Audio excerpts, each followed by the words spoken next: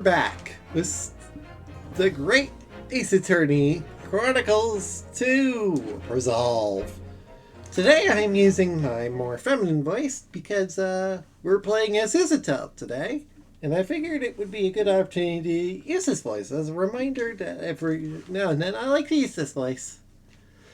Last I left off, we were just entering the Supreme Court Adjudicature and finding out exactly how the hell Susato got into the situation.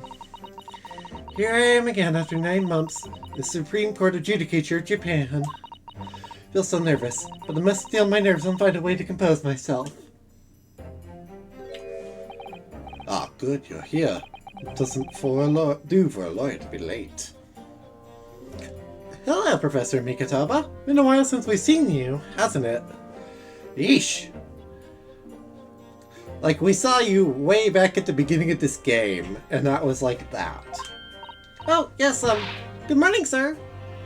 Susato, that is your dad.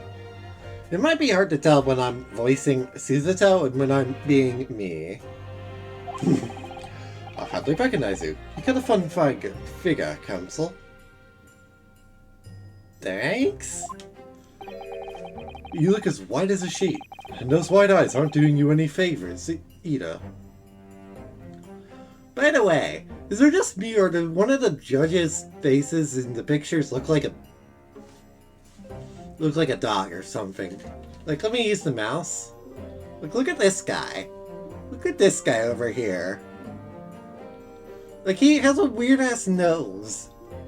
Or am I seeing things? I might just be seeing things, chat. Oh dear. The truth is, I'm so incredibly nervous, I feel utterly nauseated. I almost wish that I'd never been born.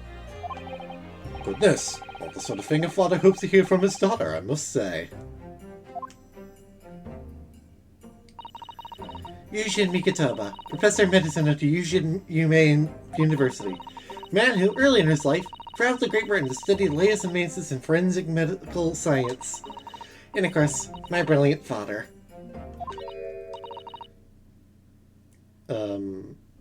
Excuse me?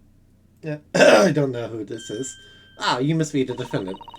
Would I be correct in thinking you to be my lawyer in court today? I should try and give her a different voice from Susato. Considering the voice for Susato is really hard to differentiate from myself. Yes. Yes, that's right, miss.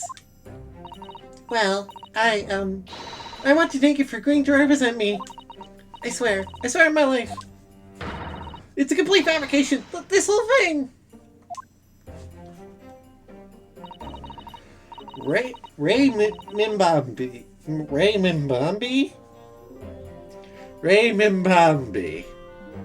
I hate Japanese names sometimes. You try saying that easily when you're an American like me. Ugh. Born the same year as I, and my greatest friend. Though unusual for a woman in our time, she works at the University Research Laboratory, helping my father. And sadly, she's a defendant in today's trial. Wait. Greatest friend, eh? Well, nah, it's too early for that. We're way too early for gay undertones in this franchise. That only begins in the first entry, the first actual entry. Then it gets worse and worse as we continue. Until it explodes. Keeps committing a truly awful murder.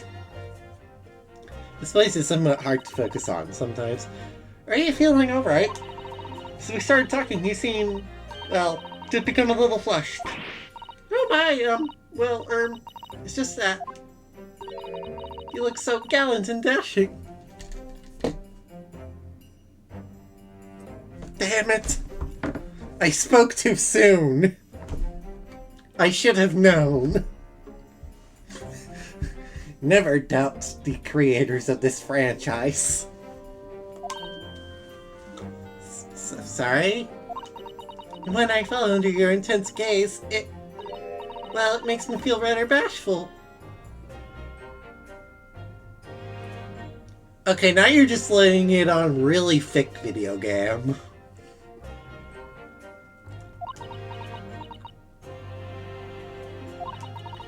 Goodness, I don't think she knows. She doesn't realize who I am. It seems my little plan for this trial is going to work. Oh, but what do you mean, Professor Mikotoba? If even your best friend can't see through the disguise, I think we can relax. Disguise? Yes, I never tried dressing this way, of course, so I wasn't sure how convincing it would be. But it does make me feel a little relieved, as you say, Father. Father? What? Is that you, Susato? I'm so sorry I didn't say something sooner, right? No! What are you doing? What's going on? The varsity uniform, the varsity cap, the varsity cape, the varsity badge! Look at you! You look for all the students just like a student at the Imperial Yume University, a male student.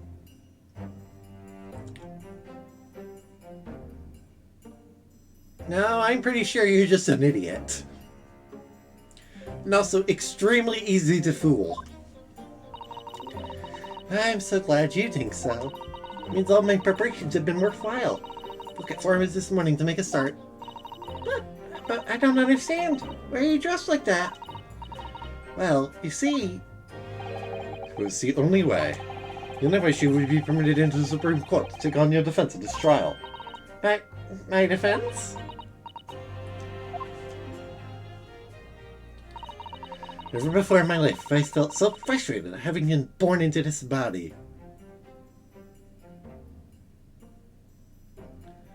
And my eyebrows are being raised? Courts in Japan are barred to women. We're not even allowed to set foot inside the courtroom, despite the fact that the laws of the land apply to all people, male and female alike. But women are forbidden. Just for today, I'll believe in my true self at the courtroom door, so that I can act as your lawyer. Oh, Susato, you go to such lengths for me? Eyebrows raising. Of course, you're my greatest friend. Just worried that I shan't be the lawyer you deserve. Oh no, I have complete faith in you. Right. These two voices are really hard to differentiate. It's so strange though. I mean, you're such an accomplished judicial assistant already. And yet just because you're a woman... What a rigid reason. I mean, why shouldn't you be allowed in court? You're so gallant and dashing. Cut it out, game. Ray? Please don't look at me like that, with those flushed cheeks and doting eyes.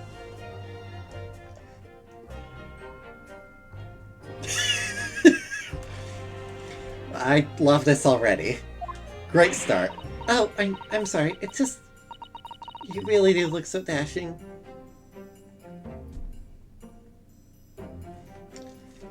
Gay undertones! Yes, you mentioned that once or twice. You should be pleased. It means you look convincing as a man. I am pleased, I think. Certainly hope to bolster my confidence today. Ray, you're managing to put on a brave face in all this. I can see through it. It's how your shoulders are slumped and how you're trembling ever so slightly. Susato, you do believe me, don't you? I didn't do it. I couldn't have. I mean, murder? Of course. You have nothing to worry about. Your conscience is perfectly clean. Isn't that right? Yes. Yes, it is. Perfectly clean. I have absolutely no doubt in my mind about your innocence, which is why I'll stand by you until the bitter end of this trial.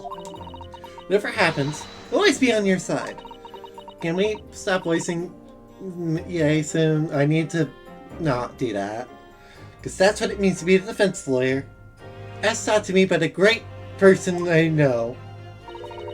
That means so much to me, Susato. Defendant! Counsel! Court is about to begin. Proceed to the courtroom at once. Changing voices on a whim is really hard. You should go in at once, Ray. If you're late, the judge won't hesitate to pronounce you guilty. Oh. Stand aside! I don't think I've ever seen her run so fast. Well, Susato, you certainly surprised your father. 20 such lengths to be admitted into the courtroom, and with no prior experience of being a lawyer. There was simply no other way. That's all there is to it. But father, you haven't told her, have you? I mean, I'm right in assuming that Ray doesn't know how it came to this. Yes, quite right. I've kept that information from her. It only were her if she found out that no other lawyer would agree to take her case. Didn't want to burden her, but That's lame as hell. Sorry, I dropped into my natural voice for a second there. Sometimes I just do that when I'm not paying attention. And is it true the reason why every lawyer is refusing to take the case? Really because of who the victim was? we should be making a move now too. As you know, law's in my field, but I'll do what I can to support my student. Thank you, Father. Oh, so is Professor Mikotoba our assistant for today? I'm Susato Mikotoba, a judicial assistant. 8 months ago, my company as student of law on a study trip to Great Britain. But 2 months ago, due to unforeseen circumstances, I found myself back in Japan. How many times have I wished that he were here? I wonder. Still, I have no choice now but to steel myself for the trial ahead. Wish me luck, Naruhodo-san.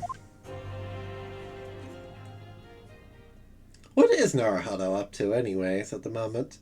Guess we'll find out later. 13th August, 9 a.m.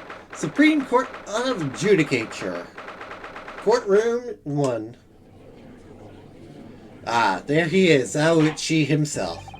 This court is not in session to hear the trial of Ray Mimbambi. The prosecution is fully ready to proceed, Your Excellency.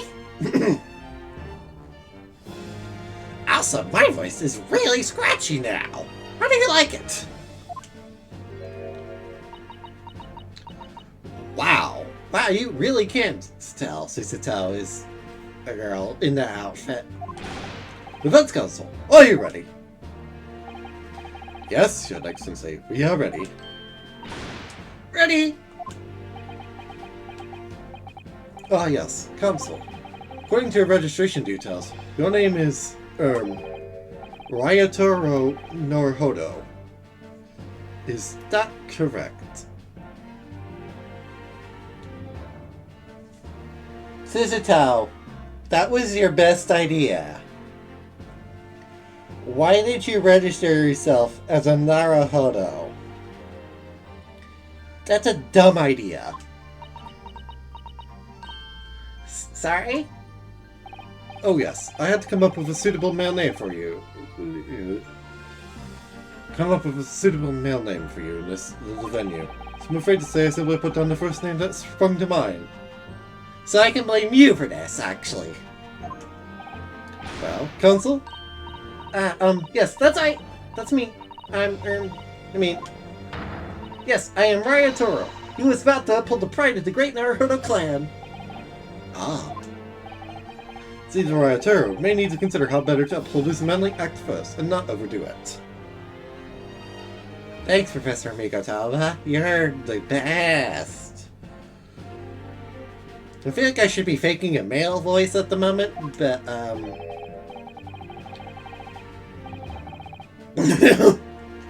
I can't really do that. And those wide eyes aren't doing you any favors either. Just relax and listen. Naruhodo? A fresh face in this courtroom, if I'm not mistaken. But the name Naruhodo, would that perchance be... You may be thinking of Ranosuke Naruhodo, currently in Britain as part of a study program. And his cousin! That's right. Ryoto here has been studying in the provinces, but was called to the capital for this trial. Sure, in matters of law, his staunch rivals that of any Tokyo's preeminent lawyers. Any of them! What a pitiful situation! I've been restricted by every lawyer in the capital. He accuses us to call him a country boy. I am going to punch you, Aochi. How dare you! Susato is every bit as gallant and dashing as any of your Tokyo attorneys. I won't have you making fun of her. Oh, please be careful, Ray. What an unprovoked tomboy we have here. But I wonder, is your gallant and dashing lawyer up to the challenge of defending you? This place is really hard to do. His white, scooshed eyes very much suggest that he is not. I should have known it would be against Aochi. It's the first case. I'm so nervous. Then I'm standing here in his shoes and saying what Naruhodo-san goes through. Thinking or not, his eyes aren't one to flit. Alright, let's begin. The case is to be heard this day is a matter of great significance for our national interests. It would be reasonable to assume that the outcome of this trial may well affect the very future of our empire.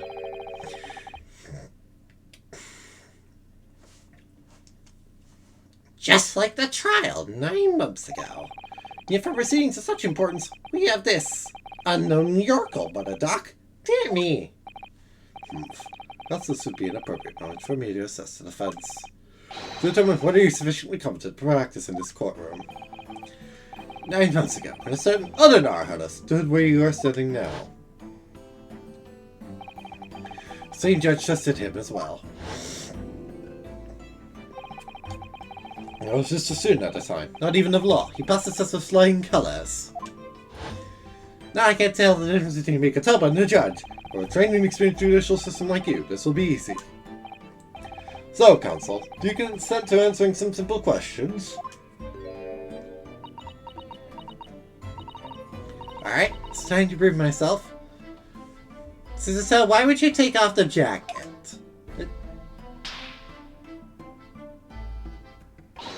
Yes, Your Excellency! But please do make them simple.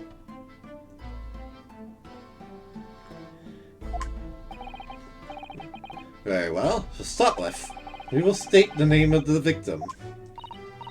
That's simple. Couldn't forget that if I tried. What's the matter? I'm standing in his shoes. I'm struggling to understand something else Naruhodo-san goes through. Like it or not, minds are want to blink. It's not surprising, really.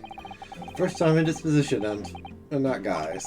Even a bright spark like you is bound to flicker and falter a little under the circumstances. Oh dear. This is a dismal failure. Don't fret. You need only use the knowledge you've gained as a judicial assistant to overcome the problem.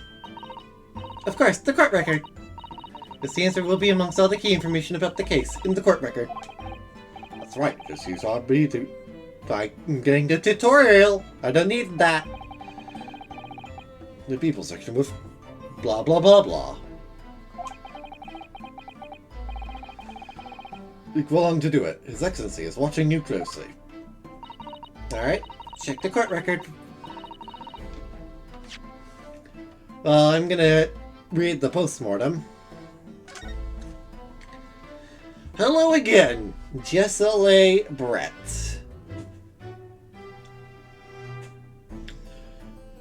Time of death around 2 p.m., eh? I'll remember that for later. Single deep stab wound from behind, piercing lung.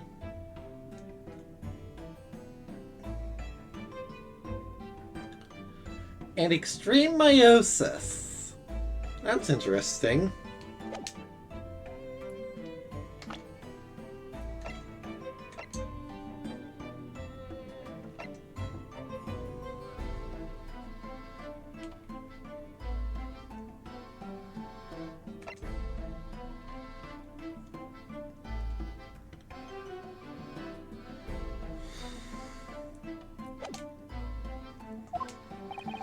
I'm waiting, Counsel. What is the name of the victim in this case?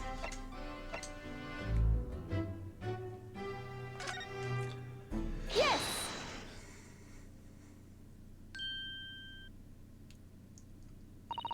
The name of the victim who lost her life in this case is Miss Desiree Brett. Desiree Brett. A name that will never be forgotten in the courtrooms of our country, I am sure. Correct. And being a member of our Empire's judiciary, you will be well aware of the significance of that name. So, let me pose another simple question. As you know, Miss Brett was a visiting student from the Empire of Great Britain. Why then is her name inherently associated with our Empire's judicial history? Obviously, you won't have forgotten that case from 9 months ago. We've been taught to recall the finer points. Everything you need is included in the court record. Obviously, I still remember. That was the start of everything. Desiree Brett. Behind the woman's student persona was the face of Queen Victoria, obviously. Yes! A killer. 9 months ago, a visiting professor of medicine at the Imperial University was killed, and the culprit was Desiree Brett. Yes, she was a killer. At the time, our country had just signed a new treaty with the Empire of Great Britain, and it was in the midst of this delicate diplomatic situation that the incident occurred. Englishman, Dr. John H. Wilson, was shot dead. I believe he is a servant of yours, Professor Mikotoba? Yes, I was indebted to the man.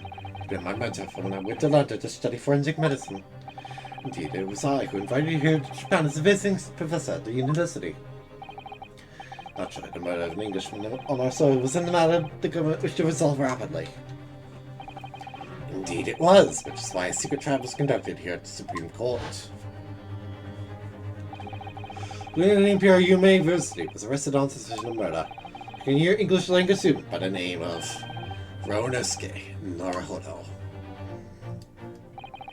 With the help of his best friend, a student lawyer, the accused conducted his own defense. It exposed a despicable crime committed by Miss Desiree Brett.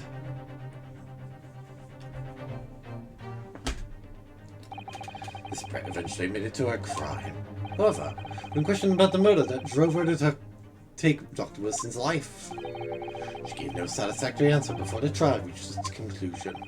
Immediately after the trial, the British government brought its consular jurisdiction into play.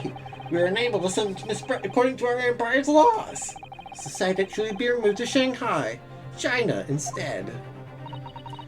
Why Shanghai? There's a British consular court there. Correct. I've started negotiations personally. The transfer to Shanghai was finally settled upon only last week. All that remained was our empire's obligation was to see the woman safely on board a steamship. And yet, the very day before departure, the English woman was killed! Only the day before?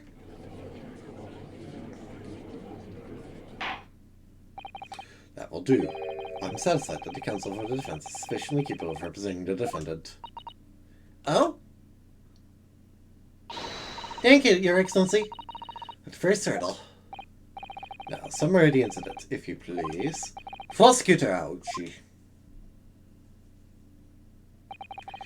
As is your wish, Your Excellency. The repugnant crime took place on the 11th of August, in broad daylight.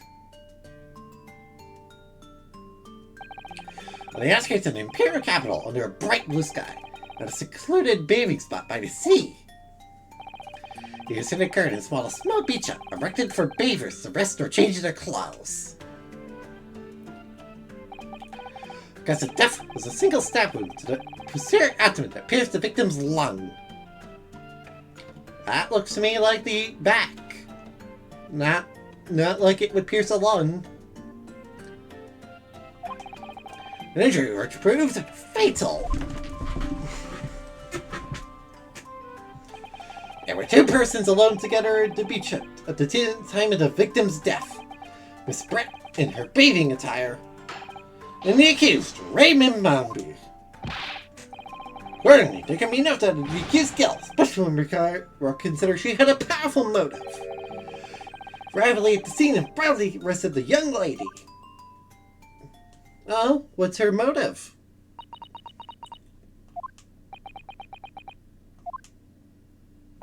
Well, that extraordinary description of events leaves me somewhat lost for words, I must say. That's certainly true. Prosecution summary. Voice full of words that raise an awful lot of questions. As a lawyer, I really have to pick up the prosecution counsel on what he said about.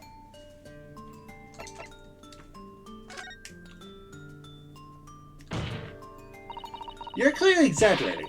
Powerful motive is a blatant overstatement. That is not what I wanted, but you know what? We work with it. Tut, tut, tut. Is the yoga boy using long words he doesn't fully understand? I beg your pardon? No matter. Let's put this to the accused, shall we?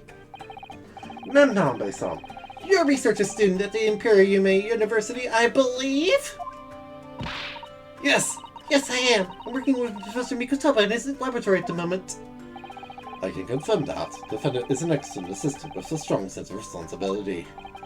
Fascinating to hear. Now another question. Prior to your work for Professor Mikutaba, whose research were you assisting then? Oh, I was studying under Dr. John H. Wilson. Dr. Wilson? This is an English professor who was murdered by Miss Brett 9 months ago.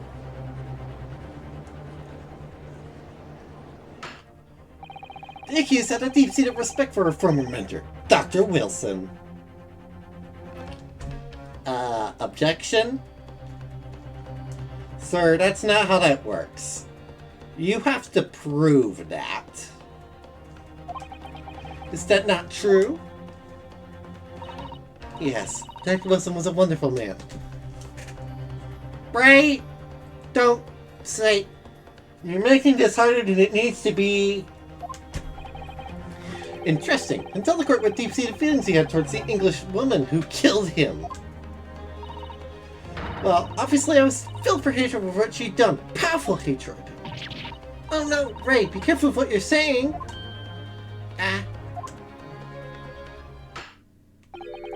The motive was revenge. Plain and simple, Your Excellency. Well, it was clearly a trap all along. How wicked of him to use Ray's undying respect for a former mentor against her like that. More details. It's something we can use to bolster our defense. As a lawyer, I really ought to pick up the prosecution counsel on what he said about. Alright, let's ask about the bathing spot. Sorry. If I may, Prosecutor Oji. What do you want, you fresh-faced young narco student? Wonder, could you explain, please? You mentioned a bathing spot.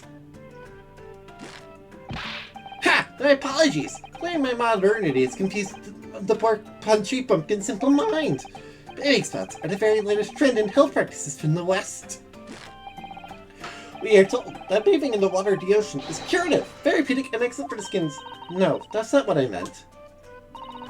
Referring to the fact that Miss Brett had, to all intents and purposes, been found guilty of murder. Why would a known criminal have been relaxing by the sea? She has you there, Ouchie. For old time's sake, I believe.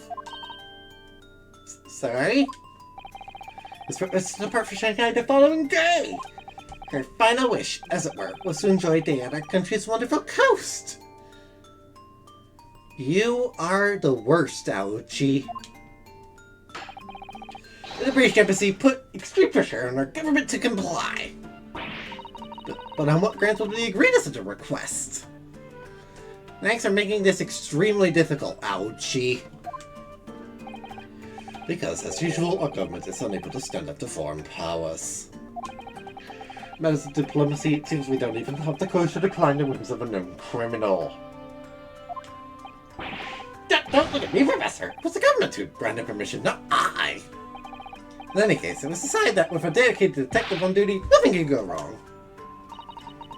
But in fact, a murder took place. I said, don't look at me. It's like I'm certain who did it, not I. And now you're spitting bullets, are you? You're an idiot. No one has proved that yet. I wouldn't provoke them out if you don't need to. Even more information. Alright, being alone together now. Mambe-san. Yes, what is it? Naruhito-san. Starting to wish we made my alias Ryotaro Susato. Please tell the court why exactly you were present at the bathing stop with the victim in the first place. And why you were alone with her. Oh, well, no, that's not true. Wasn't like that at all. There were other people present. The detective who was guarding Miss Brett for starters. Just asked to accompany Miss Brett as a companion, that's all. Let us be clear. The moment of her death, you were alone together with the victim in the hut. You and no one else. The truth is, there was only one reason why this young woman accompanied Miss Brett in her bathing sojourn. His last chance to take the victim's life. No! Because as we know, following day would see Miss Brett extradited to the British authorities in Shanghai. Would never have an opportunity to dispatch her again.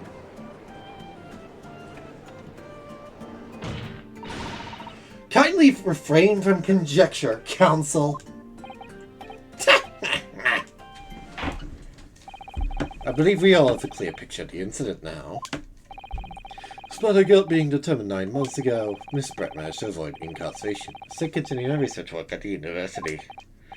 Obviously, over that period, she and Ray would have encountered each other a number of occasions. Seeing the murder of a mentor for whom she had such great respect, enjoying such undeserved liberty. Yes, even if it was only temporary until Miss Brett's extradition to Shanghai, you could hardly blame Ray for her feelings of anger and resentment. Poor Ray. So, Your Excellency, if you'd be so kind as peruse this exhibit. The graphic print that shows the scene of the crime immediately following the grim incident.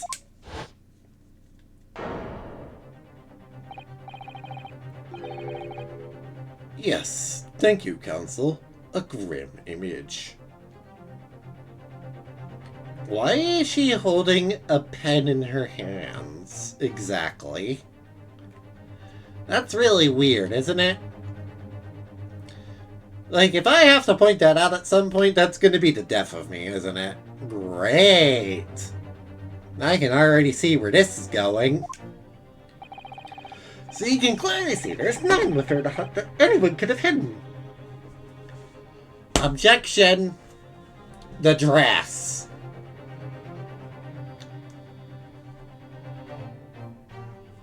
You are stupid.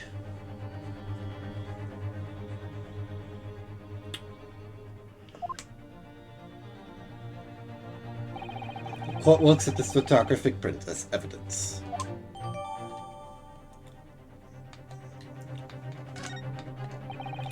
So the sergeant and the victim and the defendant were alone inside the beach at the time. Yoink. Like, look at this. This is weird, right?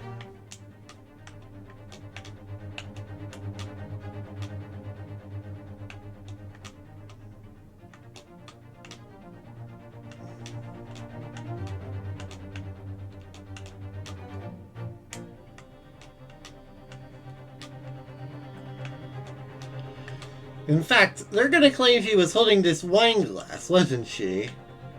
Except that is on the wrong side for her to have been holding that wine glass, considering she always holds her freaking mask.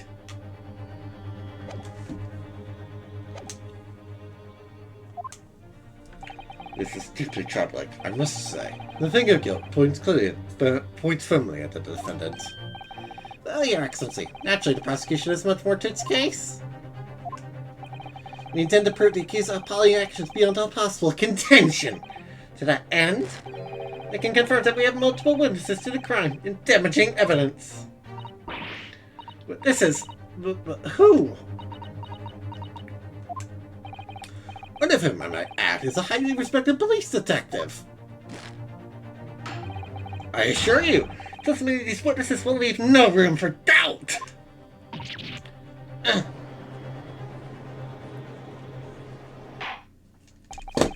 Very well done, counsel. Big for your witnesses. I, Takuchi Aochi, have been waiting for this moment. Sorry? Oh yes, I haven't forgotten. That trial 9 months ago, in this very courthouse, when that irreverent little student boy utterly humiliated me. Oh yeah.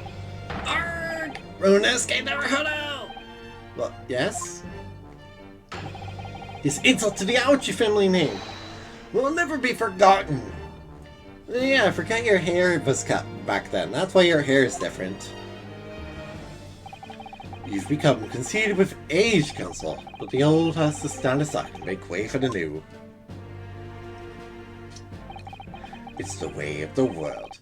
May you never forget that!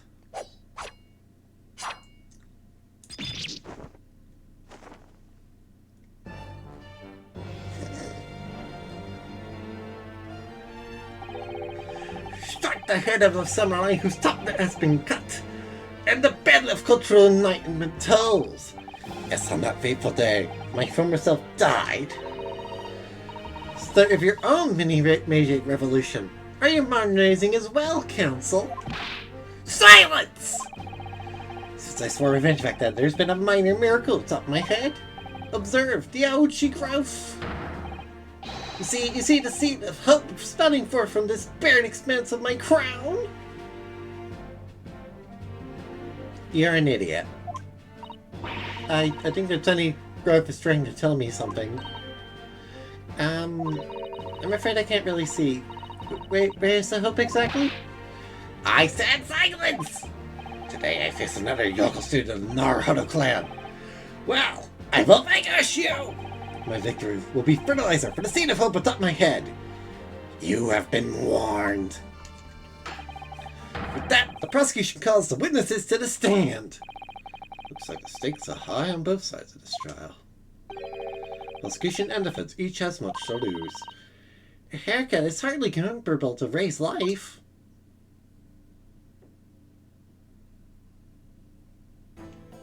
Well. Witnesses, please state your names and occupations for the court. I should have known. Inspector Hosonaga. Yet again, we meet.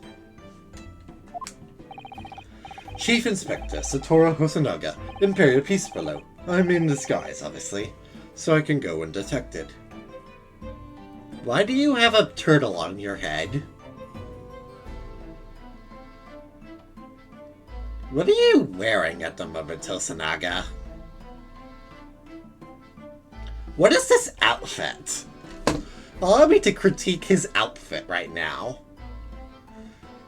Like, he has a turtle on his head, and he's still bowing like an idiot because he's weird.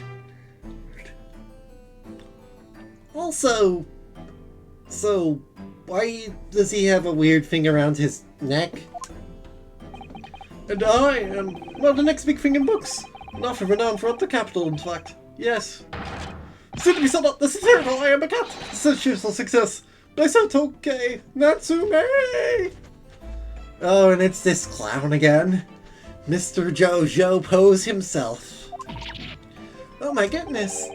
Struggling to the provinces, please. You need to be in awe of me. I needn't. It's only natural that you feel nervous in my presence. But all of you, please relax. Call me Sosuke even. Yes. What on earth is Sosuke-san doing here? Tread carefully, Susato. That awful fellow knows you from your time in London, doesn't he? This is you for who you really are. This will be over before it's begun. Yes, of course. I know. Since Sasuke-san won't have forgotten about me, I should certainly never forget him. I does seem to have changed somewhat in the 6 months or so that it's been since I last saw him. As for Inspector Hosonaga, that amazing outfit is hard to believe. Amazing is not a word I would use to describe that outfit of his. Do I have something on my face? You have something on your head, Inspector Hosonaga! Well, your glasses, for one. Although they don't seem to be helping you see. I assume yet again Inspector Hosonaga will be key to saving the day yet again. I'm gonna see he hasn't recognized me either. Oh, I suppose it's this disguise, is it? While appearing here in clothes I was wearing at the time would make for a more faithful testimony. Inspector, you're an idiot. Why am I stuck with you? To carry out all testimonies flawlessly. Hey, on the right side, you aren't coughing up blood anymore. Well, I can appreciate why an Imperial Police Bureau detective might have been present. What business did a riot said she herself have being at the scene, Sasuke-san? Ah, well, you see, I'd have been asked that day to give a lecture on the morning of the incident in the Imperial Yume University's Grand Lecture Hall, no less. At Yume University? But in the lecture, I had a very pleasant conversation with a researcher from the Medical Science Department. Professor over there, in fact. With Professor Mikotaba? Yes, that's right. It was arranged by one of the newspapers. One on some story or other about 2 former students who studied in Great Britain. Of course, being renowned author, the press never leave me alone. They secretly spy, snapshots, scandal stories, and suffer my privacy! I can see that. Also, can you please stop posing? As you can see, the conversation was written up in this newspaper here. You did at your leisure, my provincial, struggling student friend. I have plenty of copies. Thank you very much. Practically threw that paper at me. Yoink. Is that all that newspaper has? Anyway, following my interview with the professor... Yoink. Aww. Look at his little kitten in his lap. That's so adorable. Kitten!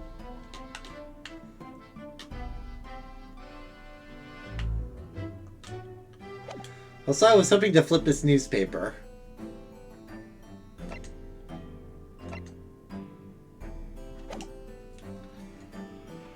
Following my interview with the professor, the lady in question appeared and made a very unexpected announcement. I should like to go with everyone to see our country's coast. Those were her words. As I explained before, Miss Brett was never taken into custody. I continue to work in my laboratory, under strict surveillance, of course. Did she touch any curare by chance? Because if so, I'm going to stab someone. Anyways, I'm going to be right back. I'm going to order some noodles.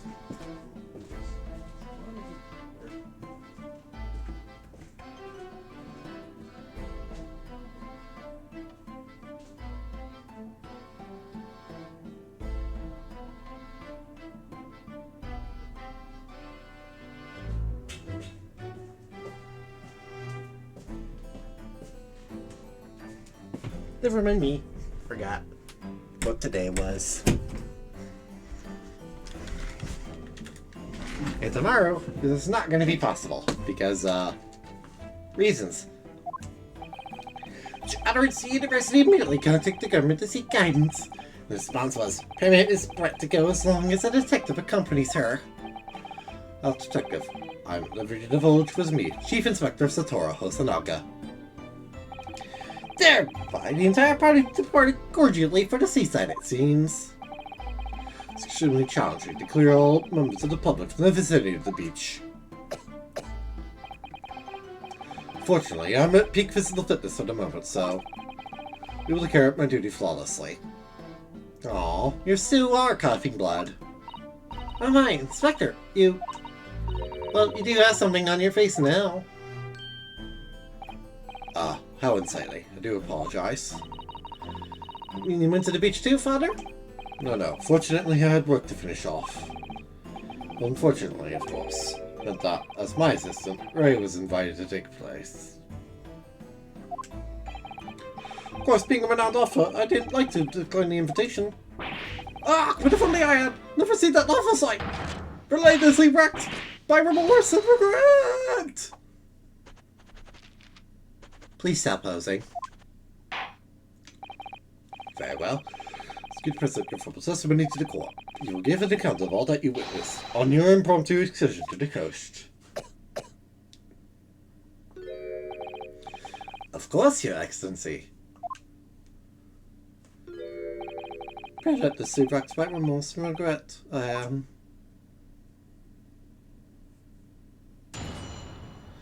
Here we go. Testimony number 1.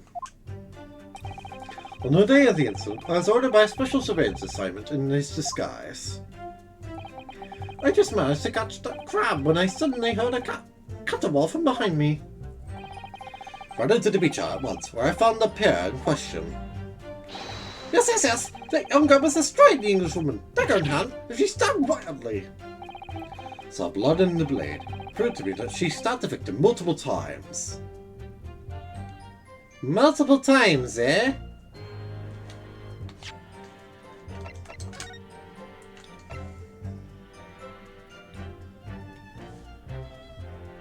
Hold this objection.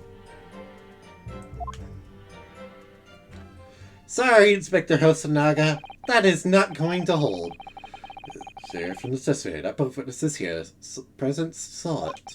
The very moment. Well, this heinous crime. What? Now, if you will recall, I promised evidence as well. What phrase did I use again? Ah, yes, this is it. Damning evidence. What have you there, Counsel? So-called fountain pen, is it? Correct, Your Excellency. But at the scene, was examining the body. It appears that her dying moments with her 5 ounces of strength. The victim clutched a piece of evidence that would possibly identify her killer.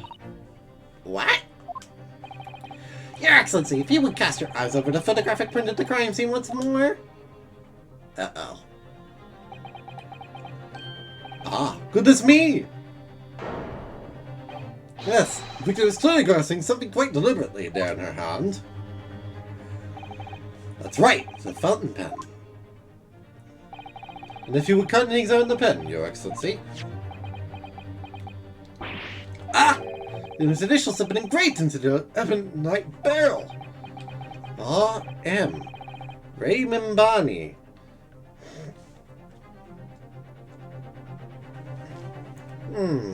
Is that the only thing? It could only work.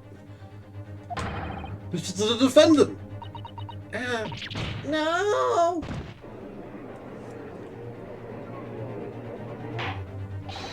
Fountain pen will be immediately as critical evidence. Yoink. So, have I admitted anything? You've admitted the dagger. Why can't I examine this? Bruh.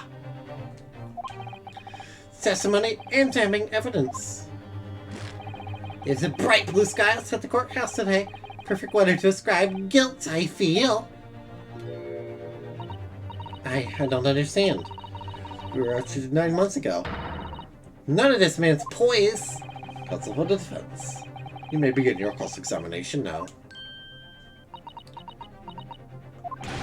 Naruhodo-san! Naruhodo. That means... Oh, yes. Me. Is there another Naruhodo in my courtroom? Actually, there isn't even a single Naruhodo in your courtroom. Because of Moratorio. Pull this set together, please. Alright, I've seen this countless times as a judicial assistant. Only consistencies in the way his testimonies to prove that they're lying somehow. That's all there is to it. That's how a real lawyer would handle a cross-examination. So let's see what I can do. I don't even need to press anything. I already seen through their lie. Hey boy, howdy.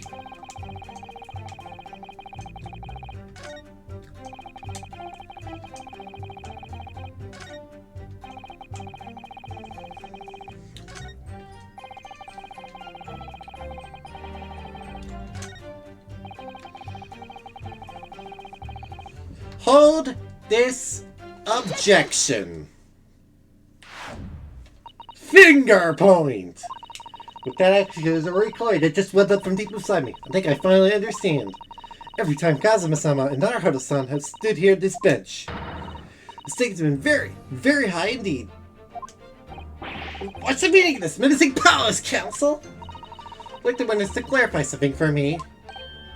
Ooh, what? Where? When? How? Not you, Sasuke-san. Where's the inspector directed at Inspector Hosanaga? Me? In your statement just now, you said that the victim was stabbed multiple times. Yes, that's right. As I said when I entered the hut, the defendant was already standing over the victim, bloody knife in hand, like a murderous demon. And yet, that cannot be. What? Get to the point, please, Counsel.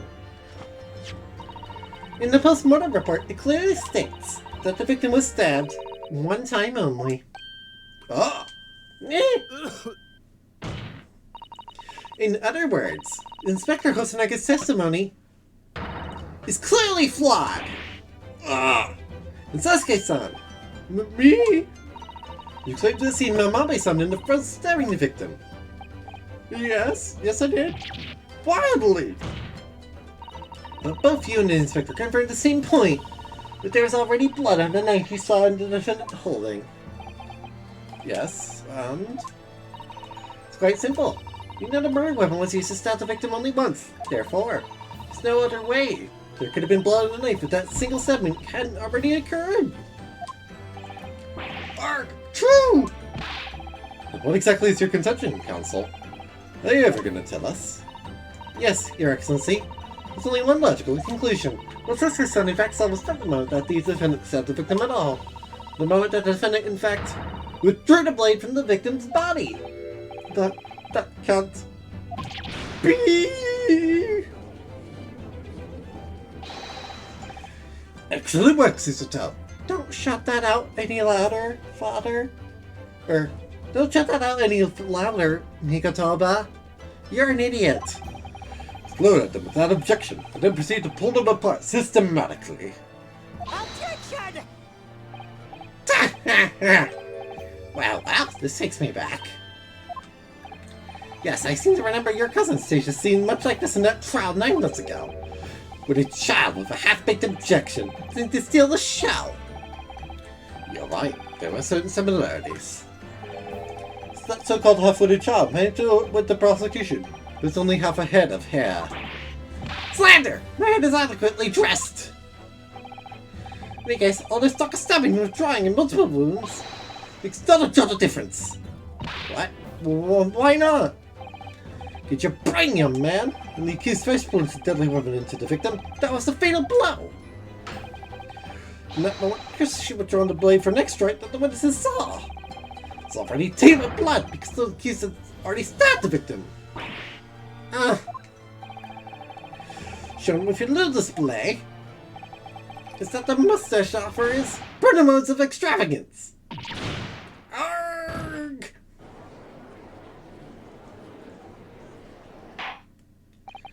I'm in agreement with the prosecution. The defendant was seen wielding the blade at all. That's sufficient grounds for her actions to be viewed with suspicion.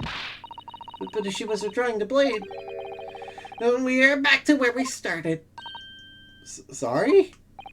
Consider this, young Yorgo boy. Student girl is innocent as you claim. Then why would she have pulled the blade from the victim? With a demon's cold-blooded composure, too. She demands an explanation. It better be good. Why did Ray pull out the knife? Ah, yes. Going for the jugular. What does Slaughter mean by that? To quote, hear your answer then, Counsel. I don't really know, but I have to come up with a plausible reason here. We don't have a case. Why the defendant pulled the knife blade out of the victim's body was surely so she could...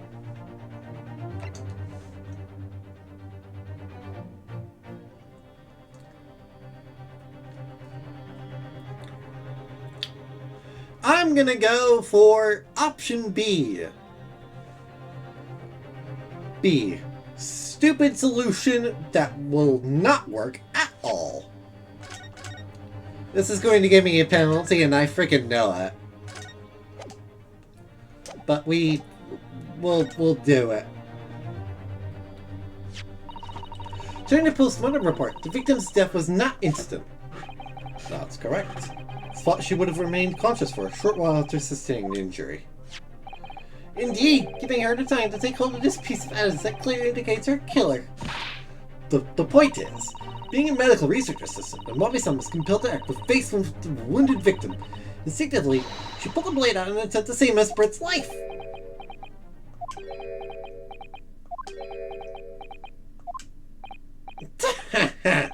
Did you hear that, Your Excellency?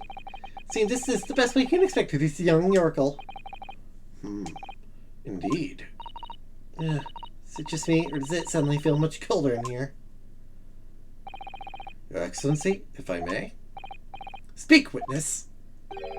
Would like another opportunity to testify. Respect this to the part of the assertion just put forward by the Yorkle Defense Council, I mean.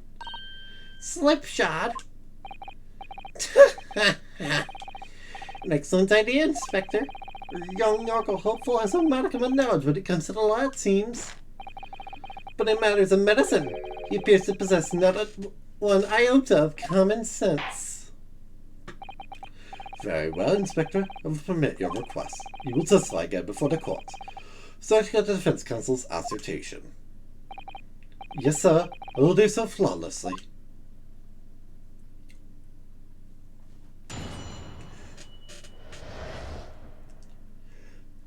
Forensic medicine primer. Pulling a blade from a wound without thinking could cause heavy bleeding. That's basic knowledge that any medical research assistant with an ounce of sense ought to know. In other words, there's no good reason why the defendant would have tried to pull the knife from the victim. Let's not forget that the young student did have a motive for killing the victim. The victim murdered 9 months ago. Dr. Wilson was the defendant's highly respected mentor. I think I have to press all of that. Is what you just said true, Inspector? Could pulling a knife from a wound only caused the wound to bleed heavily? Yes. Think of the weapon itself as a stopper in the wound that prevents excessive blood loss. If ready to provide proper treatment, that stopper shouldn't be removed. Oh, I see. Ha! This is why Yorkle should stay on the farm. The quack from some obscure mountain village would have such basic knowledge. One's never given someone a little poke of a knife and pulled it out again, knows it. Well, never stabbed anyone, you see. Pulled a blade out of a wound, so... Of course you haven't. I didn't. Lag. Lag! Being him to behave like a bandit. Father, is it true they're telling me? Yes, it's a basic remedial knowledge for medics. Ray would have been well aware of it. If she were to claim ignorance of such fundamentals, that would prove fatal in many ways. But then, why would Ray have done it? Could she have pulled out that knife in full knowledge that it would be fatal for Miss Brett? I don't know. No one once mentioned anything about the knife to me. It seems almost impossible to believe, but... my friend actually have... Susato. Yes? Pull us up together. We mustn't lose sight of why we're here. Counsel, it's time for your cross-examination. Oh, yes, Your Excellency. However, I must warn you that if your cross-examination fails to identify any issue with yourself facts, we'll be moving to education immediately afterwards. I understand. Believing in your clients and fighting for their cause until the bitter end. It would be hard, but I had no idea it would be this hard. Alright, just press everything. Press everything and see what happens first. Hold it! So doing it without thinking could be a problem. Does that mean that if you use due care and attention it would be alright? Wouldn't have thought this needed spilling out, really. But the blade is like a stopper in the wound. Remove it, and a serious hemorrhage will occur.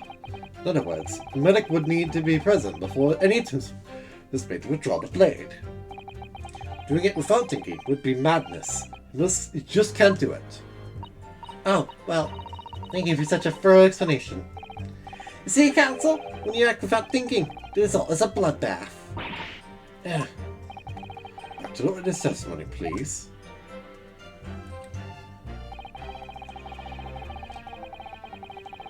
Hold it! In that case, there's an obvious explanation here. Which is? Clearly, Defendant Raymond Marbison does not possess an ounce of sense. You're an idiot.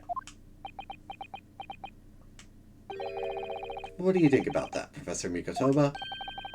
I'm not sure you should be labeling your best friend as lacking in common sense. I thought it would be better than labeling her as a murderer. I don't know, young people today. That's friendship.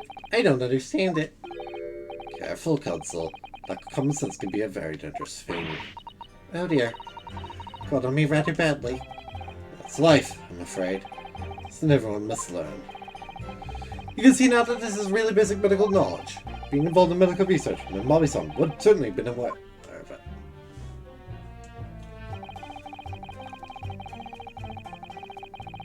Hold it! I suddenly encountered somebody she knew lying on the ground, bleeding to death. So I could have shocked her delicate sensibilities, because they removed the blade inadvertently. Really don't think inadvertent actions can explain this. When is a medical research assistant? I can't imagine she would behave so irrationally. Oh, irrational behavior is a woman's prerogative, isn't it? Oh dear, you have a lot to learn about women. Small men and men can have such bigoted views. Oh dear, perhaps I'm letting my male persona take a hold a little too much. Well, have I managed to convey the basics now? That should cover the medical side of the argument.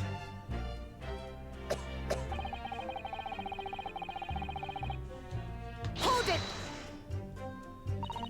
For the motive, just isn't my licensed nature to do something so awful.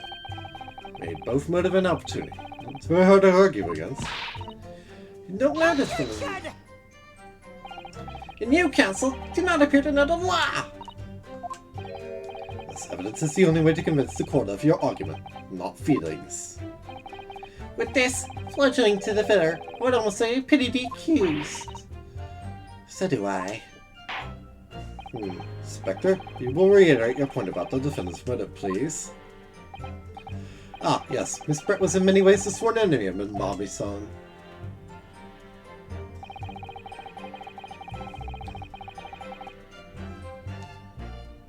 Hold it! Well, yes, that's true. Like West recognized Miss Bobby's talent and offered her the position of assistant, despite her being a woman. Grateful to him. Yes, the Englishman appears to have been a very broad-minded individual.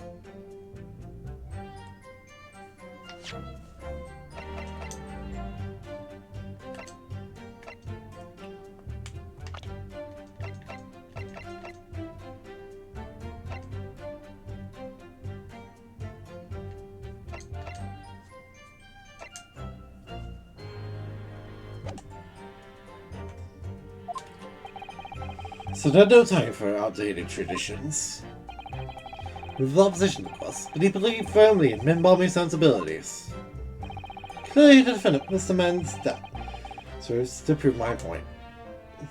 Damn. It's hopeless. I can't find a single crack in his testimony anywhere. Drawing the knife in the wound would threaten Miss Brett's life further. Just can't think of any way to explain why she did it. Susato, so at times like these, when it's especially important to remember the fundamentals. Fundamentals? Evidence is what counts in the courtroom, isn't it? Of course, but I've been for the court record dozens of times already. Perhaps you're forgetting something, though. You needn't take the evidence at face value. You can and must examine it in greater detail, too. Ah, It's your first time playing the role of lawyer in the courtroom. So if you need reminding of the rudiments, you need only ask. I'll do my very best to help. it's in the court record? It's an idea, certainly. What should I do? Yes, Father. Spartan guidance is what I need. I think that might be overdoing it slightly, but... Very well. So, open the court record first of all. Blah blah blah blah blah blah blah. Take a look at the fountain pen, which was submitted as evidence most recently. Ah. I needed to do that in order to open the ability to examine the damn thing. Yes, the initials are M. There they are, clearly engraved on the barrel.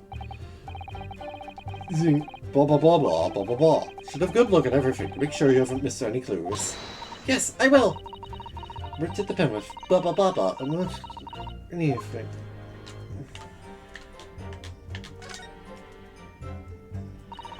Some sort of emblem here. Look. But isn't it a Yume? It isn't a Yume University one. This belongs to some other organization, I suppose. Business of some kind. That has seemed implied. The pen doesn't in fact belong to Ray.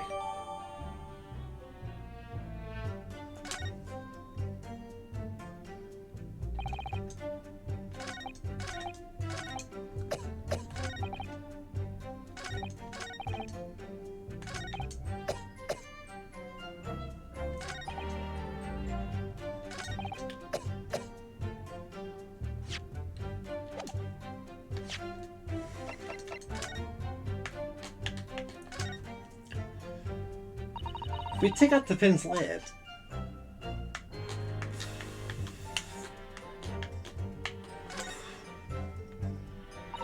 Now let's unscrew the barrel, shall we?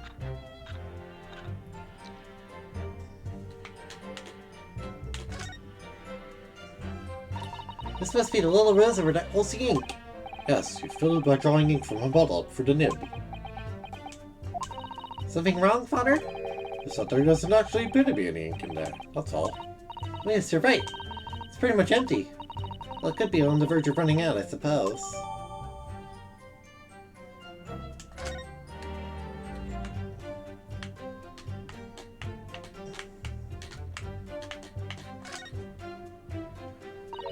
The argumentations are very clear and great here. The fact that Miss Brett was clinging to this pen and her diagnosis is very clear and message too. Identify your killer, you mean? I don't think there can be any doubt that this is a key piece of evidence in this case.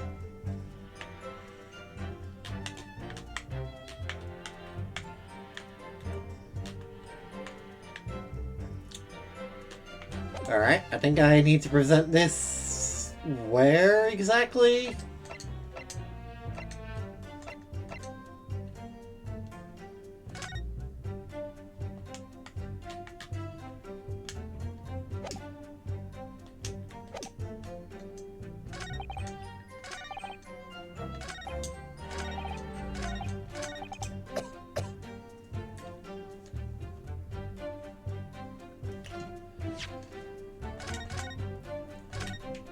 I'm gonna present it here and pray. Pray, because I don't know where I'm supposed to present this, I'll be honest. Objection! I lost it. Nope, I have no idea where I'm supposed to push this.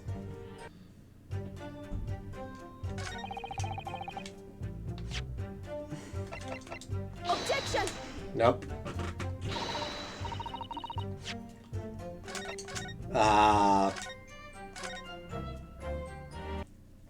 Now I'm just trying every statement.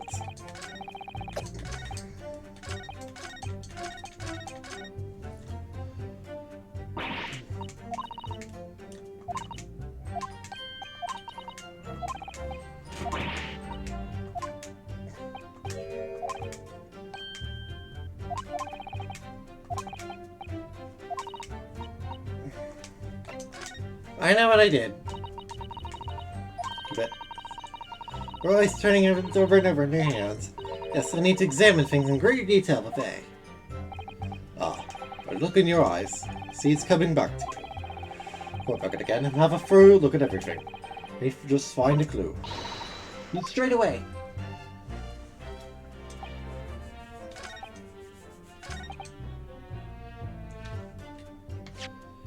Okay, what if we present this there? No, frick. I'm stupid as hell.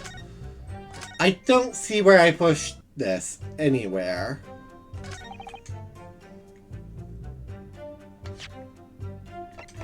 Objection! Okay, I've just done... No, I'm just blatantly trying literally everything with anything.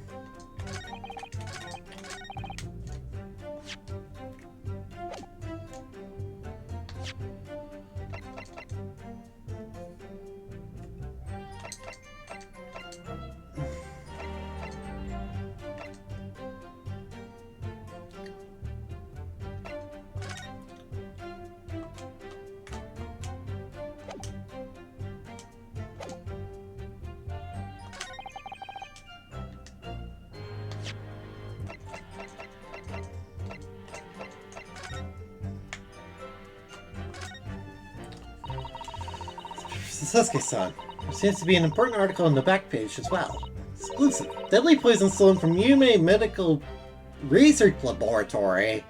Oh, goddammit. Yume's Medical Research... But isn't that your lab? What the... Let me see that. The poison's been stolen.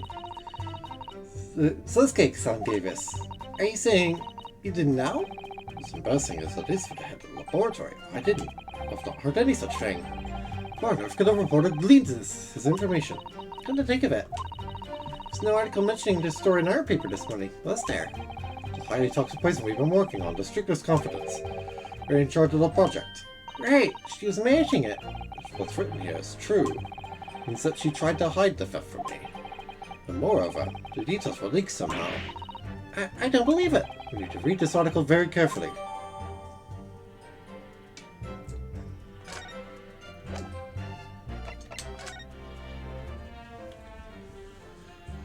Following a lecture at Yume by Sasuke Natsume on the 11th, in light that a very disturbing incident took place. A deadly poison being secretly developed at the university's forensic science laboratory was stolen. Even the smallest amount entering the body, either via the mouth or via a wound from a poison-laced blade, would prove fatal in minutes. It cannot detect the newly developed chemical. The university would have to be consulted. Incur minutes, starting with impaired breathing and ending with acute contraction of the pupils prior to death. Ah.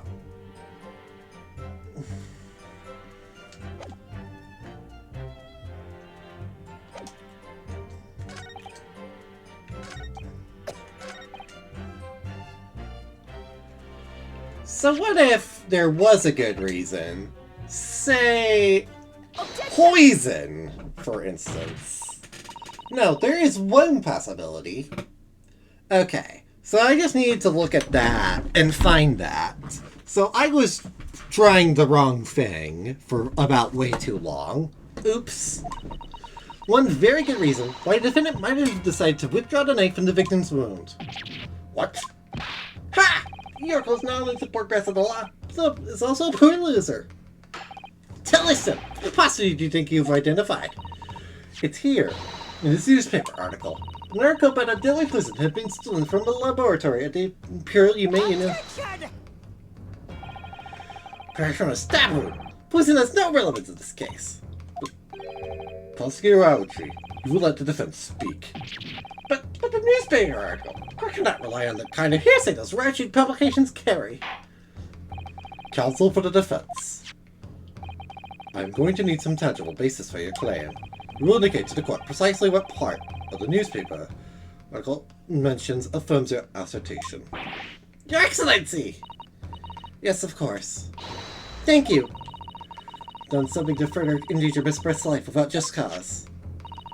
Some wide defendant pulled the knife from the victim's body is explained in the article where it says...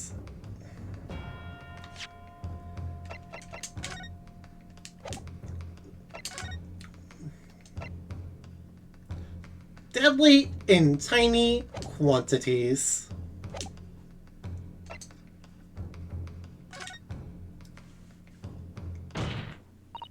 The article reveals the following property about the poison in question. When the toxin enters the body on a knife laced with the poison, it rapidly absorbs and causes death in minutes. Are you suggesting... The knife used to attack Miss Brett was laced with this very poison? It would explain why the defendant, Membei-san, would have withdrawn the blade as soon as possible.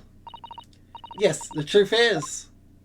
it was an attempt to stop the poison from the victim's body! What? Objection! This is complete and utter nonsense! Not at all. The defendant withdrew the knife blade from the victim's body not to accelerate the woman's demise. To save her life, the prosecution cannot deny the possibility. Do not read the post-mortem report, because it does as a hemorrhage. Poison appears nowhere in the document. Well, that's because by acting quickly to remove the blade, the defendant prevented the poison from taking... Objection! Oh please, this is clear desperation. Leaves us less breaking of wind. What's that to do with this case? So I believe the defense is well aware. We have no proof that the information in this wretched newspaper article is reliable anyway. In that situation, what the student should have done is wait for medical assistance to arrive. You claim she suspected poisoning and took the potentially lethal decision to root the blade. So had a strong reason for a suspicion, so, or the argument makes no sense. Exactly! Well put, Inspector! What grounds did she do it, Yorko? I suspect the stolen poison was involved. If you want grounds, I'll give you grounds. What? You can't possibly! From your expression, Counsel, it would appear those are not empty words. Naturally, as you stand in this courtroom as a lawyer, you must be aware that words alone, empty or not, are of no value in our modern justice system. The court demands evidence. Yes, Your Excellency. Or that. I've seen it many times. My place to decide in the Old Bailey. In that case, Counsel, you will present the proof to the court now. What evidence demonstrates a clear link between this case and the poison in the newspaper article?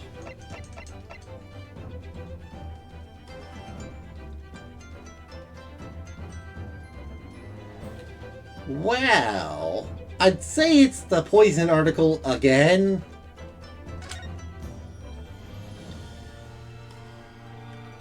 Because it was stolen from Yume Medical Research Laboratory. Take that! Take that! How exactly would you explain this piece of evidence connection to the newspaper article? In truth, not really sure. My father always taught me to ask my elders whenever I was in trouble, so I thought I should ask your opinion, Your Excellency. It is advice you seek, Counsel. Let's just stop before my nose. That's bullshit.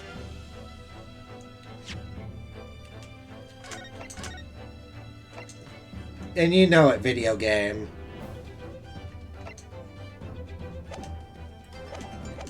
Thanks.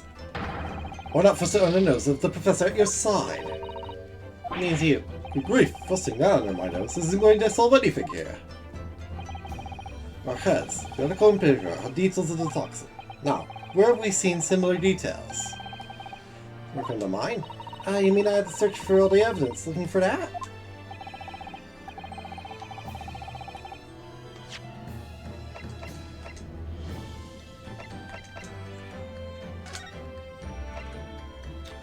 Oh! The post-mortem. Seeking to pierce the advice to you, this is giving you an idea. Yes! I'd like another chance to present evidence, if I may, Your Excellency. In that case, Counsel, you will present the proof to the court now. Take that! Presenting for the court's consideration, the post-mortem report. Sorry, I didn't say that. I meant to... That was bull. I should have been able to say that. Whatever. It reads, extreme meiosis, pupil constriction, was observed in the victim. Clearly, being an Oracle with no knowledge of forensic science, I have no idea, so please do tell me. Presumably, the fact that this condition of the victim was known in the post-mortem report. He said it's an unusual symptom of death? Well... Under known circumstances, the pupils dilate when someone dies. It's extreme constriction instead. That's most certainly unusual, yes. What are you doing, you Oracle detective? The article there's the following information about the stolen poison. It's the symptoms that carries in minutes, ending with acute contraction of the pupils prior to death. What? Bennett, upon seeing the victim stabbed in the back, happened to notice that the pupils of Miss Bird's eyes had constricted severely. Yes, as a medical research assistant, she would have suspected poison immediately, without doubt. Skidder, ouchie! I think you'll agree. This is very compelling evidence. Just, you, Yoko Professor! Defense has expertly demonstrated credible reason for the defendant's actions. No. Shinrika Toba. Yes, Your Excellency? I believe you are best placed here to confirm or deny the veracity of the defense counsel's argument. You'll tell the court the truth about the details reported in this newspaper, please. It pains me to have to admit it. But I'm afraid I don't know. You don't know? Toxin was kept under lock and key in my laboratory, certainly. Unaware of any theft. Do you mean to tell the court that the reports of this theft are unfounded? No, Your Excellency. Not returning to the laboratory to investigate myself. I couldn't say. Ha! Listen to the bumbling academic. The fact the secret state research from his own workers until he reads of it in the newspaper. Take responsibility for the incompetence by supervision. Father. Tisk! Critical situation for a university professor. Should have more control over your students, rather than allowing them off on killing sprees. That's totally unfounded. Hold it. Hold it. Even. No, this is Professor Mikotoba's fault. It's all my fault. Right? Mamabe-san, you should accuse here. Outbursts like this will not be tolerated. But it was me. I'm someone who knows that the poison we were developing had been stolen that day. What? So you knew? I'd been placed in charge of overseeing the project. It's the day that the professor and Sasuke-san were interviewed together for the newspaper. That's when I noticed that some of the poison was missing. Just a tiny amount it was. Why didn't you let me know immediately? I was scared. The whole project was supposed to be confidential, but some of the toxin had somehow been taken. So I decided I tried to get it back before anyone else found out. Because I had a very good idea who the thief was. Thief? You don't mean... Yes, of course. It was that daintily... the English woman. It's just like Brett. That's why I decided to join the little group of people going to the seaside. To beach it, I confronted Miss Brett. She just sat on a stool in the back of the hut, smiling sweetly at me as she knew she was untouchable. I know it was you who stole the poison. Well now, whatever do you mean? And then, she suddenly got to her feet, before falling to her knees in front of me and collapsing on the floor. That's when I saw the knife in her back. I couldn't understand what had just happened. Then, a moment later, a seize of fear. The pupils of her eyes they shrunk to tiny pinpoints. I didn't believe it. In other words, you realized that the victim was suffering the effects of the stolen poison. My mind started racing. Seeing anything past Miss Brett's lips when I'd been with her. Which left only one possible way for the poison to have entered her body. On the blade and the knife in her back. Now, train of thought was what spurred you to withdraw the blade. Yes, if the amount in her bloodstream was small enough, she might still have a chance. That's what I hoped. Really, I'm sorry for staying silent all this time.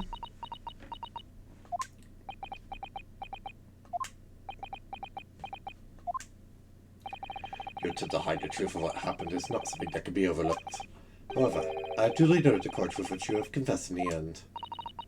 Thank you, Your Excellency. But I do think the balance has shifted a little here. In this courtroom now. Objection! Excellency, do not be deceived! The victim just collapsed before your eyes, you say? Well, Mambe-san, if that is the case, perhaps you can explain how Miss Brett came to be stabbed? Well, you have no answer because the simple truth that you stabbed the victim motivated by revenge! No conclusive evidence to prove that assertion, do you?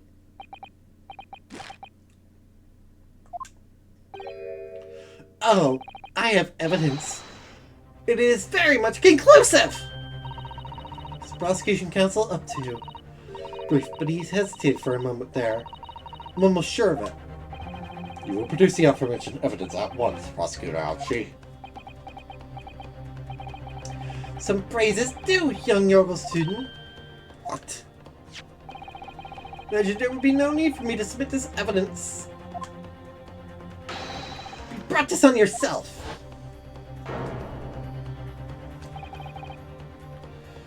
That proves literally nothing. That just proves that she's holding the knife and is pulling and has it in her hands. Objection! Who took this photograph? Daring shot exists. The cruelty in the air and that breach is almost palpable. This evidence, more than any other, reveals the truth extended to the accused's murderous nature, shows the precise moment that Mamabi-san plunged her dagger in the victim's back. No, that's not true. No! I don't believe it. Ah! There are so many things I can object to. Order! Order! Order! Counsel for defense. Is it you who's responsible for that shrill scream that just pierced my courtroom? His voice is yet to break. The circles are slow in mind and slow to mature. You slow to mature. Careful now. Susato soaring to show her face here. Picture's worth 1,000 words, and here we have ample proof. The court will accept this extremely cogent photographic print as evidence. Thank you, because I object strenuously to this photograph. I believe he's had a photograph like that up his sleeve the entire time.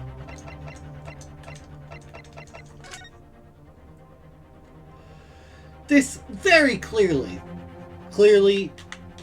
shows nothing.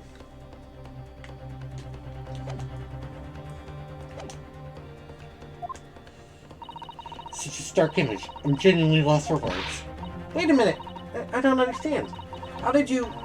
I mean, who took that photograph? Thank you. Right. Objection! This is no importance here. Stop trying to divert attention. Oh. Objection! That's an absurd thing to say. It's crucially important. Whoever took this photographic print was a witness to Miss Brett's death. The court must be allowed to hear this person's testimony. Arrgh.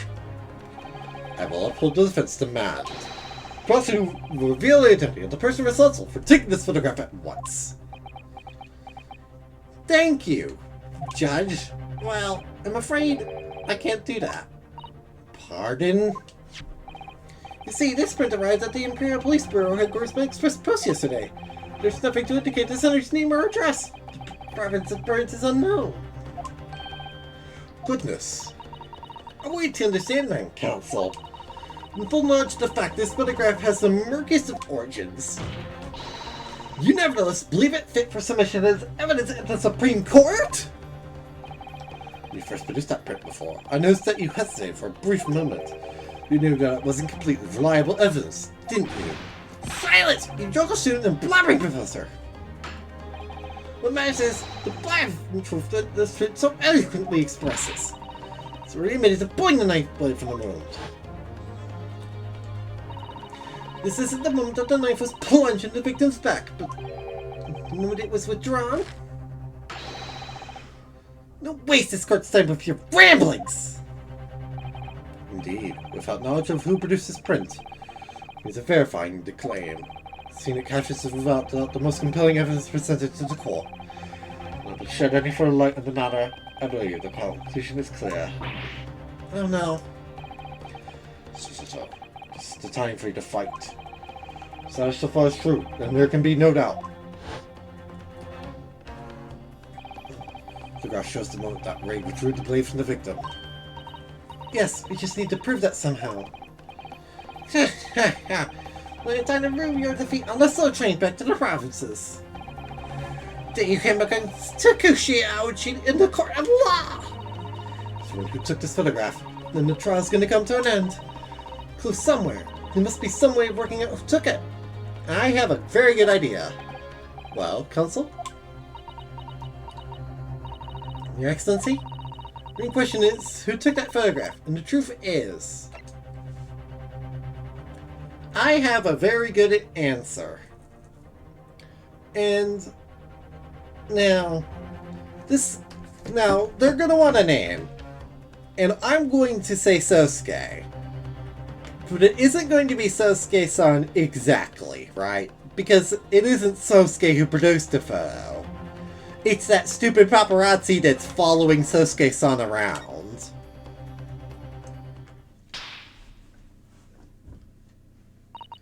This isn't about whether I can or can't come up with the answer now. Simply have to. The only other person who took this dramatic photographic print is, I assure you, something the defense can and will reveal. What? No, you can't possibly. But as you so boldly claim that you can, please, do enlighten us. Fortunately, I'm unable to present a name. How utterly underwhelming. Did you really believe you could... However, I am able to present evidence. Defense has a piece of evidence that reveals important details about the photographer's identity. What? Very well done, counsel. Present your proof to the court. And did you claim reveal something about the identity of this mystery photographer?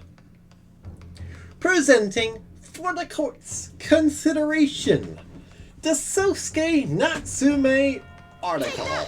Take that! What is that? The newspaper again? Vacuous England returnees tell all.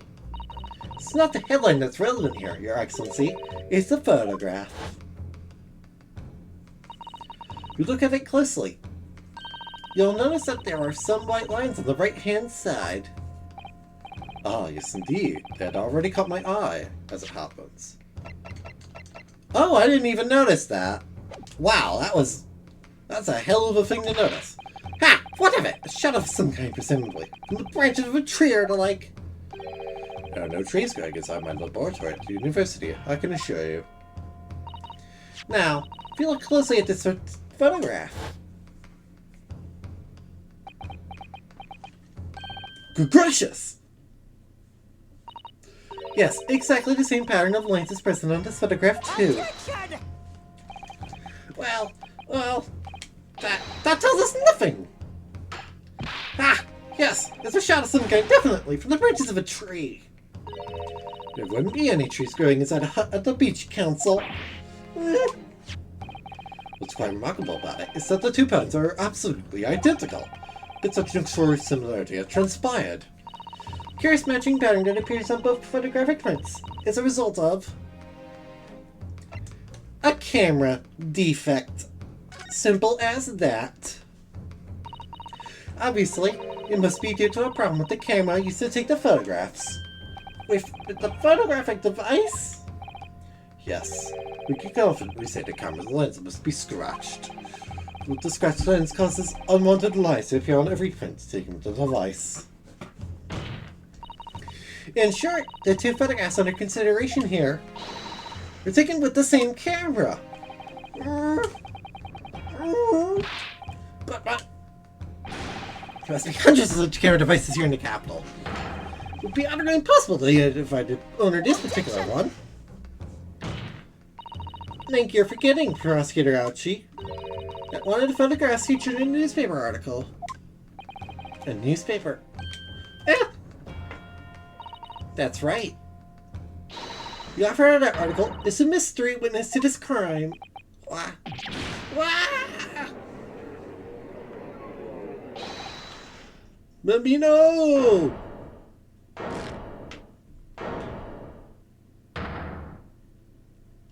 Mamino! I see you called a vacuous England returnee. What are you yelling about? You've already testified. It's Mamino, I tell you. Mamino! My, no! Sasuke-san? What was that? Did you say Mini Mimo? Ever since I returned to Japan, reporter from the Show News has been hounding me, following my every move. Reported by the name of Item Mamino. Yes, hounding me from dawn till dusk. Ah, now that he mentions it. They secretly spy snapshots, school stories, and subscribe my privacy. Seeing reporter B? The camera to the left of him, a notebook to the right. There I am, stuck in the middle with Item Mamino. Saying that this picture was taken by Mamino. Yes, my lord, your excellency, Esquire. Officer, find this newspaper reporter wants to bring it to my courtroom. We'll adjourn for a short recess in the meantime. Oh, yes, Your Excellency. As you say, Your Excellency. And one more thing. I want this knife, the murder weapon, examined for traces of poison. We'll solicit the assistance of the Imperial University's medical department for the task. Understood.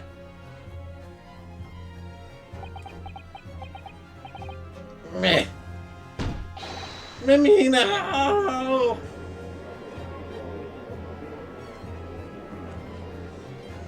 That is part 1, done and dusted.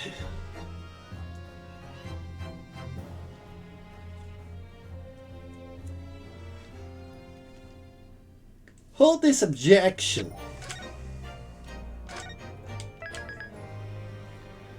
To be continued.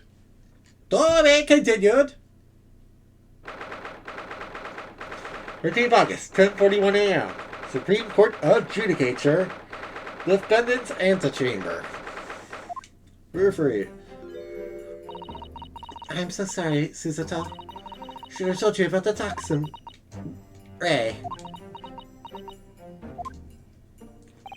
You have a strong sense of responsibility, I know. That's why you decided to shoulder the burden alone. No, that's not all. I was scared of my failure coming to light, that's all. So I had to retrieve the substance from the Englishwoman before anyone found out. Before the trial started, do you remember what we said, Susato? You had no doubt in your mind about my innocence? That you stand by me to the last? I remember. And yet I didn't deserve your trust in me. Burnt diesels from you, Susato. I completely betrayed your faith in me.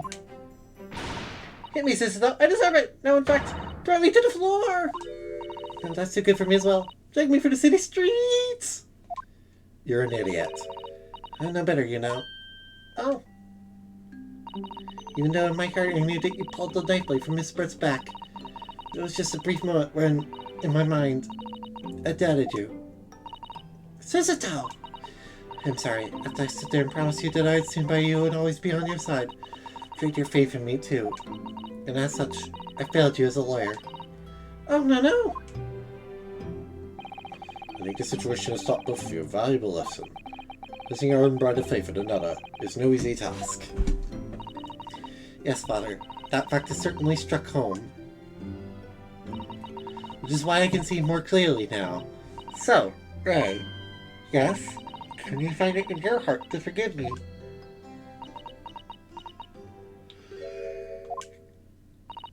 Oh, Susato.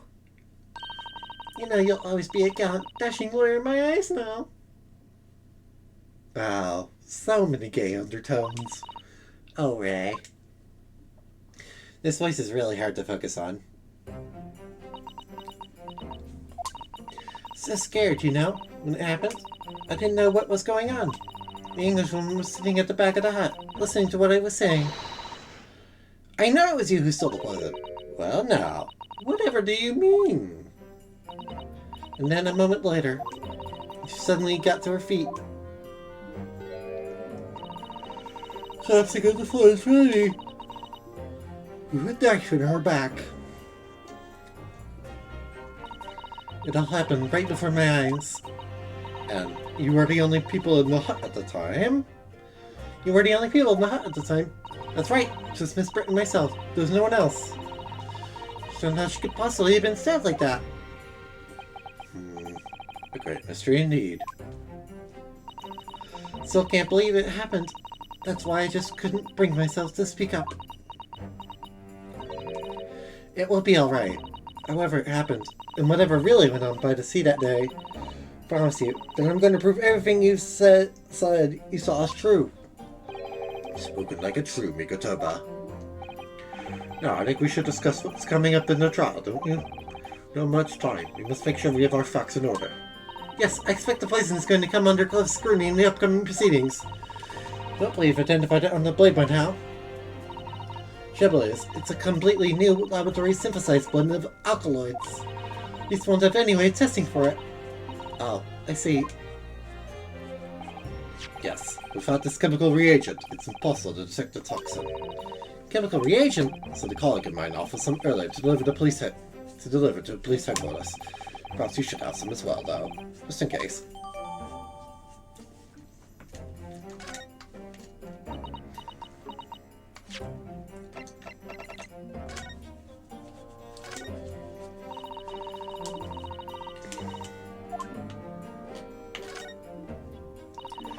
Appears to be written in a foreign language that I don't know. It's German, so knowledge of English is going to be of little help here, I'm afraid. Couldn't you just have written medicine on it? In Japanese? We'd be able to read it. German is senior English, language of medicine, my dear. Yes, I can certainly see the merit in labeling the bottle in Japanese. Though I'm not sure medicine would be entirely appropriate.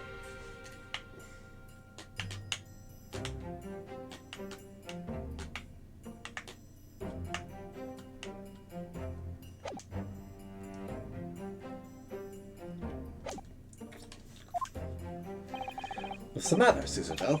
You're suddenly very quiet. It's this newspaper article. Exclusive. Deadly poison stolen from Yumei Medical Research Laboratory. Wondering how the information got out, given that it was a government secret. It was all the Englishwoman's doing. What? So when the professor and Sasuke-san were being interviewed at the laboratory, so-called Englishwoman just wanted in without any comfort consent of Professor Mikotoba. Oh, Professor, surely you guys would love to hear about your work on that substance there. It put me in a very awkward position, to be frank. Security had been piqued, so I had little choice but to give him a cursory introduction. So then Sasuke-san knew about the poison? Yes, and it's highly likely.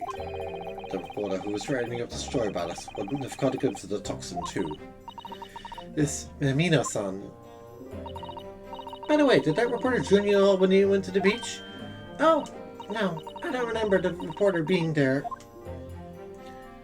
Indeed, he shouldn't have been.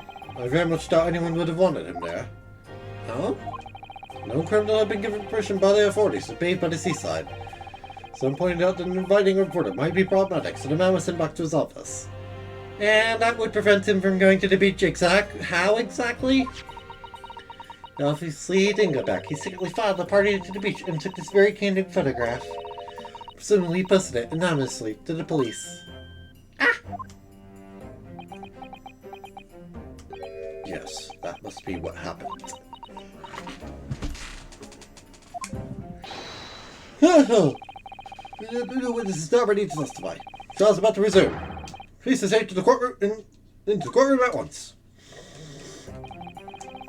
Spiel says once again then. Defense attorney, Ryotor. Yes! Please put her faith in me now and told me everything. Don't let her down. Prove that what she's telling the court is true. What really happened that day.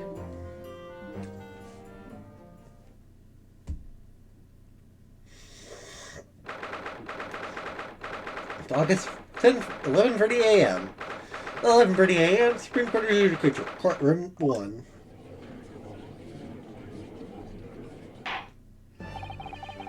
Close quarters at 1. We can be in the courtroom for the trial of Raymond Bondi. Prosecutor Archie, have you summoned a new witness? Before I address that question, Your Excellency, I have some very important news to share. Oh? What news? Why does he look so happy about it?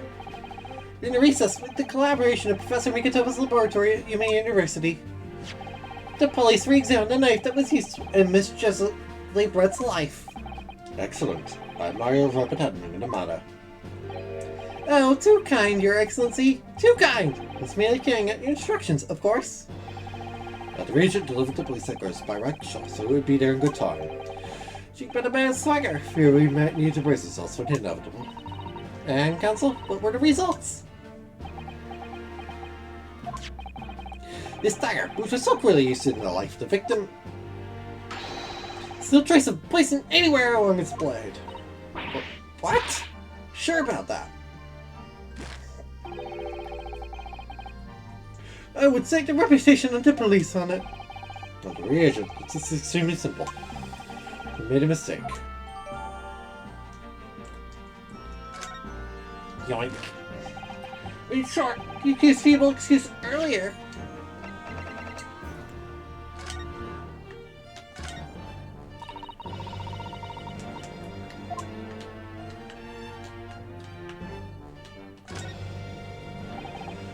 This must be the victim's blood. Oh dear, it doesn't have a very pretty sight, is it?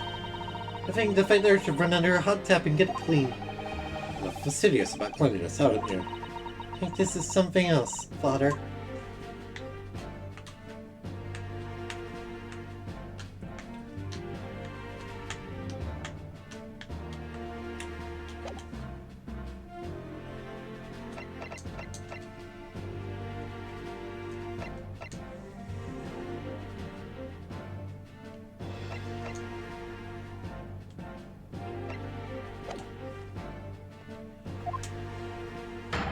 Has been utterly destroyed! Arrgh!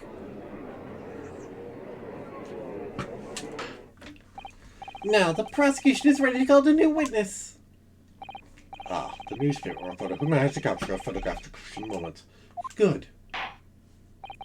Very well. Officer, bring in the witness. No trace of poison on the knife. That's really the case. How could the toxin have entered the victim's body? A good question. Witness, please state your name and occupation for the court. Write in memo now, show your news. I want people like to call it journal. What's a journo, Father? Do you know? Simply a contraction of journalist. Ah, when the news breaks, putting pen to paper, cuts to scoops it in the print next morning. What is this accent, by the way? I don't quite know. I think it's quite in. Oh. Oh. RM. And would you look at that little thing on your arm? Is that three circles surrounded by a strange little ring thingy? Would that happen to be exactly the same thing as the pen that we so candidly found at the crime scene? Ren Mamino. But don't call me the hero of the Herald for nothing! The nice guy of news! Oh, so, it was you who took his photograph, was it? Well, what have we here? Right in Mamino. R.M.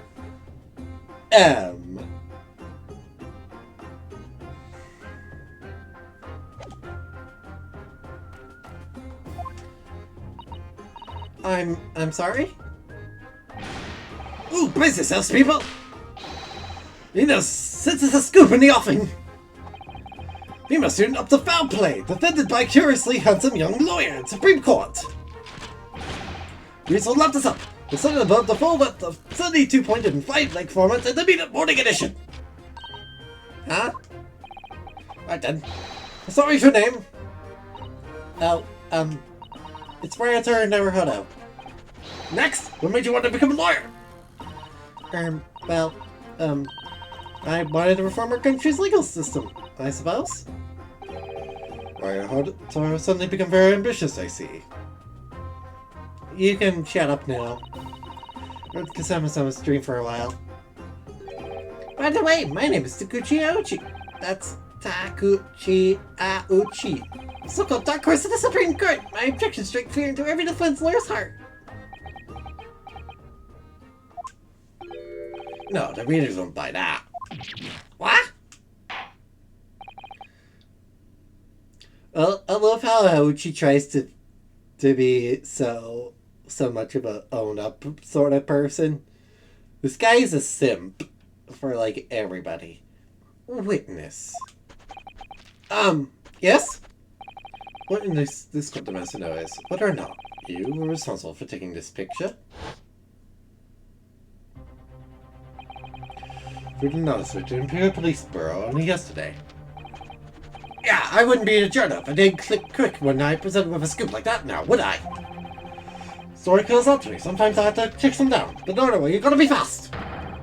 Fast takes the right with, the fast hand the right with.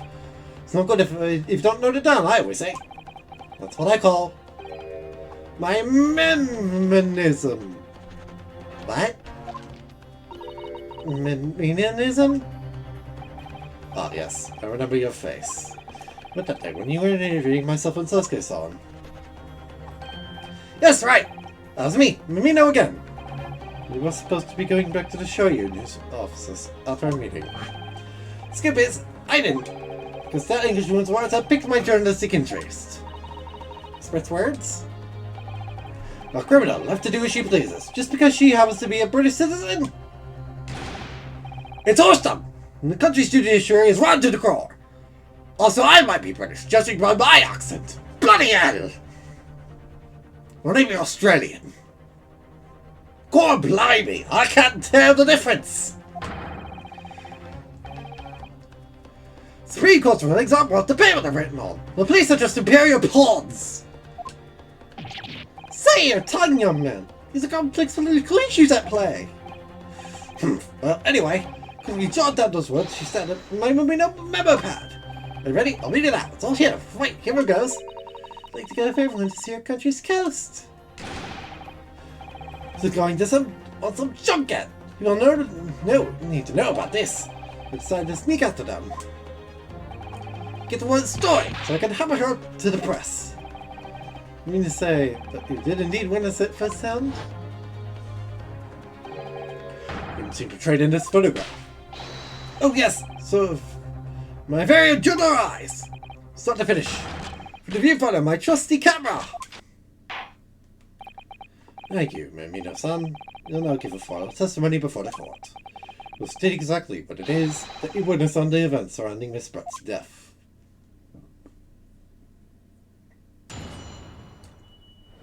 Great!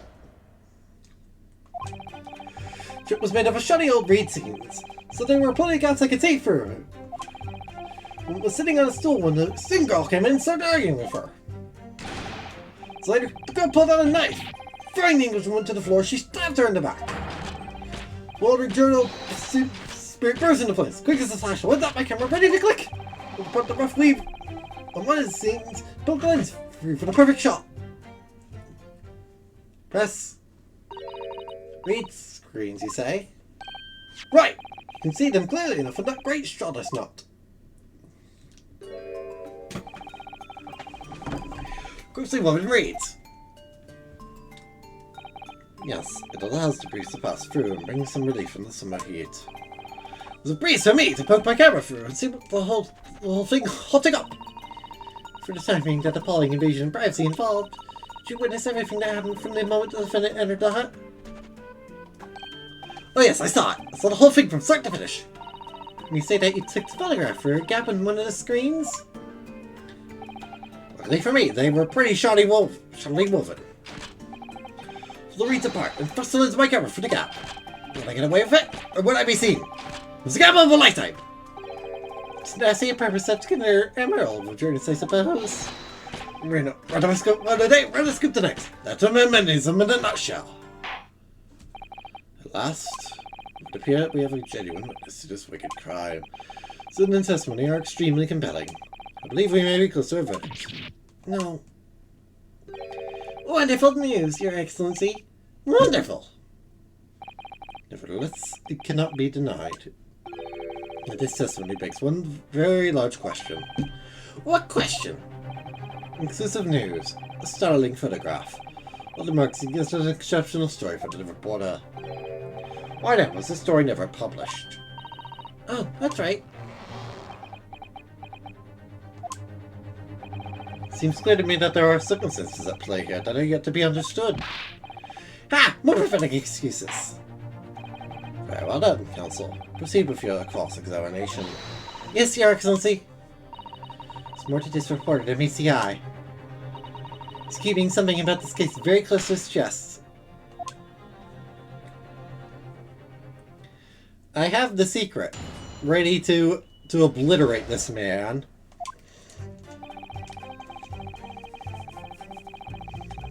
Hold it! What made you want to see what was happening inside the beach hut in the first place? Call it journal instinct. Can you think of a better reason? Oh, I don't know. Perhaps because as well as being a perfect animal, the person inside was a young woman? I see where you're going with this. Brace yourselves, people. He's painting the journals of voyeur.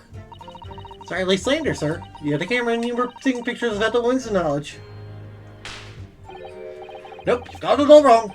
Real student boy. Got it all wrong, student boy. Sorry? To my mind, all that was inside that hut was a scoop. Nothing more, nothing less. Scoops know no gender. Man or woman. It's all news. It's not even meanism. It's basic journalism. Courtroom is as indiscriminate. Right, so that's all buttoned up. Can we move on? So court done, witness. What sight befell your eyes when you looked inside the hut? Mitigated by journalistic, that's what. When I pulled back the reeds, I could see it all as clear as day.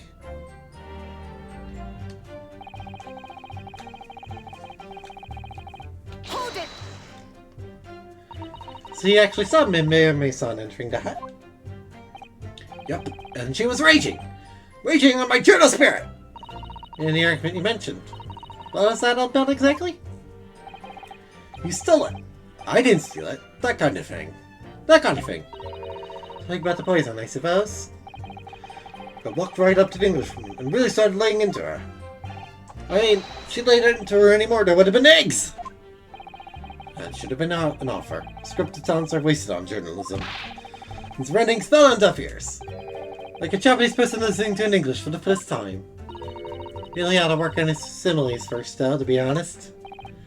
Anyway, the point is, that one in the dock was mightily angry. And her temper finally got the better of her, it seems. Dear me.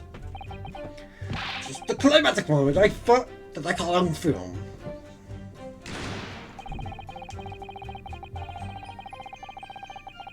Hold it!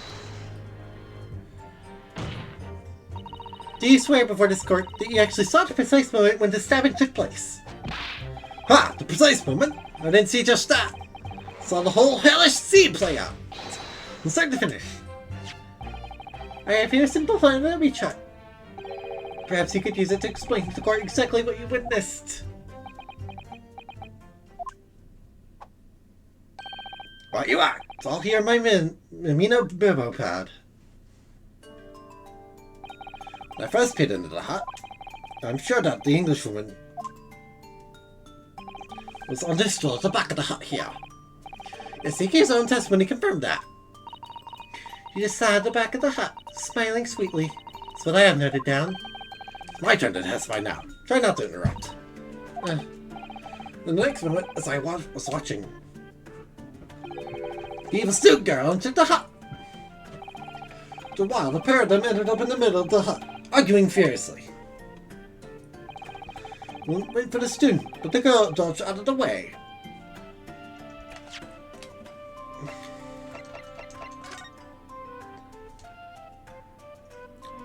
Your picture appears to show her at the side, not...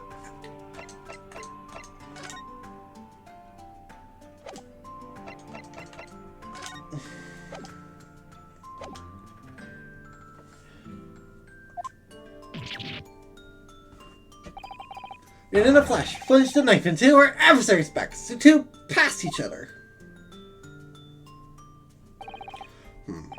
What do you describe as a grim crime indeed? Never sugarcoat the truth. That's what Mimino-mism says. Thank you. By the way, Mimino-san, we were watching that terrible scene unfold before your eyes were at the gap in the screen. Did it not occur to you to try to prevent the tragedy rather than capture it on film? Jurors have to be observers. We can't get involved. That's our raison d'etre? How do I say that word? So you don't converse with misspread at all? Obviously not.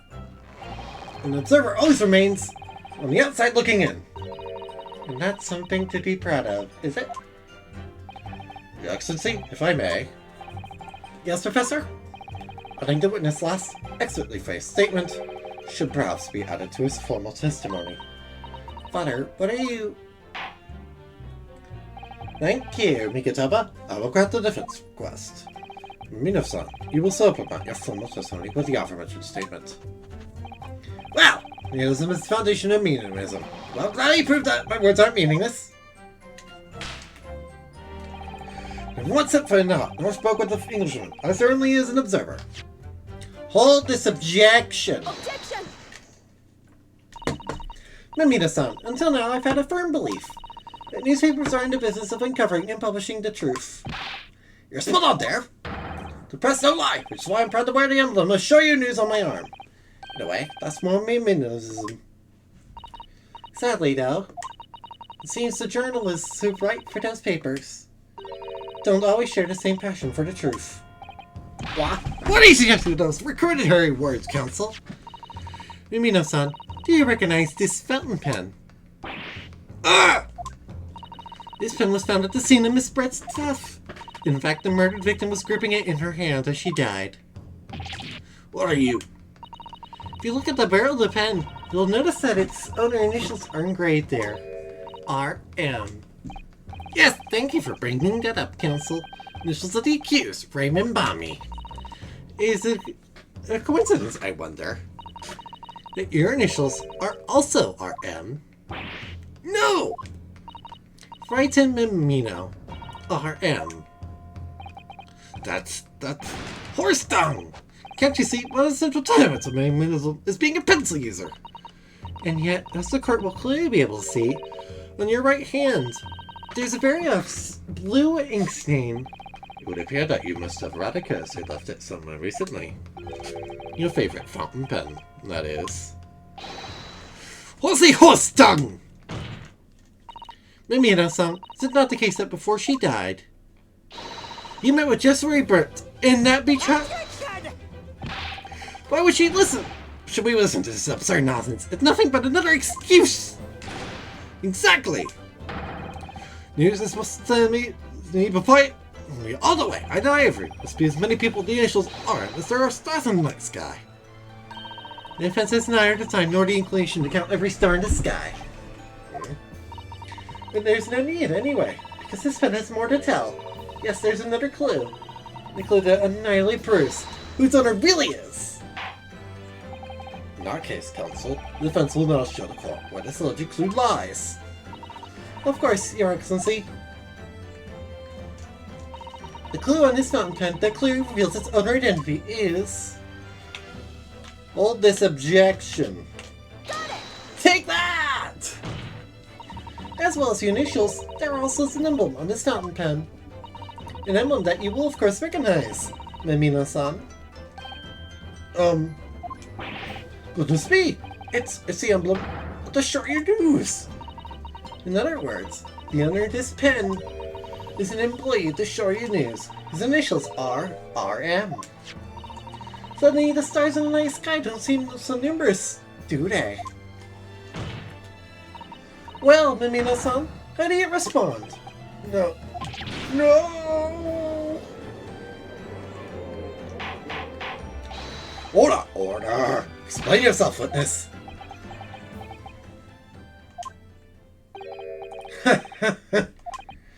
So, this is how the mighty Supreme Court works, is it? It's in chorus of tactics to have well-meaning citizens reveal harmless secrets. Nothing but honest tactics.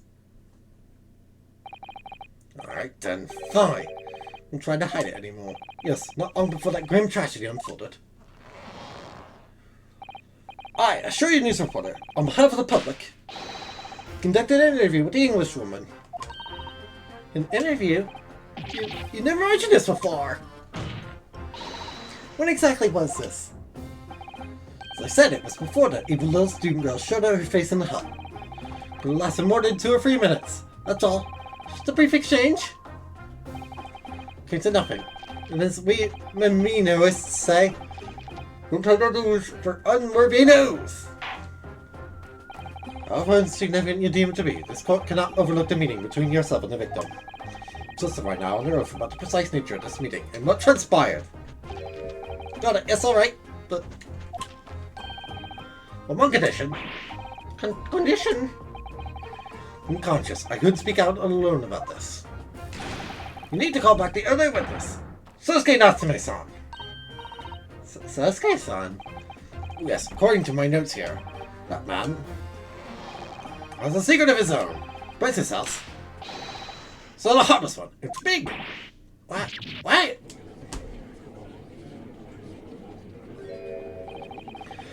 Some states that one man's secret is every other man's front page story. Very well, I will grant the witness request in this instance. So let's summon the early witness back to the stand. Susuke-san, hiding something?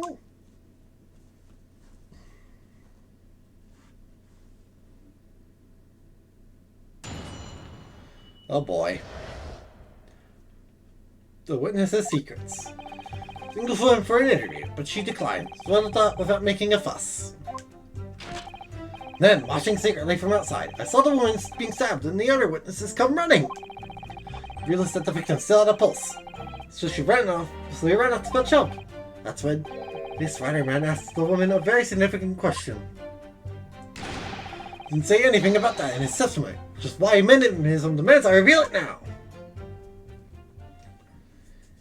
So that's going to be your pursuit. You mean to say that the victim regained consciousness? When she did, you decided to ask her a question. That's, true, yes. He did. That's not all. One gave him a very definite answer. An answer that incriminates the accused. Preposterous! Why am I only hearing this now? When you mentioned this before, you Yarkle hack! It wasn't even a conversation! Yes, the day person was being English was a question. I don't deny it, but she could no longer speak. She was barely conscious, even. Counsel for the defense. For cross-examination to be conducted here. This court must and will know the truth. Absolutely, Your Excellency. It's claiming that Miss Brett implicated Ray somehow. What on earth could have happened in that hut?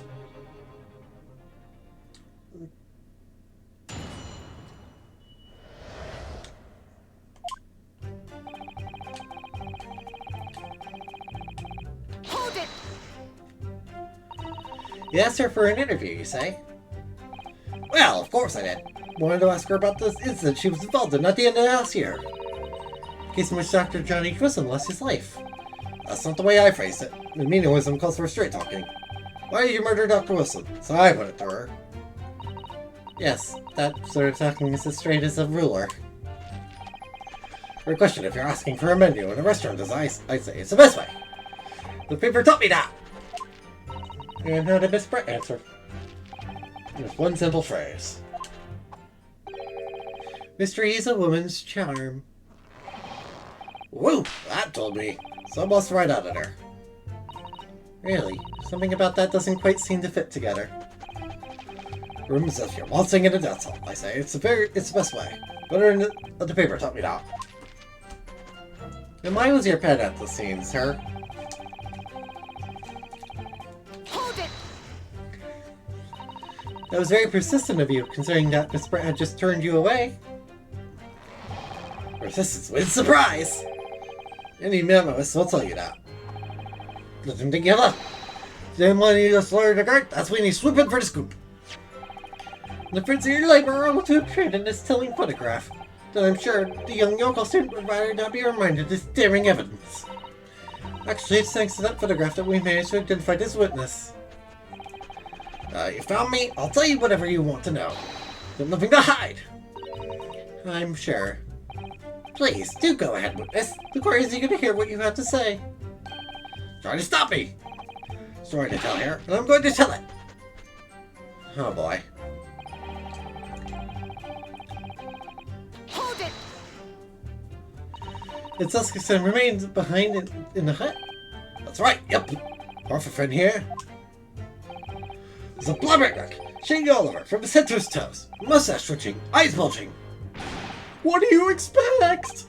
You don't know the terrifying troubles that taunted me whilst traveling abroad. Back behind baleful bars! They're becoming from me surely. That's all I can think. I feel as though I were gasping for air, drowning in a sea of cold sweat. Poor Sasuke-san. His experiences in London scarred him deeply. Was he close around me? I quietly recited a prayer in the Maida Buddha. It's up to this empty eternity! It's coming for me, surely! Please stop posing. Those sutras are to resound in my courtroom, please. Now we come to the crucial part. That's when it happened.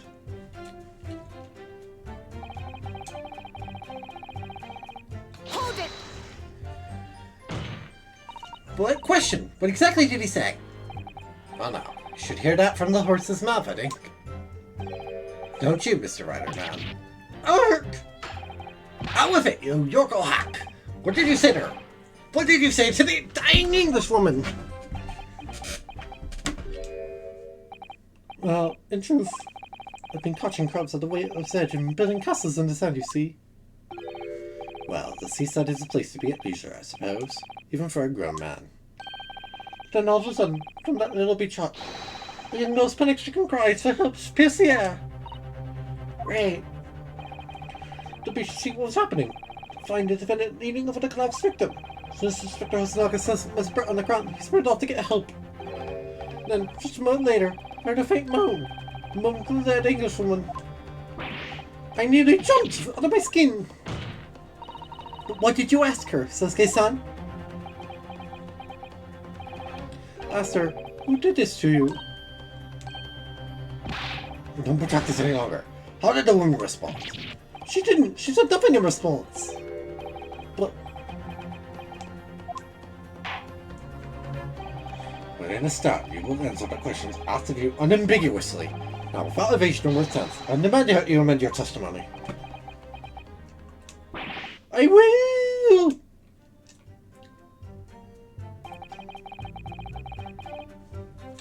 Hold it! She tried to find out who the culprit was. He who asks the question is a fool for a minute. He who does not remains a fool forever. Been labelled a criminal twice during my time in Great Britain. It's quick to make up my mind. Twice? But if they're a fool for a minute, they remain a fool in prison forever. However, You indicate that the victim failed to respond. is that correct? I know why. I know why the Englishwoman said nothing. She was ignoring me because of my stupid mustache, because I'm Japanese! Oh dear. Sasuke-san has really developed this dislike for the English, it seems. But I've fought this time in Great Britain. I account for their surprise at xenophobia. The Englishwoman didn't ignore you after all. Did she, Mr. Riderman? Well, yes, alright. Respond in a manner of speaking, I suppose.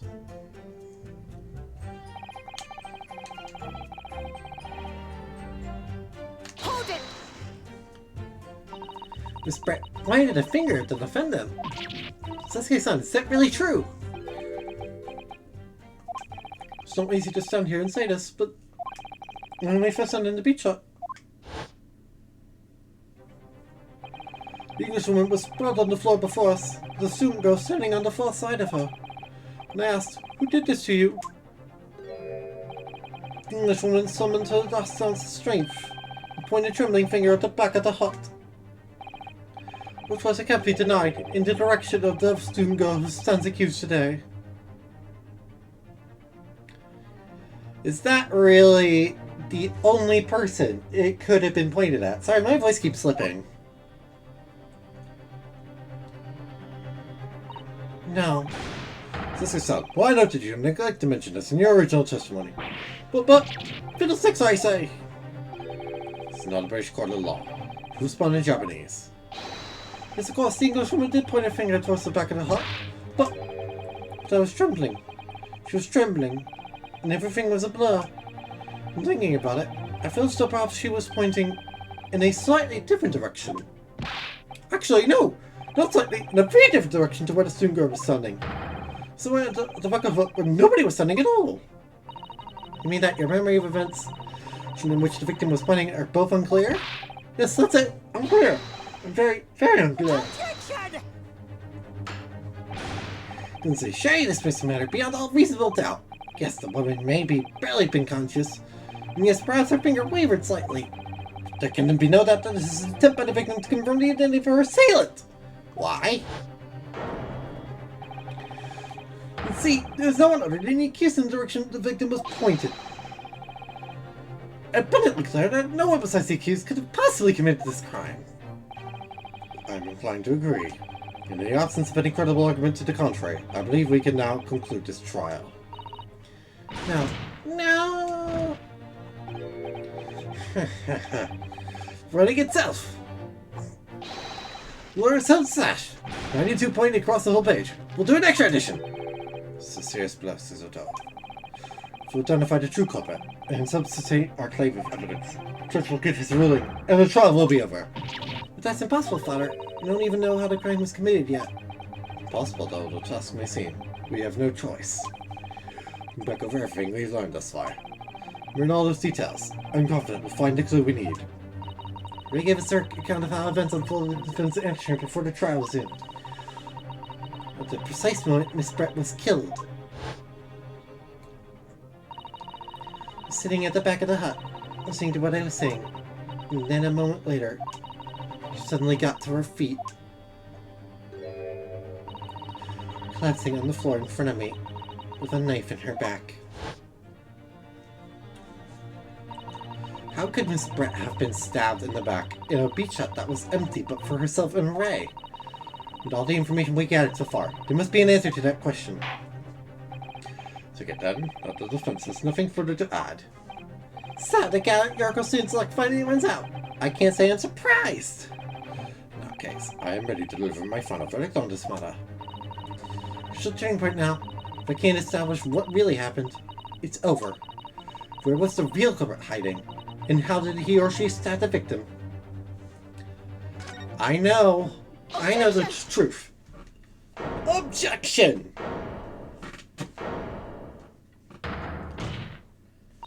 Your Excellency, I respectfully ask you to postpone your education for the time being.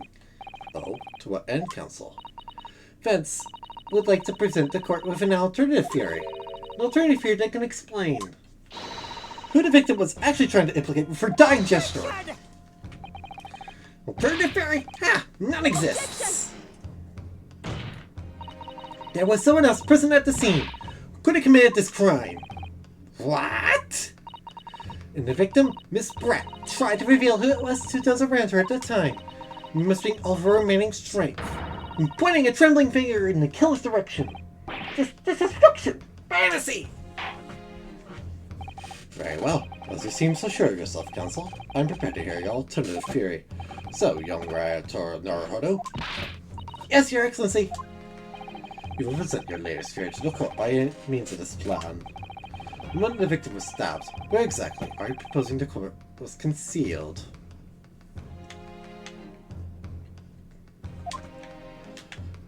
Allow me to demonstrate.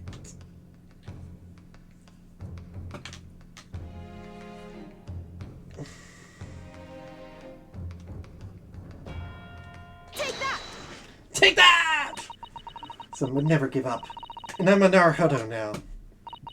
The true culprit who fatally stabbed Miss Brett, concealed in this location here. Are you mad, Counsel? You're suggesting the culprit was outside the hut? What? Order! Student order no, you're not on the square. It makes no sense at all. You've just pointed out the exact spot where I was hiding to get my scoop snap. You didn't see any suspicious loitering about. I can swear to that. Obviously, the culprit had been outside the hut. She could have stabbed the victim who was inside the hut. Actually, Broskirauchi, there is a way. And in point of fact, if it could provide evidence drug suggesting that is precisely the way Miss Brett was killed. You're bluffing! You're bluffing, you Yorko! The defense solicitation is clearly too fantastical for the court to comprehend. You will need to give us more guidance, Counsel. What piece of evidence corroborates your theory that the victim stabbed from outside the hut? Presenting for the court's consideration the incriminating photograph. Well, send it now. First idea, why choose this piece of evidence? Counsel, You're suggesting that this piece of evidence bears out your theory that the victim was stabbed? It's something of a windfall, Your Excellency. If we're looking for a counsel, it's downfall. Oh, come on. That's complete horse crap. Right. And the knife was thrust into Miss Brett's back from the outside of the hut. Visible trace somewhere. A trace? Yes, on the hut itself. Oh no, must look through the court record again.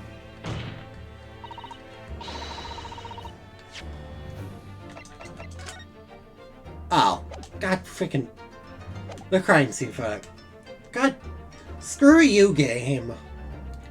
That should have worked. That shows exactly how it works. Piece of evidence. Fine, I'll eat that L. Go ahead. What piece of evidence corroborates your theory that the victim was stabbed from outside the hut? Presenting for the court's consideration the crime scene photograph. Yeah, the original photographic print of the crime scene. Yes, it's clearly visible in this print. The trace of the failed vessel delivered from outside the beach hut. Objection! Do you take us for fools? There's no hint of such a thing. Sure that everyone present would agree. Someone, at least, appears to have noticed what it is that I'm referring to. Counsel, once again, I must call on you to be explicit for the court. What is the photograph is a trace of the stabbing, which you claim took place from outside the hut. Take that! Take that! That little slit! Look closer just here! In the screen at the back of the hut, you can see the effects of a blade having forced through the reeds. No! I can't! I can't see any such thing! Sure that the hut in question had 4 walls as you expect. However, in parting the reeds, a knife blade could easily penetrate them. This is extraordinary! Yes. True culprit actually stabbed the victim from outside the beach hut. Everyone present at the scene, there is only one person who could have done that. Only one person who was directly outside the hut when Miss Brett was killed. Right in Mamina-san! It could have only been you! No! Objection! Professor Z leaves me almost speechless! Just look at the photograph again. It's exactly in the beach hut, does she not? Or do you assume it's part of this farcical scenario? Did you say it was a knife from her? Objection! No, of course not. Or not? Called testimony defended about the events just before the victim's death. To be chat, I confronted Miss Brett. But she just sat on a stool at the back of the hut, smiling sweetly, and she was untouchable. A stool? Look at the photograph. I should have realized. Play in the read screen. Aligned perfectly with the back of a person who was sitting on that stool. My word. So, in fact, the victim was killed was sitting on that stool. But I stabbed one to her back, delivered for the read screen. Ah! Intact, Miss Brett rose to her feet instinctively. But then, unable to speak, she collapsed on the floor in the middle of the hut. For the defendant, my son's appalled eyes. And that, Your Excellency, is the truth of what happened on the beach that day.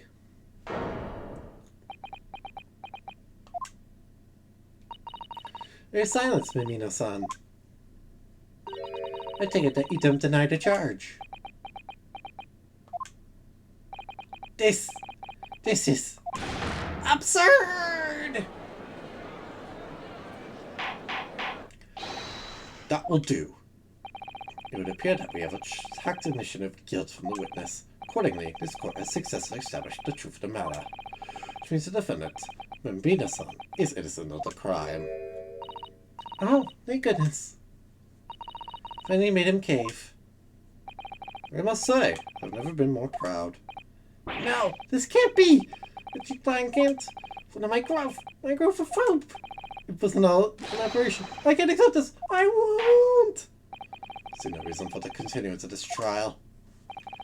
But I've moved to conclude proceedings by delivering my final verdict on. Oh God. We forgot the poison, didn't we?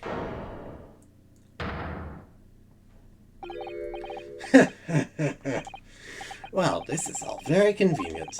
This is how the highest court in our mighty empire delivers justice, is it? Using Roman instead of freedom to speak and branding them as criminals. But it is established that the victim was stabbed from the outside the hut through the reeds green walls. No one but you was in place at the time to have his hand on the hilt of the blade. It's a perfectly logical deduction. So, your argument hinges on the location of whoever stabbed the English woman, does it? Well, it seems a little irrelevant now. Irrelevant? Where she was stabbed. Well, she was stabbed. Doesn't matter. I mean, whether she was stabbed at all makes no difference, if you think about it. After all, she was already shown the whole thing hinges on something else. What are you talking about? Brace yourself, little man. I'm talking about the fact that everything's changed. This is the dirt you dug up. What? Enough obscurity. Explain yourself, witness. What's to explain? But the poison, of course. The poison? So that's the professor for comments on the situation, shall we? The deadly poison you developed was stolen from your laboratory, correct? It's been shown that the poison was administered to the victim, Miss Brett. Is that right? That is correct. Nutrition of victim's pupils are a sure sign that this particular poison was used. See, I see. So, presumably that means the victim already had the poison in her body before she was stabbed. Pupils were clearly constructed. It seems highly likely, yes. Been dead already, the poison could not have circulated in her blood.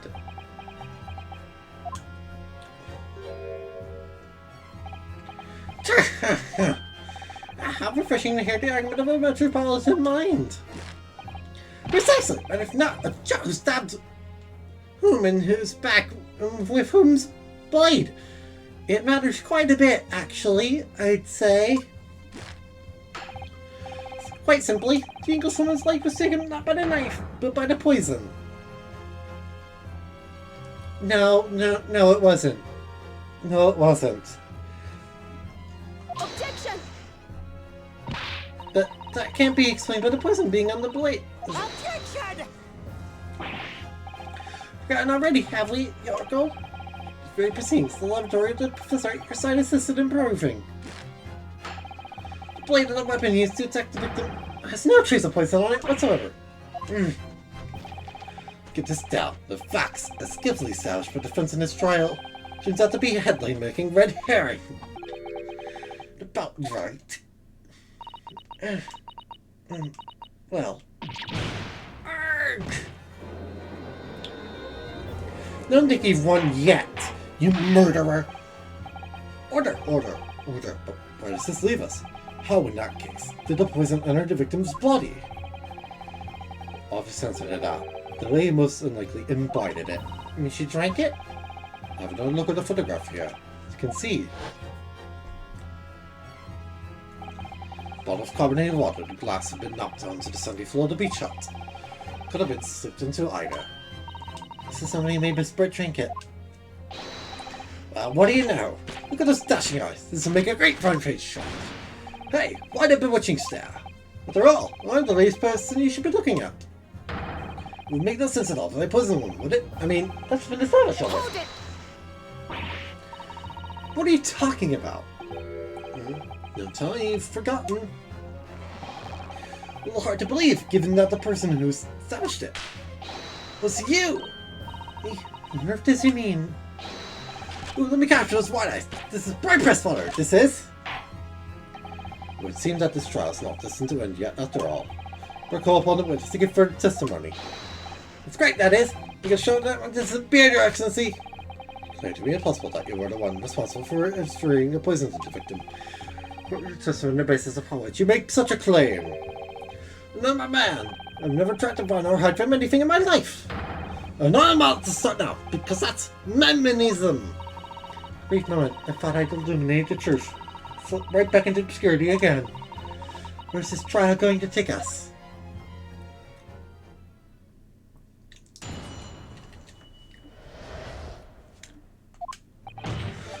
yes, I stabbed the Englishwoman. And it's that very fact that proves I'm innocent. Or it's not the one if I'd already poisoned her.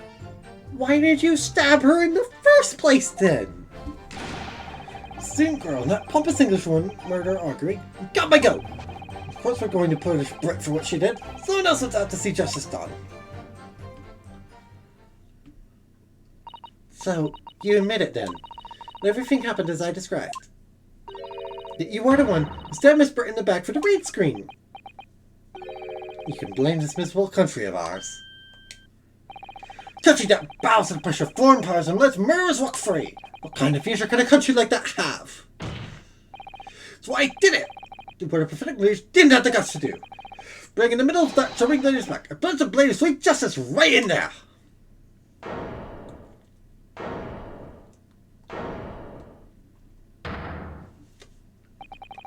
He spends his life seeing that truth is told. I feel really, really awful about giving false information in my testimony before.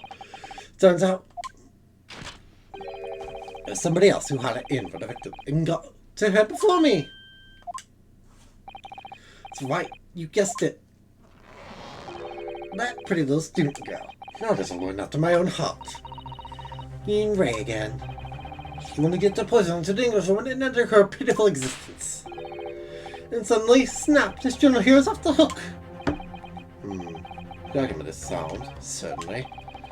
Sad administrator poisoned himself. He only need have waited for it to take effect. Selected in the back would have been entirely nonsensical. Therefore, this reporter had nothing to do with the poisoning. Yes, it's all quite logical. That's right, it is. Logical and true. Glad you've all seen the light. Justice at last! This is unbelievable. He made so much progress in proving his guilt. Is he going to get away with it now? No. Right, or should I say Susato? This is the pursuit! The Kasama-sama and Naruhara-san. They never stop looking for a way forward until the judge's final gavel. Very well done, Counsel. Proceed with what I assume to be your final cross-examination in this trial. Yes, Your Excellency.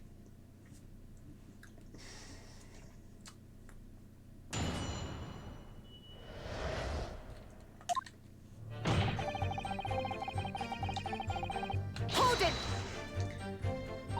So, you do admit that you had murderous intentions towards Miss Brit, then? Ha! The woman's very existence offended my sense of justice! Your sense of swimming some sort of righteous indignation? She was pure evil! Cold-blooded killer who committed murder right here in our Empress Isle. Did our good enough in government do anything? Not a chance! So I had to step in. Fly to the flag of justice, put things right for the people. This is my civic duty. That's what drew me to do it. So in summary, murderous intentions then. Whatever you want to call it, the point is this. The Englishwoman was a blight! So I'd do for what was right, for society. Yet a real wrong was done by a student girl in the dock, a crime for which she must pay. Obviously, because the poisoning was nothing to do with me at all.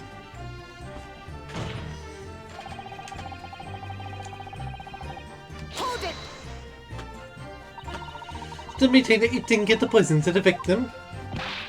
Obviously, that'd be like putting a belt on your trousers when you were already wearing braces like these.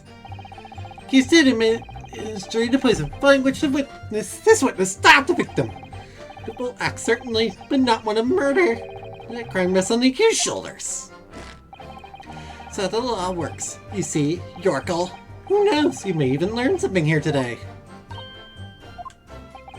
2 consecutive attempts on her life in the space of minutes. Quite a day for the victim. Something that evil, you've got it coming. That's how the law works. The law of reckoning.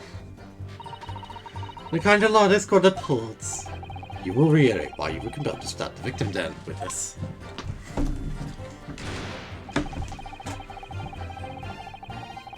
Hold it! What exactly were they arguing about? About what happened in that restaurant 9 months ago. That's what. It was laying into the Englishwoman for killing her beloved mentor, Dr. Wilson. Yes, Dr. John H. Wilson. Medicine, invited here from England by Professor Mikotopa, no less. Right, but the Englishwoman just jeered. Our case was to be heard by the British Consular Court in Shanghai. However, little doubt that she would simply have been acquitted and sent back to her homeland a free woman. It's eating that student girl up inside. You could see it. Really felt for her.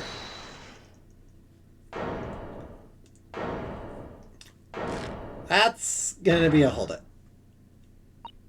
I can't stand here and listen to this tripe. Ray!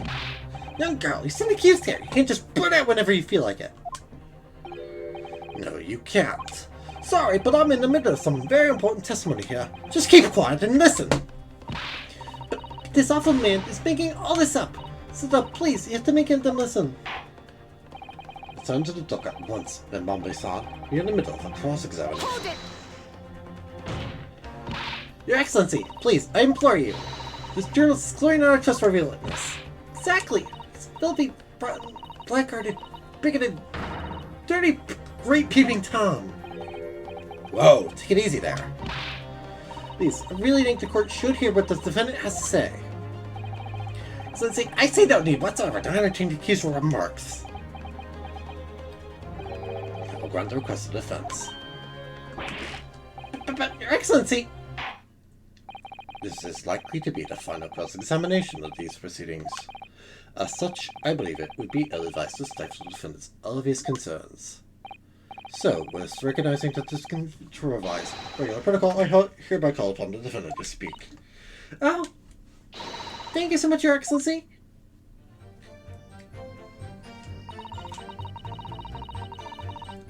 Hold it! The stolen poison that killed the victim, you mean?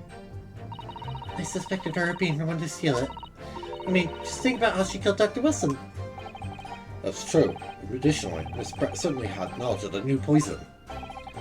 Surely it would be no easy task to steal highly secret toxin being developed for the government? Indeed, officers in the laboratory are thoroughly searched when they leave. You can imagine why being seen by myself or a colleague getting the poison out would be very difficult. That's true. Professor Mikatoba agreed to show me the poison when they visited the laboratory. So after I searched from top to tail. Brett rather bluntly revealed the existence of the toxin we've been developing, you see. Susuke-san expressed such an interest in it. I felt unable to refuse. Obviously, nothing away other than the fact that it's an extremely potent substance. I'm very ashamed of myself. It's just that I thought I was singularly terrible experience with a deadly poison. But look at my elbow in the eye. Surely you could understand that. But I switch out. Afraid I misread about the poison. Were to be an incident involving it somehow, it wouldn't just be the university. The military would be dragged into it. The whole government even. It'd be a complete disaster. And how did Miss Brett respond to your concerns? Just curved those beautiful lips of hers and said she didn't know the first thing about it. In English, actually. Oh, yes. Mamino-san, one small question if you don't mind. I do mind. You see, I'm busy. Clearly you were outside the beach hut listening in whilst the defendant and Miss Brett were conversing. Similarly then, it was you who wrote this article about what you heard? Exclusive. Deadly poison stolen from UMA Medical Research Laboratory. Published this morning's edition of Shoryu News. The details are too accurate for it to have been written by anyone else. Sorry, don't know what you're talking about. Yes, look at this. The entire article.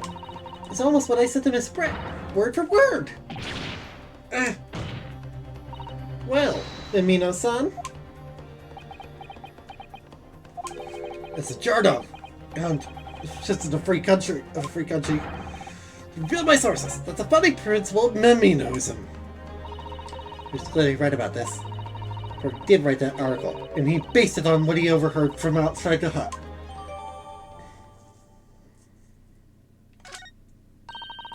What's this all about? You were trying to cover up the fact that you were listening in. With that stinking story about me arguing with her. Shut up! My story never stink! Look, whatever you say, little girl. They're the facts! Your Excellency, there's something I want to say. I want it to go on record.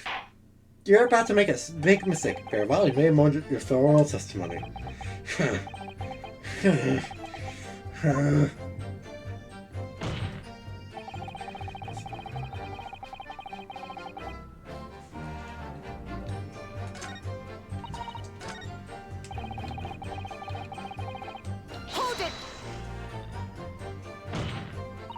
Perhaps you doubted the efficacy of the poison and sought to make sure your victim would die. Horse dung! What? You like pouring pepper in your Chinese ramen before you even tasted it. Completely worthless. Although, you might be surprised to know, but I'm a bit of an imperious pepper pour as it happens. If this victim had taken the poison, she would have been only minutes away from death. Yet this man then proceeded to stab her in the back as well. There has to have been a good reason for that. He gave the poison to his breath, then clearly, he must have done it prior to entering the hut. It's undeniable. Between him leaving the hut and the victim being stabbed, it's one very crucial change in the situation. Sorry, but change. I heard the conversation between Ray and the Englishwoman. Ah, yes, that's it. That's when Mamina-san first found out the exact nature of the poison he used. Could be the key here. Oh! Right!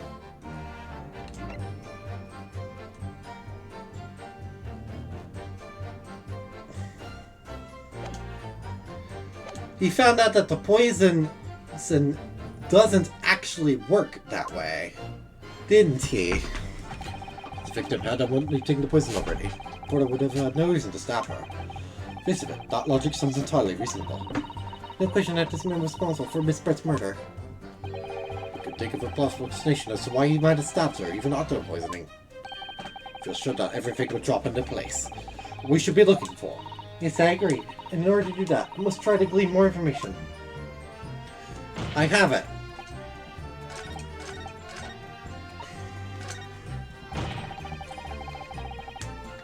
Hold this objection! Well, I can think of one reason. What? But before I explain, I'd like you to confirm something for the court. Did you glean all the information from this newspaper article from what you overheard outside the hut? Of course he did. There could be no question of that. After all, when we were all in the laboratory together, all we were told was it was a terrible toxin.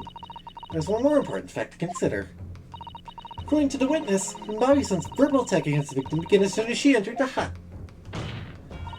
In other words, it would have been impossible for her to have slipped the poison into Miss Britt's drink. Where are you going with this, counsel? Mamina-san has made it quite clear that he observed every single thing that happened in the beach hut. Had someone found an opportunity, this man would have seen it. Ugh. Means that Miss Brett could have imbibed the poison while the defendant was present. In fact, it must have been administered to her before Minbani-san entered the hut. Yes, very articulately put. When I walked into the hut, I immediately started to press Miss Brett about the poison. At which point, Mamina-san overheard something worrying information. Worrying information? What worrying information?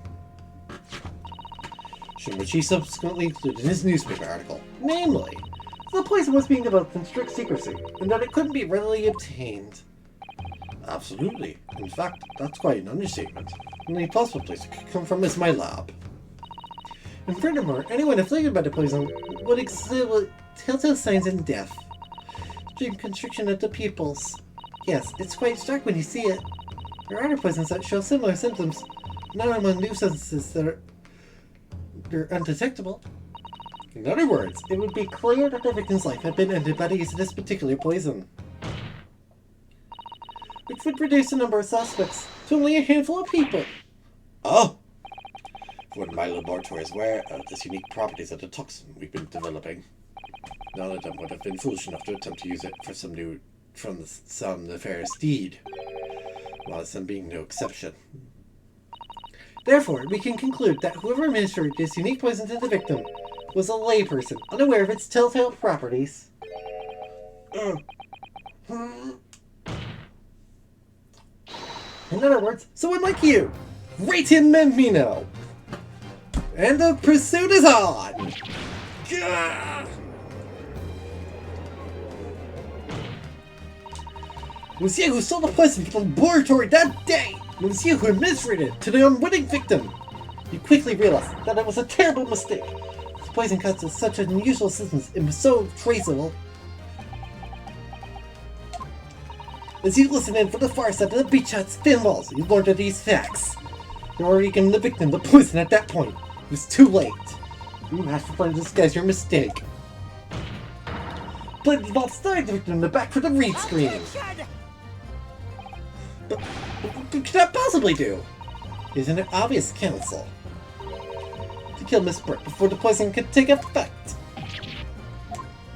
Once in the blood, the poison causes the onset of pupil construction. Hope to precipitate the victim's death before that happened, hadn't he?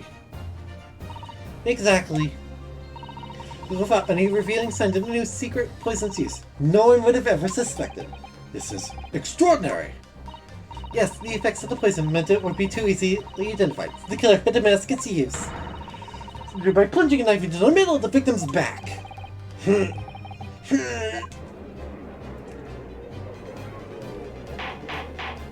Order! Order! Order! Presented as sound. The court is satisfied that it warrants consideration. She should have a counter-argument it wishes to put forward. Well, a number of... yes! Got her completely! Objection! Shun's evasive response clearly shows that in much the same way he nurtures the remnants of his top knot, he's clinging to lost hope. Lost hope!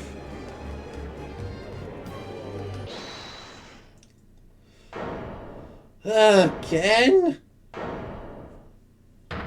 How are you still holding on? Arg, you pathetic and useless fallen samurai! Fallen? Who are you calling fallen? My burgeoning growth is on the right. I don't need a counter-argument! Huh? What are you talking about? Should be blatantly obvious. So the poison, you say. Give it to the victim, you say. Stops her, you say. Lots of fine theories. You even admit it. You can't argument because you don't have an argument yourself. Where's your evidence? Yes, you make it all sound so plausible, don't you? For evidence, it means nothing. I base my news on facts. Facts? What do you mean? Explain yourself. I mean what the professor said earlier in this trial. It's all here in my many memos. Every word. I slipped the tongue. All on it. Showing this is famous for. It's about the printed word. Surely it would be no easy task to see how highly secret toxin be developed for the government. Indeed, all visitors to the laboratory for this search when they leave. To imagine avoid being seen by myself or a colleague getting the poison out would be very difficult. That then, blown the story wide open? See, I written my video, me reporter from the Story News. Couldn't possibly have stolen that poison! Professor's laboratory.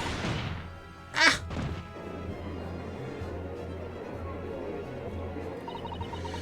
Could be any question of it. He must have stolen the poison that day. He stole it and used it to kill. If that's the case. Identified, the poison itself is the definitive evidence we need. Whoever stole it from the laboratory that day is the true culprit here. What's your point, you annoyingly handsome country bumpkin? What is this? One way that you, Mimino-san, could have stolen the poison that day. I've heard enough verbal conjecture now, thank you. But the court must be shown its evidence. What proof do you have that this witness stole the poison on that day in question? Presenting for the court's consideration the fountain pen! Take that! The proof, Your Excellency, is this fountain pen. A fountain pen? How could that possibly be relevant? See, I thought this through. The magical pens somehow seem to have enough ink to write thousands of kanji characters in our country for the first time some 15 years ago now. But I swear by a weasel hair calligraphy brush and nothing else. Fountain pens are merely a fad. I also forward-thinking amount of words. Obviously, I love my fountain pen. So the super gun so much to get the woods work as a watch of words in the blink of an eye. That's right.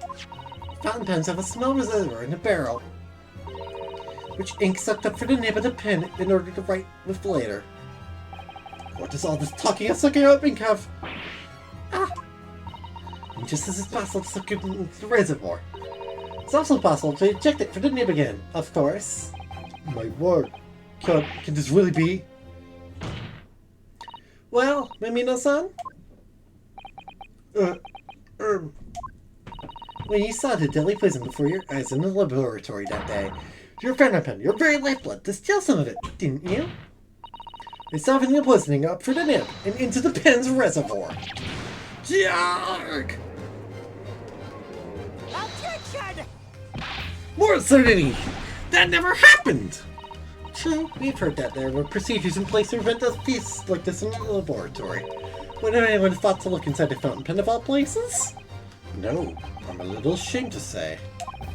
But for fear of offending our guests, such a detailed search would not have been conducted. This is quite sterling, I must say. Remind the court that this pen was found in the cultures of the victim when she died.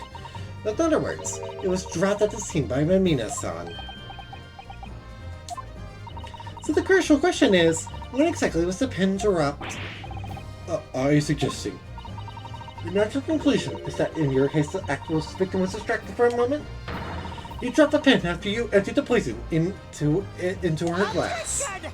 There could be any number of alternative explanations. For example, this could have been using his pen to write down details of his conversation with the victim.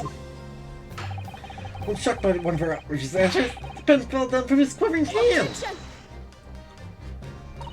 No, that can't be. If it was, it would explain why the pen was devoid of ink. What? See for yourself, you examine the evidence. It would appear to be no ink present in the reservoir. What newspaper reporter goes to interview someone with nothing in his pen? No, the pen was dropped after a poison that filled its reservoir, soon emptied into the victim's glass. What do you have to say in your defense?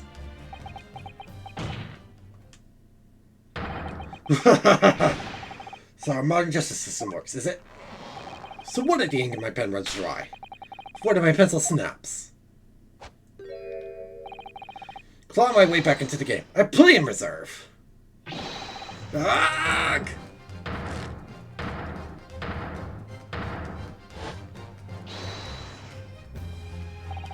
I pressed the poison up into my pen. That's one speculation, nothing more. Bring down the fine upstanding citizen with fine trickery done. Dig again! Looks like it's gonna take one final slice of blood to finish this matter. So the situation is now very simple. This is upon whether or not this witness did indeed steal the poison on the day in question. Therefore, it all depends on whether or not the defense can prove that he did with evidence. Ha! No such evidence can possibly exist! Objection! Hold this objection! Mamina-san, this is how our modern justice system works. What? In the courtroom, evidence is everything. Something you would do well to remember.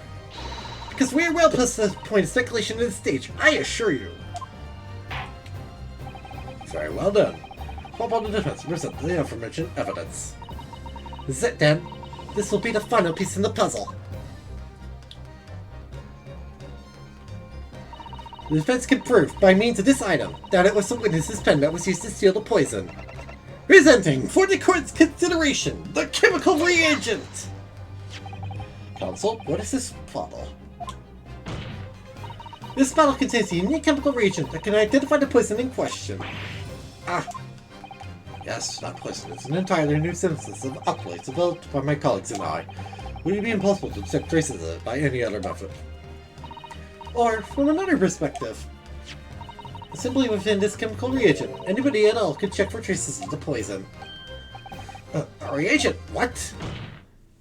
One drop of this bottle on the tip of your fountain pen, Mamina-san, is all it will take to solve this case beyond all reasonable doubt.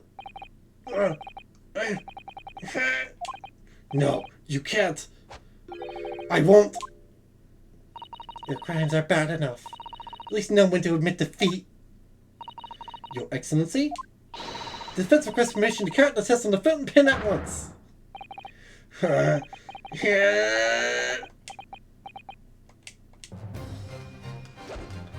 Break the... This isn't my fault! The Emperor drew me to this! Tried to hold this high civilized nation. Focus to every person. Took parts of the right pen. Final service into this is right to the dimensions of Mamina! Susato, with me! There! Yeah! Double Susato takedown. Did I do it right?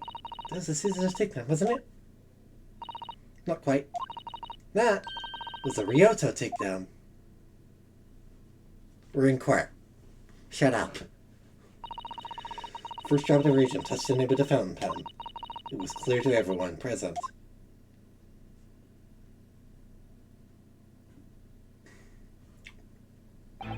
When I saw it there in the lab, the poison, the devil got a hold of me, and decided to do it on a whim.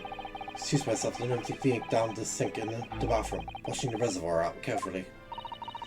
And you waited for an opportunity to suck up some of the poison, didn't you? Into your fountain pen. Yes, that's right. Answer me one thing, Mamino-san. Why did you steal it? For what purpose? Isn't it obvious? To find out what it was made of and expose it in an article. I mean, it was a secret project after all. Too juicy for a journal like me to pass up. Then why did the Englishwoman end up dead? I went into that hut intending to quiz her on the situation, that's all. As a reporter. Known killer, enjoying full freedom. Feigning justice by leaving the country. With a thought about it. And she just laughed in my face! Oh, what's this? A Far Eastern Canaan purporting to practice journalism? Really, you must learn the difference between reporting and listening at doorways. You ignorant plebeian. What did you call me? This country, with its pretensions to a justice system, to a free press, it's really very depressing. See our superior ways in the West, yet you lack the mental capacity to emulate them. Get out of here, you elf. Get out and crawl back into the cave you came from. That's when I remembered about the deadly poison I happened to have in my pen at the time. What a terrible tale. In my head, I knew I should just get out of there as quickly as possible, but I couldn't! I couldn't let her get away with what she'd done, when she clearly had no remorse at all. I suppose it was my journal spirit, getting all fired up.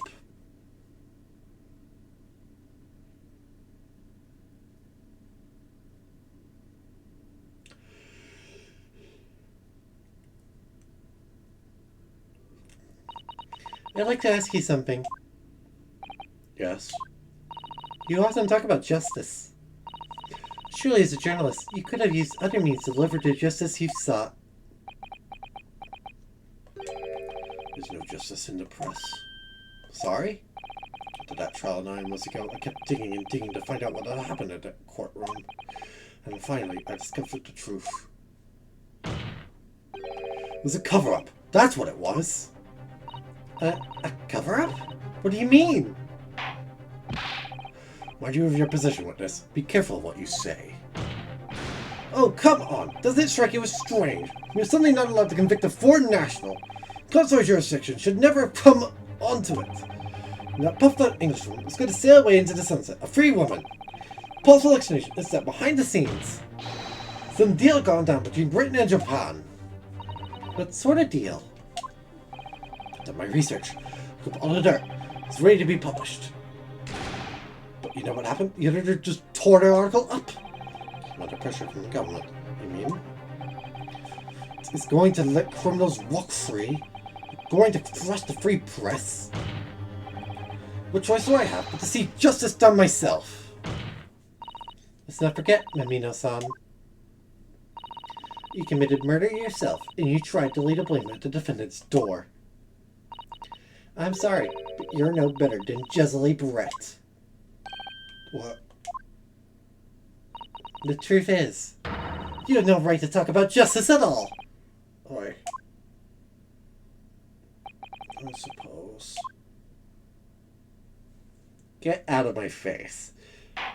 It would appear that we have reached a conclusion in this trial at last. Counsel for the defense, Proprietor Norohono. Oh. Ah, yes. Ahem. Sorry, Your Excellency.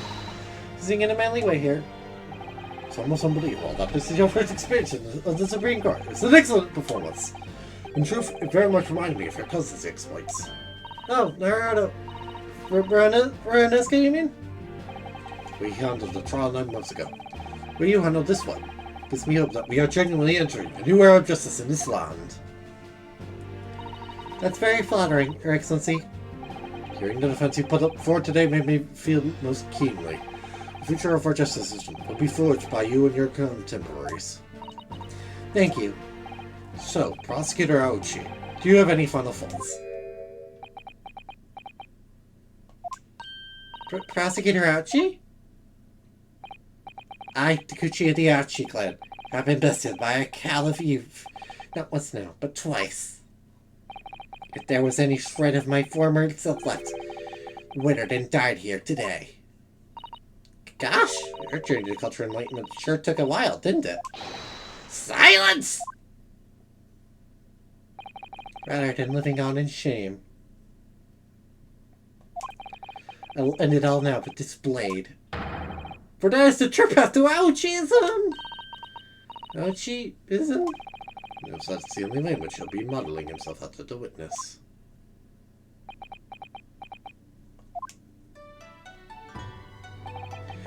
Sprig of my top knot. The time is ripe for farewell. Hope is lost forever. Takuchi.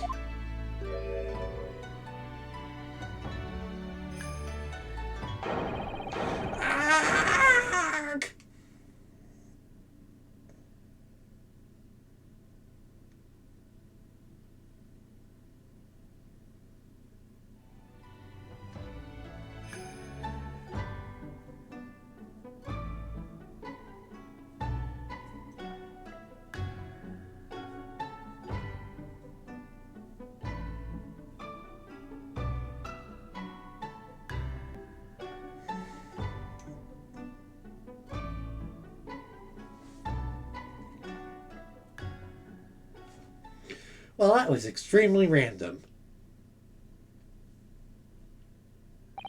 Now, in regard to the defendant, Raymond Mambi-san, Yes, Your Excellency? I've reached my final verdict. I hereby find you not guilty.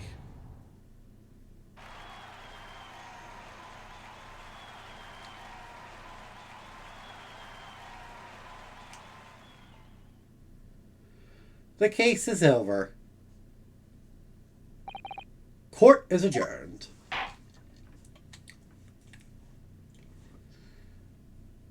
V for victory. Chat. 13th August, 2:48 p.m. Supreme Court of Judicature. Defendants antechamber. Free. It's over. My heart is still pounding in my chest, though. It's all I can do, just to stay standing.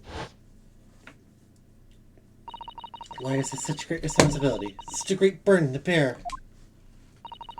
Don't they, Naruhodo-san? Susato! Thank you so much. You were so dashing in there. Ray and Father. Honestly, I'm such a fan thing you've... Oh no, I think I'm going to cry. It wasn't easy, but together we made it. I was on the verge of tears at the end too.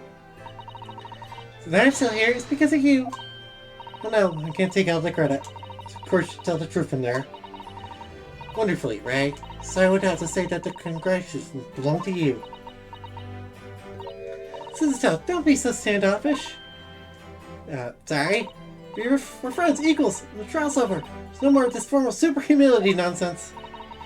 Celebrate with swagger before caution to the wind. Caution to the what? In the greatest offense lawyer, Rattor Naruhodo. I'm taking you out to a milk bar tomorrow. Or something. Alright, I see. I'll, think about it, right? At any rate, we really knocked the wind of that horrid man. It felt so good. Yes, it was satisfying. It really was. Isn't there anybody else we could throw together? I hope you're not looking at me, Ray. Oh, my goodness! No, of course not! Of course not! Ah, there it is at last. Ray's lovely smile. Gay undertones.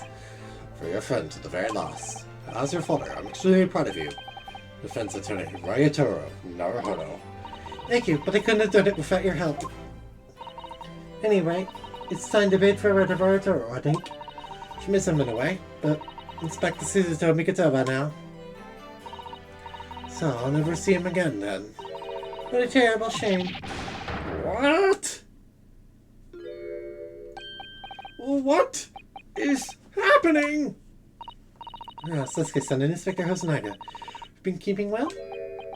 Is that really you? Yes, I had to change my appearance for, well, obvious reasons, I hope. But it's me, Susato Mikitova. I don't. So dashing. So divine. No. Totally dashing. Yes, and definitely divine. Just look at you. I had no idea Miss Susato's son Esquire's, even Locum student Naruhodo's son Esquire's cousin. Instead of she was like an ace attorney. Stop posing. Poor Sasuke-san. So confused. So I remember the first time I ever met him. He was in a prison cell in London. An extraordinary conundrum was that one student from Japan found himself embroiled in. After an Naruhodo's scant and skillful defense of the Old Bailey, his son was free to return to Japan.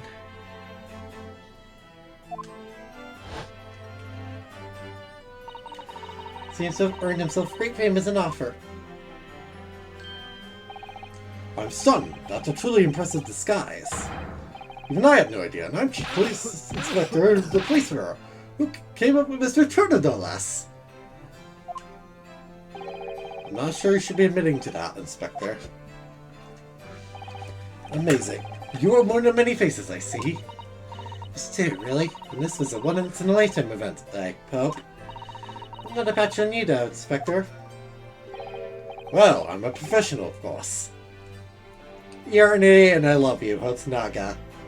I'm sad you're not in many cases in this game, because you are a professional idiot. Do worry about Inspector Hotsunaga sometimes. I really do. 9 months ago, when he appeared here at the Supreme Court to testify, he was undercover, disguised as the head waiter of a restaurant. And then on the steamship to Great Britain, of course, disguised as a sailor to keep us safe on the journey. That didn't help you, did it, Kazuma-sama? From my perspective, I have to admit that I have mixed feelings about all this. I mean, now the truth's been lost forever. What do you mean? Talking about the murder that the Englishwoman committed at the end of last year. Oh, yes, it was an English doctor that she killed, as I understand it. Dr. John H. Wilson, yes. And I invited you to Japan personally. The mystery is, why did she kill him? Now that the culprit herself is dead, we'll probably never know the answer. On the voyage to Great Britain, he had a most unexpected encounter. Mr. Sherlock Sholmes, the great detective, I mean. Yes, I remember Mr. Sholmes well, of course. Oh, my arch-nemesis. How lightly you utter his name. According to the stories published about him in the Adventures of Sherlock Sholmes, once had a partner who helped him solve crimes, a best friend. And that man was an exceptional doctor of medicine, by the name of John H. Wilson. What? Dr. Wilson? Just can't believe that it's a coincidence. I think that the English Dr. Wilson killed here in Japan 9 months ago. And their friend and partner, Mr. Sholmes. That's really true. Then the poor girl won't ever see her beloved father again.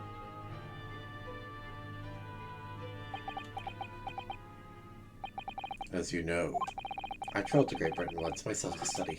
It's around that time you were born. Yes, grandmother told me about it. On returning to Japan, I took up my professorship at the Imperial UA University, so another role as an advisor to the government on diplomatic affairs. Yes, I was aware of that as well. In that case, I'm sure you understand that there are some confidential matters I cannot divulge to you. Could you just tell me one thing? Why did you summon me back to Japan? It's been 2 months now since I've returned. When I left England, it was because an urgent telegram arrived from Japan, that you collapsed with a high fever, and you were growing weaker by the day. What? Where did that news come from? That's what I'd like to know, because after that long sea voyage, I found you in fine health, father. Is there something in Great Britain that you perceived might inconvenience me in some way, or harm me? Well, the only explanation I can think of. Dear me, you reserve your most cutting glares for your father, Susato. I'm sorry, my dear. I simply can't. Ah, here we go!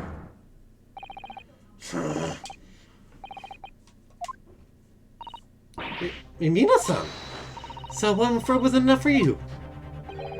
Got one last thing to say before they take me away. Professor. Me? Not the truth! Now you had a hand in what went wrong. Visiting student's fate! Visiting student? Just very Brett, you mean? No, not her. A student of law who left for Great Britain 8 months ago. What? Student of law? He must be Kazama-sama. What are you talking about? What does anything have to do with Kazama-sama? Japan knows anything about it. And the guy never made it to England. But he died on that steamship. And I'll never... Arrgh! Well, I didn't expect to find him in here. What were you officers playing at? Tell me sorry, Your Excellency. Nice Susato takedown, Your Excellency, by the way. Coming to tell you that the rickshaw has arrived, Yushin, and it's a good job I came by. Thank you for dealing with him, and I'll be there shortly. Oh, Your Excellency. The trial's over. I'm not Your Excellency anymore. Merely your father's friend. Sarasho Jigoku. I definitely butchered that. May I say that since I saw you last, you seem to have taken on a more dashing appearance, Susato. Did you know all along when the start of the trial? Jet sees everything, Susato. Couldn't let you take the risk. Sarasho had known and then he'd recognized you. So the word in his ear beforehand. As an old friend. So Sarasho, shall we? Yes, having ruled on that case, we now have various diplomatic issues to address. Here we go, father. Sorry, my dear. We shall have to return to our earlier conversation at a later date. Well done again, both of you. You did it admirably. Thank you so very much. But did you think of my Sarasho sling, eh? It's been a while since I've seen a man flying like that.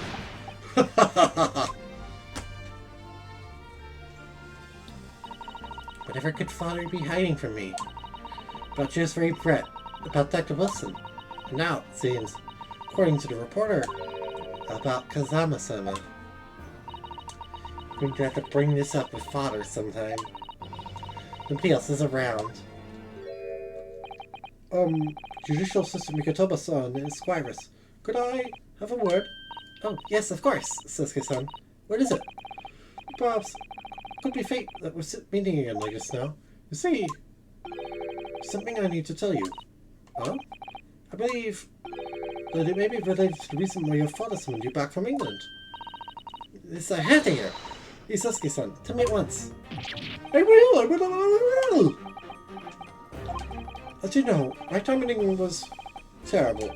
Cursed, I have no doubt. Such awful things I was embroiled in. Thank goodness my local Tsunora Hiro-san and Squire stepped in. To secure my freedom, I couldn't wait to get on a steamship back here to my homeland. Moving to Japan, I submitted a report about my experiences to the Ministry of Foreign Affairs.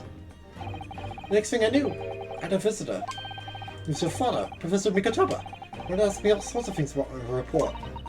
My father? He seemed to be especially taken with a particular part of the report. Well, he left eventually, having thoroughly quizzed me.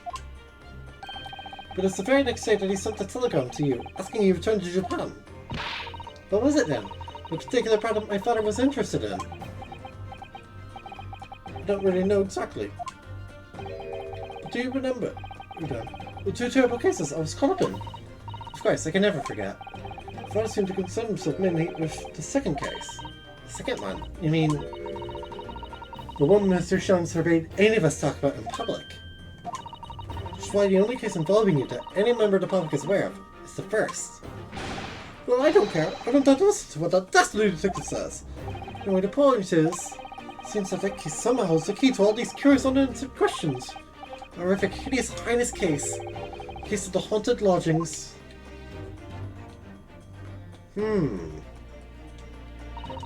Case has somehow caused my father summoned me urgently back to Japan. Whole business is over. See, I was wrong. Perhaps that was only the start. Perhaps that's the story. It's not yet told. We will see what story that is. Soon enough, won't we? So, the mystery of that English woman's death is solved, thank goodness. And having stood in the Supreme Court now, I think I can comprehend a little better. How you must be feeling as you fight for people's freedom in a foreign land, Naruhodo-san.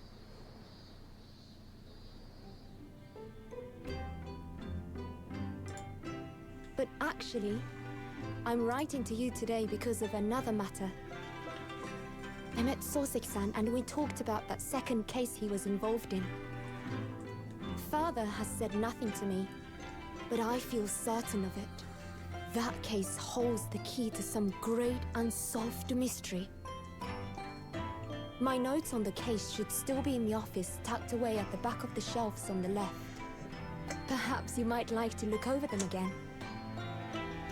Today, for the first time this year, it feels as though summer has arrived. The sky is a brilliant blue. It makes me long to see you again. Yours, Susato.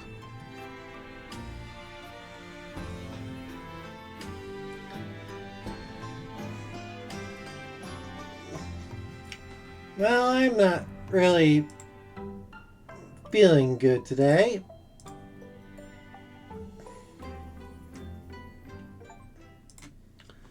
But that was case 1.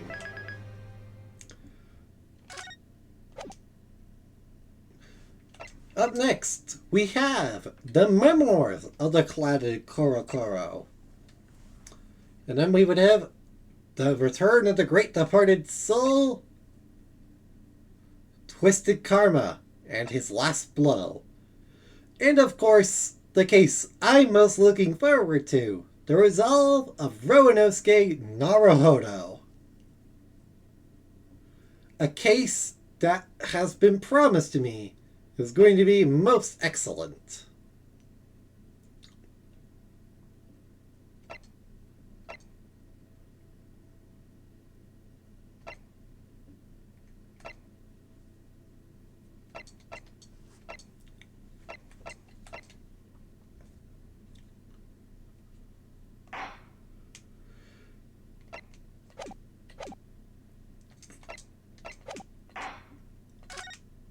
But let's play some of the memoir. Well, let's start.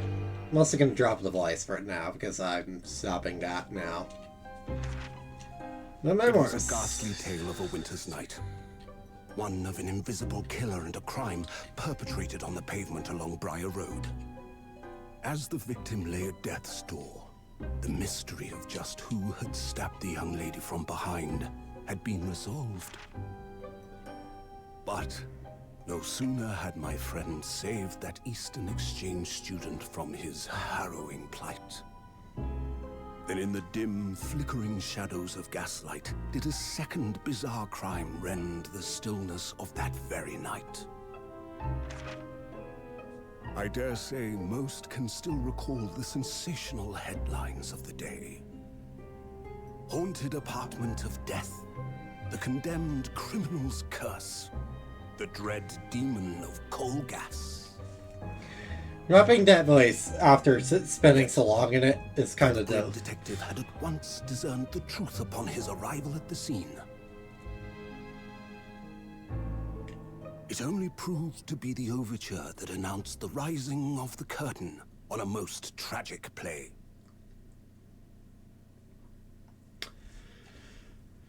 Alright, we're gonna play a little bit of this. My name is Roanosuke Naruhodo. I'm a fledgling lawyer, just starting out my journey. 6 months ago, I arrived on the visiting student of law.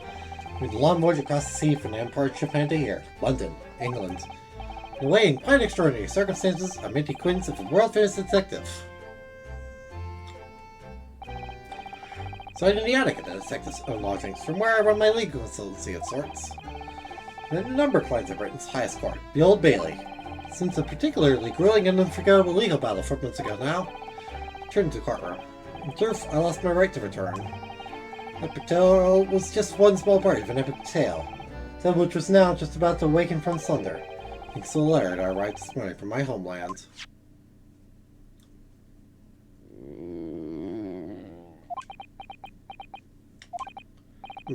What a delicious smell, wafting up from the stairs. You near the time for breakfast. Better go down to Mr. Chum's suite and say good morning to the great detective and his flatmate. Hello, Iris. Hello, Sholmes. Pretty August, 7:28 a.m. Sholmes suite. Ah, Reno, good. Shift's about to call out to you. The bacon's ready. Good morning, Iris. Smells delicious as usual. Wait, though, I have some news. I have a surprise this morning. Shh, not another word, Mr. Naruto. This could be just a too thing for my pre-breakfast stagnation repelling mental stimulation, my dear fellow.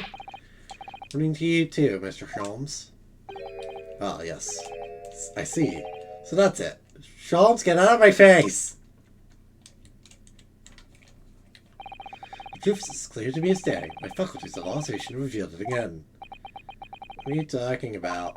You, Mr. Naruto, you have, this very morning, was surprise. Well, is that not the case? Really, my dear fellow, it barely warrants explanation. Firstly, your hair is particularly unkempt, so it renders under the bird's nest. Secondly, you have neglected to fasten the third button of your jacket. Clearly, when considering together, these two facts point to you having been flustered this morning. Can I talk now? Of course, of course. I don't look for admiration, you understand? Thanks, Sholmes. My hair always looks like this. Since I first met you. Oh. Oh, it has? And the button was ripped off last night, if you remember? By you. Really pulled your button off. Ah yes, I recall the incident now. That was not the stepper, was it not? Evening of us, I picked up my violin and began to play the wailing notes of a haunting tune. Then, to my utter dismay, foot string snapped. Why did that happen? Why? I wondered, and in my vexation, I grabbed the first button I saw and ripped it from its proper place. Get back now, please. I'm traveling me that I can't fasten my jacket. I'm quickly to know where it is. Somewhere thereabouts on the floor, one presumes. Awful. What matters at the present time, my dear fellow, is simply whether or not my deduction was unerring. Hurley, Bruno said it when he came in, didn't he? I had a surprise this morning. Well, that really is a surprise. Yes, this man is the pride of the British Empire, the famous consulting detective, Mr. Herlock Sholmes. Person in the world who doesn't know his name. He's also an idiot. My idiot. Then enough of this silly conversation. Come and eat this bacon before it goes cold. Now you've made me hungry, Iris.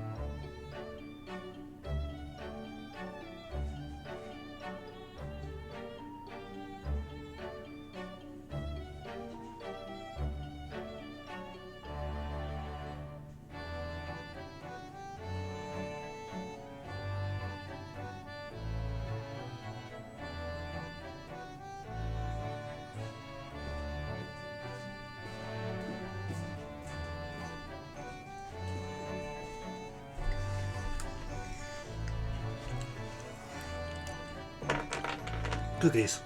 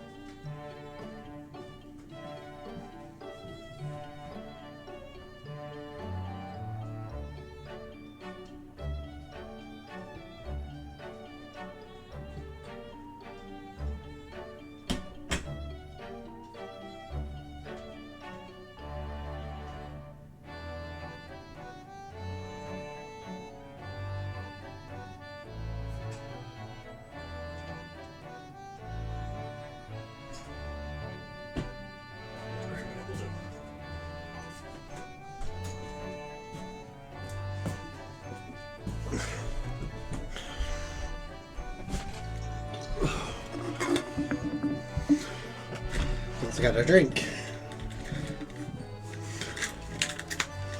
Ow. And I have a new herbal tea for you to try too. Well, special blend. Ow.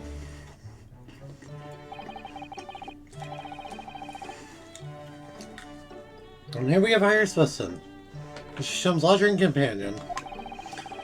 Young girl, who's the author of a high serialization here in London. Published in Rance magazine.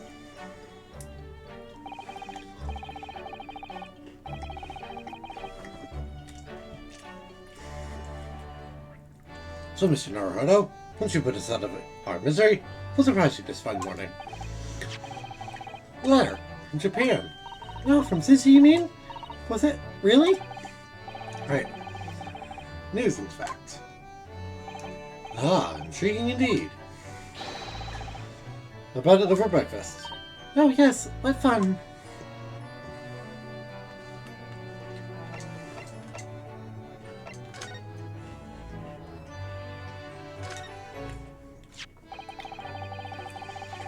This morning, my International Post. Oh, how lovely. Look at this beautiful writing. I could read it. And how's your judicial system faring, may I ask? Very well, thank you. In fact, according to what she's written,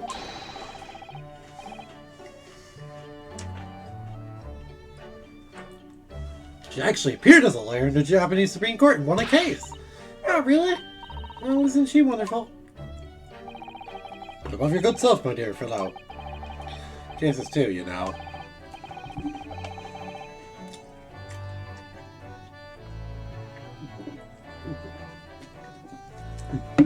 Apparently, Mr. Natsume appeared in the trial as a witness. Natsume? No, I don't recall that name. Dude, we held that man twice! You know, in those 2 cases that took place on Briar Road 6 months ago. Ah, the mustache twitchy man, with the somewhat feline eyes and the mustache. He didn't have 2 mustaches, Harley.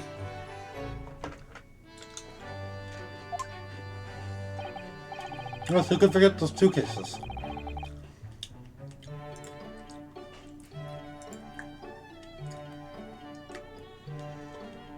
They made a very deep impression on me. So I must confess, the details are a little hazy now. Deep impression they made on you. Clearly.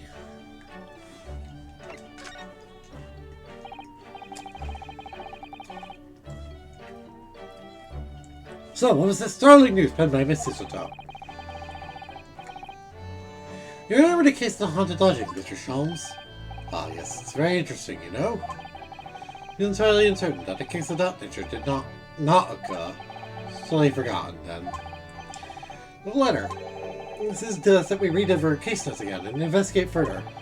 Well, it took place half a year ago. For what purpose? So we said to her, apparently. But the real reason why she was called back to Japan so suddenly might have something to do with that case of the haunted lodgings. Oh? Sume's returned to Japan, but Suzu's father questioned him about the case, she says. Sume said appeared to trouble Professor Mikotoba, prompting him to send that telegram. Oh, that case, yes. It was very strange, wasn't it? Yes. And I compiled the whole story into a nice, neat manuscript ready for publication, too. Really, it was all funny about it, remember? It's very mean. The story must not be published, she said. Very mysteriously as well. Really, I said that. Very sure. Just know something about it as well, Mr. Sholmes. Suddenly told 4 months ago that she had to return to Japan?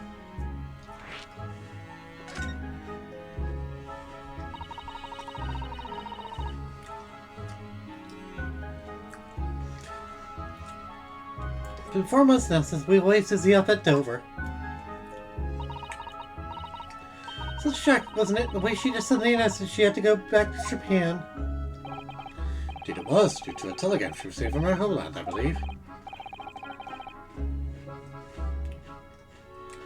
That's right, telling her to return urgently. It's because her father had passed away. No, just said he was suffering from a high fever, the cause of which was unknown. He's not dead. Letter. At least about her father's fever was just a ruse. A ruse? He lied to her so she'd make the voyage back home? Why would he do that? I have to admit, I have absolutely no idea. It's almost certainly related to the case of haunted lodgings.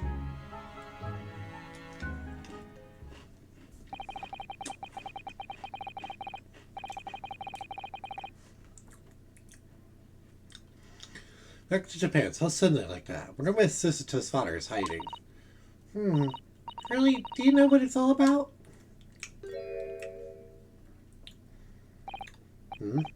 Well, who can say? What? But you said... Please, I have engagements to do. Hello, my calendar's quite surprisingly full today. Being announced is the matter would be excessive, I feel, even if I were quite at leisure. So, when's for my what are you honest? I will, Harley, don't worry. See you later.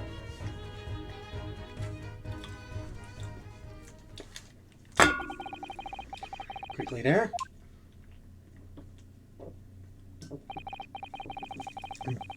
Isn't the only person hiding something here.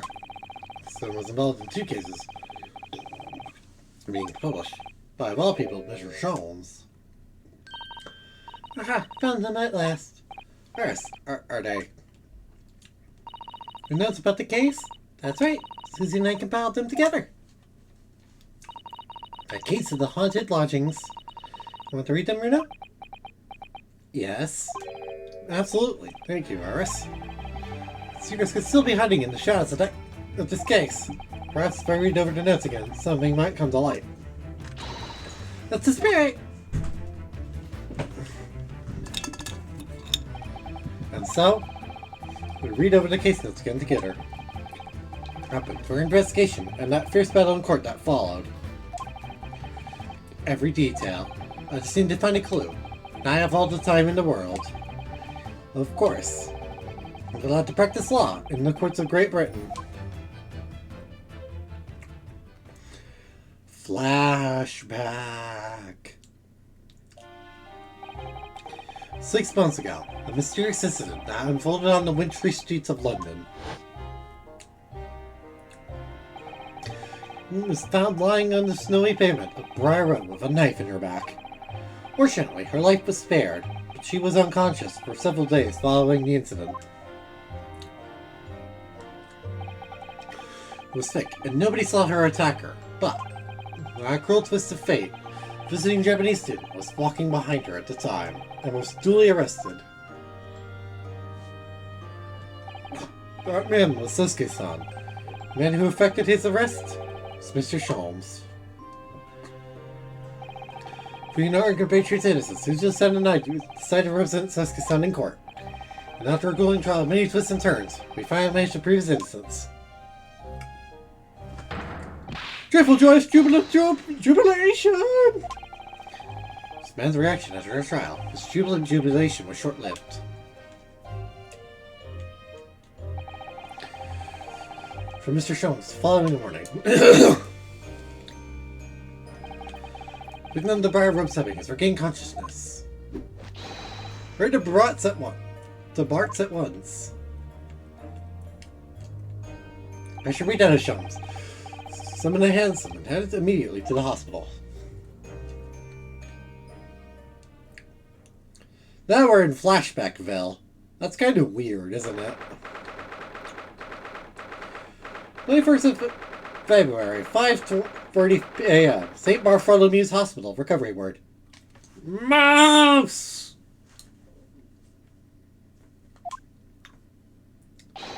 There you are at last!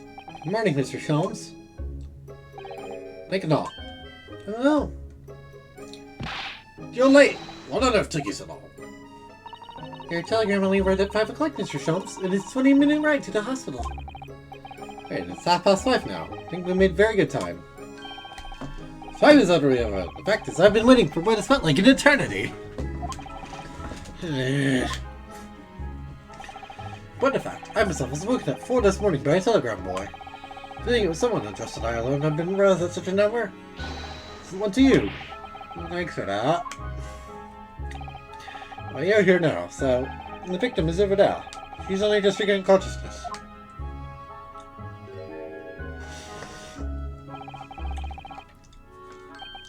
And I shall observe from here.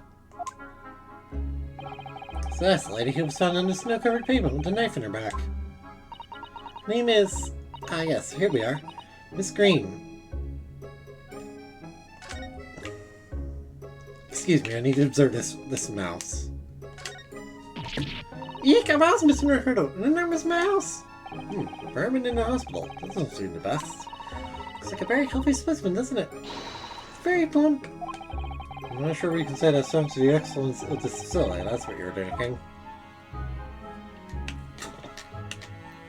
Look at this mouse. Look at how cute he is. He is so damn cute. Good morning.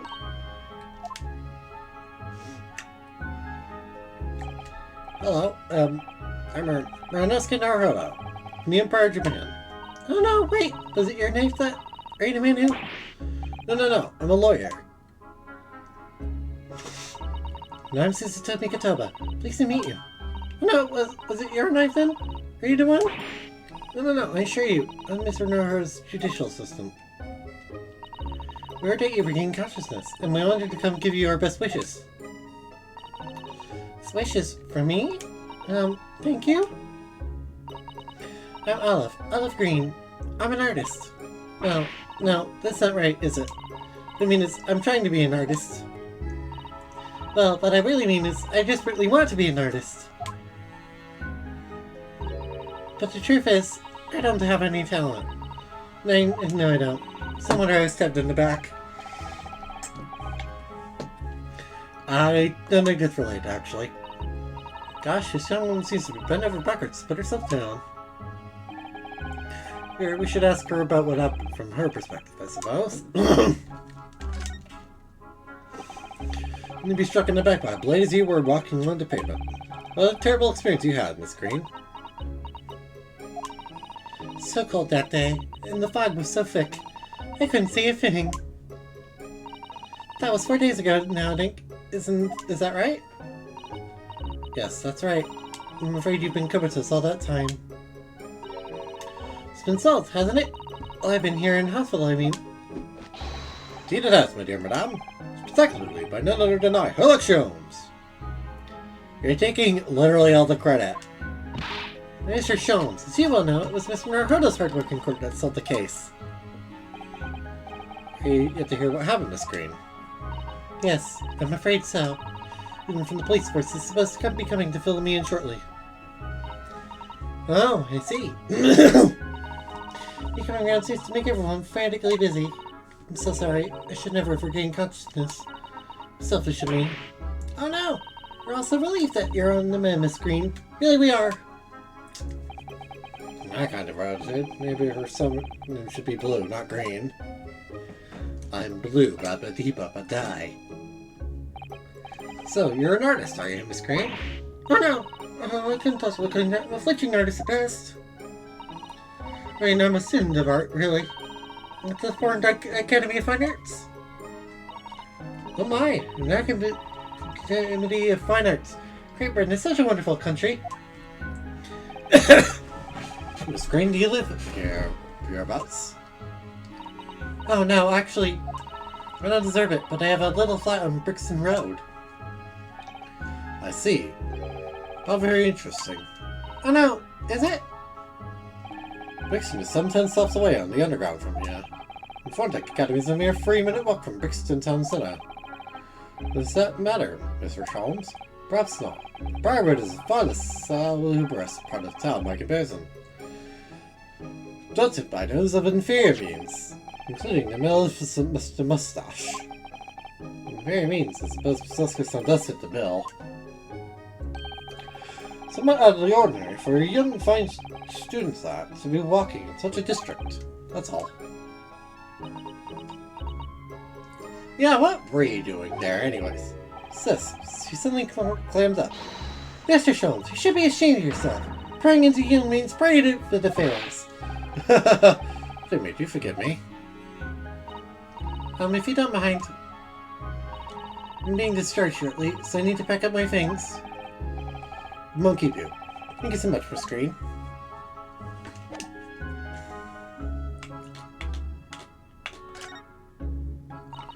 Must be a bag of Miss Green's personal belongings. Brought directly here after she was found stabbed on the pavement, though. Expect a friend of a family member probably bought some things for her. What's inside? Well, isn't that one? No, Mr. Naruto. Miss Never scrutinizes young maiden's personal belongings. Chocolates, or biscuits, or caramel.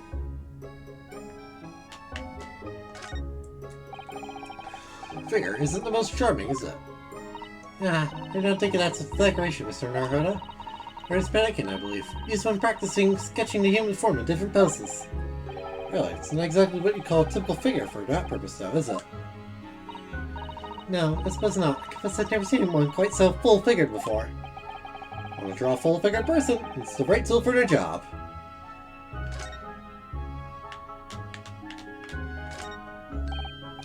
Look, there's a photograph in this frame here.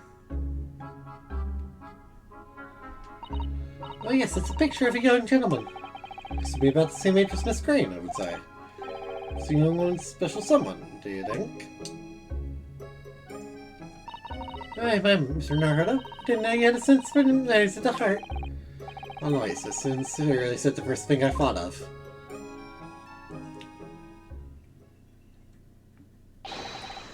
Mr. Narufoda in here? Mr. Narufoda! Narufoda now? If you're looking for Naruhoda, the lawyer, that's me, but... Ah, Mr. Narufoda, good! This is for you! From Mr. Saucy Nutsmeg. A Mr. Saucy Nutsmeg? What? Mr. Natsume? Somebody said oh. Natsume. Why would a policeman be delivering a message from Mr. Natsume? What's going on? What's Scotland Yard Constable doing playing delivery boy at this time in the morning? Arg, what are you waiting for? Let me see that. Oh. Well, this is most unexpected. Well, Mr. Sholmes? Something wrong, Mr. Sholmes, he says. Have you not seen the note? This note? Oh, how could I have? It would seem that London's criminals have no intention of letting the great detective rest. New case calls. A case of murder, no less. Most of all at once. Murder? Call a cab. Time is of the essence. But the trouble is, we have to read Mr. Natsume's note. I was thinking we ought to pay him a visit in his lodgings, as we did. That will be entirely convenient. Convenient? What do you mean? It's all here in the note, my dear fellows. Here we must investigate. To took place at Mr. Mustache's lodgings. Wait, what? Hell, fear, say it once.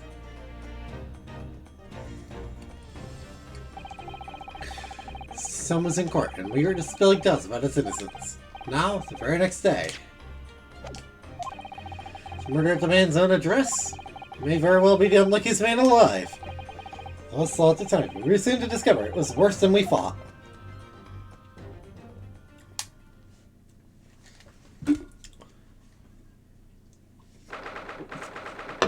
February 13 a.m. Mr. Natsume's lodgings.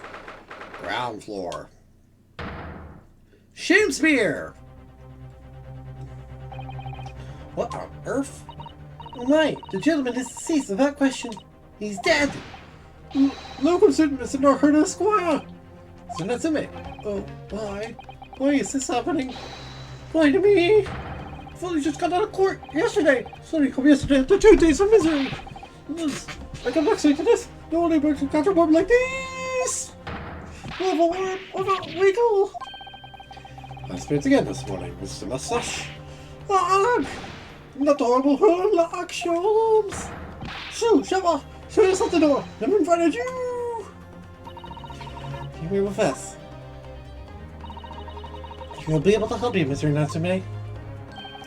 It's at your disposal, Mr. Mustache. What can I do you for? Yeah. Here they are, already. The busybodies. Ah, Inspector Gregson. What a pleasant surprise. Pleasant, is it? Gives me heartburn every time I see your face at a crime scene, Jones. Ah, what it is, Inspector. Your heartburn is a result of your excessive consumption of fried food. Good morning, Inspector. This is a crime scene. Don't you go touching anything. Morning to you too, sunshine.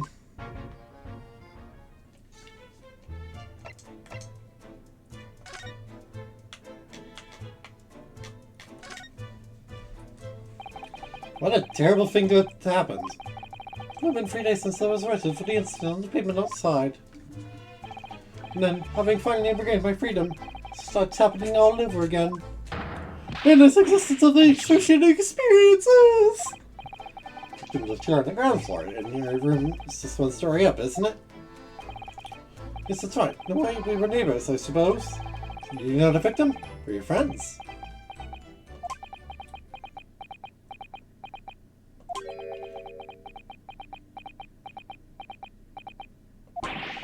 What's the matter with Sasuke-san now? This was an innocent enough question, wasn't it? Or is he so shaken by it?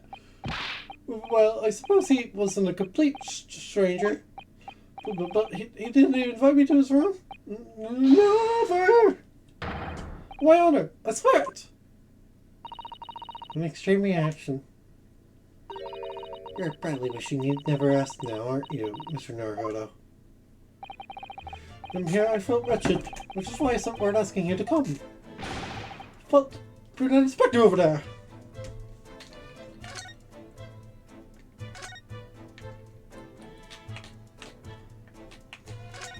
We're not gonna get anywhere. Inspector, what was the victim's name? Who was he? Mr. William Shakespeare. He was a lodger here. As you can probably tell, he was an actor. A bit of a dead loss, as it happens, or just dead. Mr. Shakespeare. Landlord, old Mr. Gardep and the other lodger, Mr. Natsume, who found him. The old fellow didn't rise his ears off, so Gardep got word and kicked the door down. Doesn't Mr. Gardep have a bad leg? Ah, yeah, you're right there. It's that jittery Japanese hunchback over there who actually did the kicking. Really, Sasuke-san. Pretty hard up, it seems. Even done some time inside for petty crimes. No money, no place to go, and no friends. For the people in this house. Miserable life, and miserable end to it. Well, what exactly is Mr. Natsume still doing here? He's involved in the investigation, so shouldn't you have been sent away for the crime? Scene? But I'm not saying it's because the fellow looks odd or anything, or that he acts suspicious. It would be prudent to take a statement from the cohabiter. You said culprit there, didn't you? Oh dear. Mr. Natsume appears to be under suspicion again. This just come across as such an odd fellow, doesn't he? Poor man. Unfortunate. Anyway, I can't say much until the coroner gets here. Don't think the fella's been a goner that long. But I still warm. A lot. I don't think I could bring myself to touch a dead body. Sholmes, what the hell are you doing? Mr. Sholmes, what are you doing? Ah, you need only observe to know it, my dear fellow. Investigating, naturally. You're posing. Nothing natural about that pose. Mr. Sholmes, have you made some miraculous discovery? Patience, my dear madame. Patience. We have not been here in this room 5 minutes. So far, all I've managed to deduce. So what actually happened? My goodness! But isn't that everything we need to know, Mr. Sholmes? Now that you propose the idea, I believe one could indeed see it that way. I managed to draw 2 inconceivable conclusions. First, that there was a physical struggle here last night, which the victim fought for his life. Ah! Ah! Natsumi, what's wrong? Something that Mr. Sholmes said significant somehow. No, don't mind me. Figured I was here.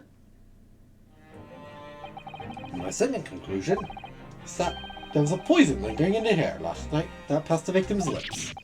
Nonsense! Right, Mr. Natsume, why are you reacting so extremely to Mr. Sholmes' deductions? No, please. Pretend I'm not here. Invisible, ineffable, inscrutable, insignificant. Possible to ignore. You must tell us everything, Mr. Sholmes. Spare no detail.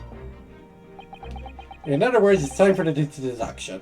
Of course, let the theatrical tragedy before us be unraveled by my great deductions. Did you, for your pleasure in 2 acts. She was standing great deductions to Mr. Sholmes in the past, but that this will be no exception. But miracles will unfold before our eyes this time.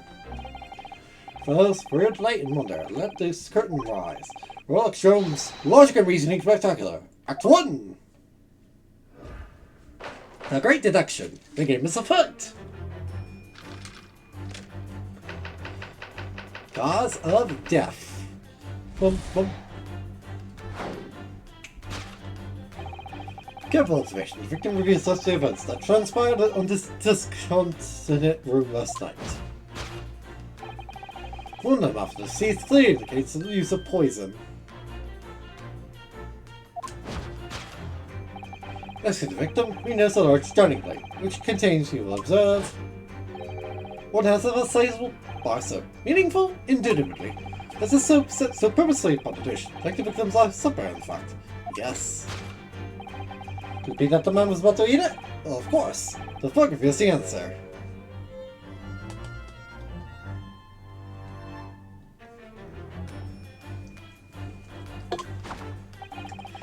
The young man's appetite was his undoing. Taking up arms in the form of his colleague, the victim engaged in a deadly battle for his life. Against his hunger was in vain, for in the end he couldn't resist devouring the slippery feast. His foul purpose was smashed by foul poison. Yes, the victim's life was claimed by poison that tainted the contents of the plate. Soap and a ladder about the young man's mouth are too perfectly matched to ignore. This was clearly intoxication due to excessive ingestion of foul soap. Though personally, I have a greater interest in the taste of foul candlewax, of course. You're an idiot.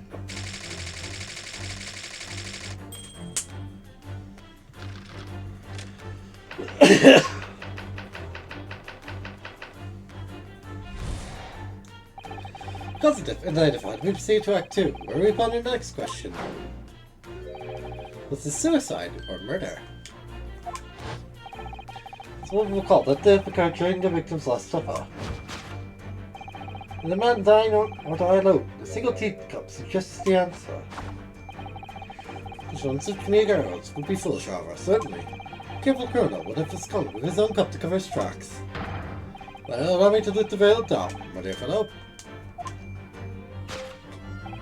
Indeed, what reveals the answer, of course, is the broken lock. If you're full serpent now, at the time of the incident, this door was locked. And this lock was in the victim's pocket. In other words, when the victim consumed the poison, he must have been alone. One of his inferior soap, from whence he wafted in an inferior scent. Though the acrid aroma lingered in the air, the victim met his end, in a tragic solitude. He can take comfort only in the fact that his soul was well cleansed on the way to the hereafter.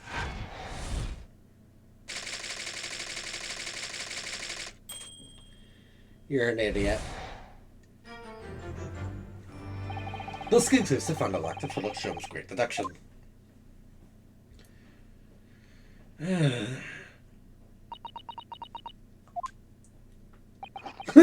Gregson is like, I was an idiot. There's just one thing, Mr. Sholmes. You're disposed to identifying just one thing, aren't you, Mr. Naruto? Pray, what concerns you? No matter how hungry he was, do you really think the man would have eaten soap? It's quite apparent that this man had barely a penny to his name.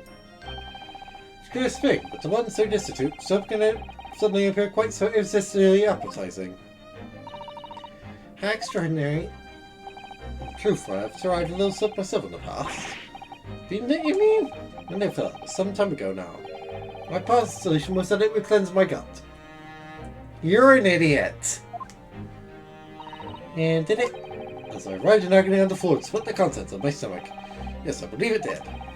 This taught me a valuable lesson. Soap is quite poisonous. It doesn't taste and leads to great discomfort. In summary, I cannot recommend it.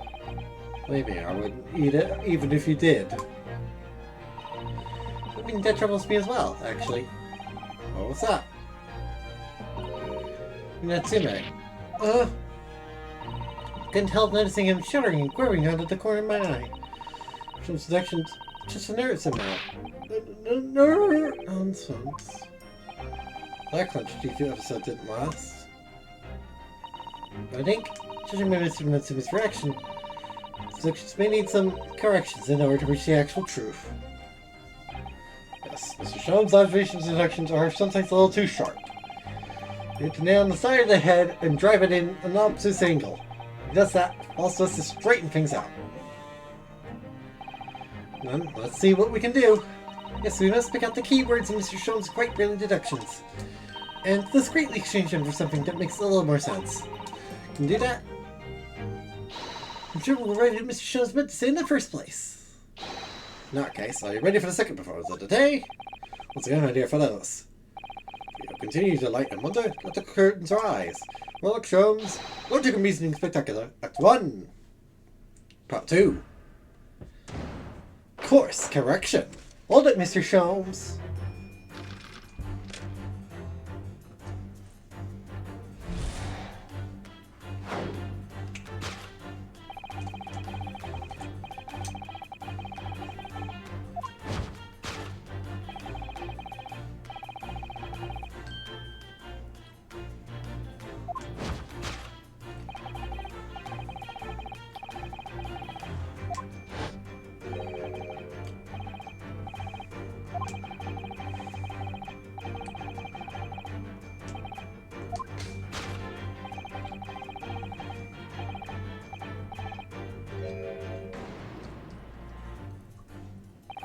Well, you can't deny that the fork implanted him was eating something, or about to eat something. That's true. For the city to eat some soap, I should prefer to use a fork than an attempt to eat it with chopsticks. Only half the bar soap was left on the plate. But might there not be some other explanation? Sure, that proves whether or not the man really ate some soap.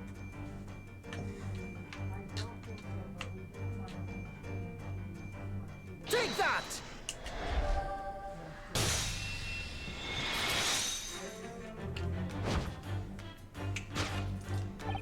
Could it be that the man was about to eat it? Of course, the other piece of soap reveals the answer. Being the other half of the soap on the table, it showed the victim was not eating soap at all. It's obvious, really. I know that so hunger could drive any man to attempt to eat soap. Even I, from my unquenchable thirst for practical knowledge, took only a single bite. It's a question of how the man was poisoned, because there's no sign of any food on the table. Observation, Mr. Naruto. Will not finish us with the answer we seek. The victim's life was claimed by poison, obtained in the contents of the plate. Jones is still pushing the soap argument, then. Suggesting the man lick the soap rather than eat it. Soap in London is that poison, so I don't think I want to be washing my hands with it. So there any food in this room at all? Of course, food isn't the only thing that passes people's lips, is it? Take that! It's the teacup, obviously. Yes, the victim's life was claimed by the poison that tainted the teacup. Indeed, cups have been the vessel of choice for practicing poisoners over the centuries. It appeared that this victim drank every last drop. Sign of food anywhere in the room. Which leads us to the immutable conclusion. So the death was clearly intoxication due to the ingestion of poison contained in this teacup.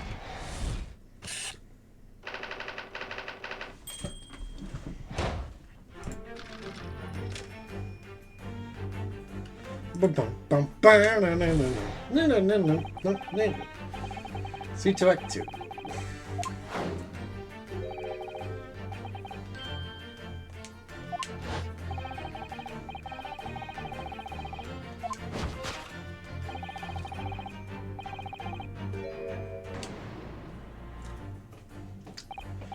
The Western vessel for infused hot drinks again. It's already featured heavily in our introduction so far. I could mention that shortly before his death, Mr. Shamsy was having a drink of tea.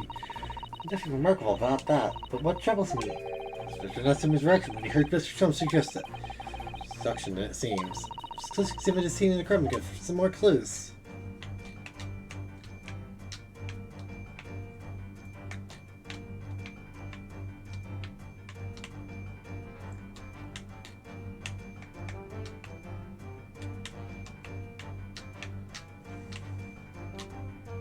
Take that!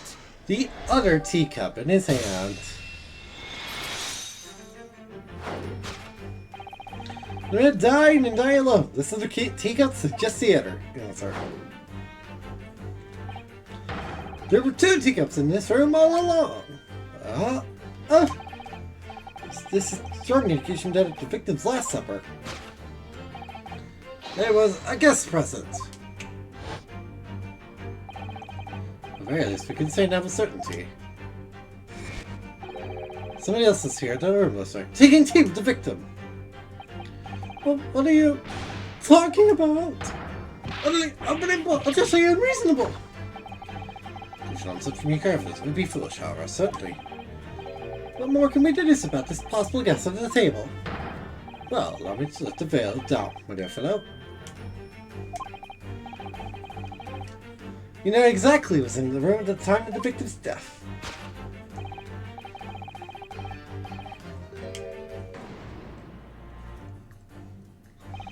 Not sure I like where this seduction is going now. It's too late to go back onto the Alcon days of eating too much soap. Guess who was here last night when the victim passed away is something I have a very bad feeling about. You can't ignore the truth, Mr. Naruhodo. Suppose not. Time to look around again.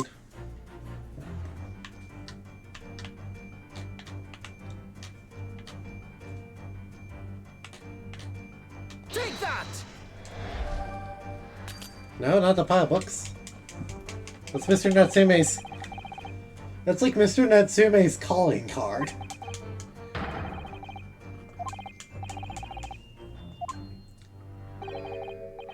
Naruhodo, what a sprinkling of faces such as yet clearly, and in other words, will not fool anyone. So you're using terms. And more fool you!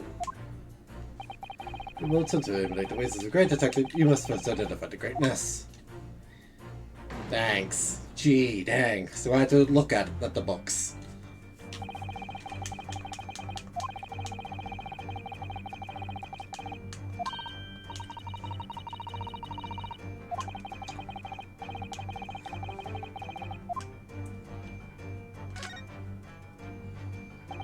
First glance, it seems that the only things in this room are makeshift stage and costumes. These three books initially. They are, let's see, the titles read Sure of Monsieur Lecoq, Canterbury Yearnings, and Meal for Capra. Wait, I'm sure I've heard those titles before. Could just be an incredible coincidence, but they're the exact same three books that Mr. Natsume purchased the other day. What? Yes, on the day of the unfortunate incident when Miss Green was stabbed. Just been to the bookshop and brought them. That's right. So in the room with the victim. So we've been here before. What does this mean, do you think? I really don't know what to make of it.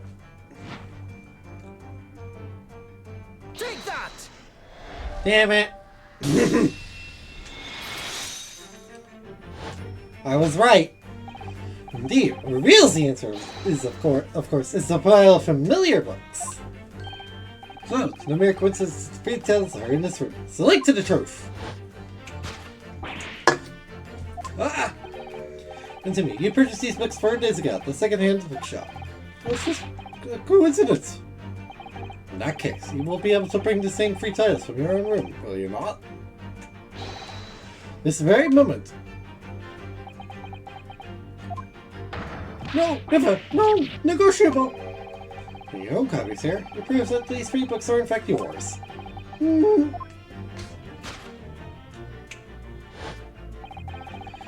But 4 days ago, returning you to your lodgings, you were arrested the very next day. Conceivably, you brought the books here on that evening, but you never mentioned that. In other words, you could only have brought these free books here to the victim's room.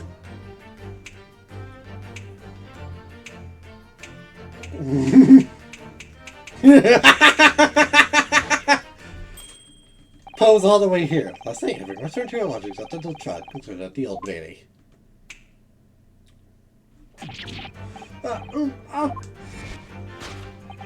In short, there is only one possible conclusion. The victim died here in this room last night as a result of poisoning. Same night, the victim had a visitor.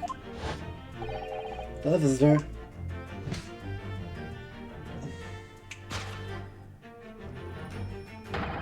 Was you, Mr. Sasuke Natsume. I think this is unlocked for Luxion's graded deduction.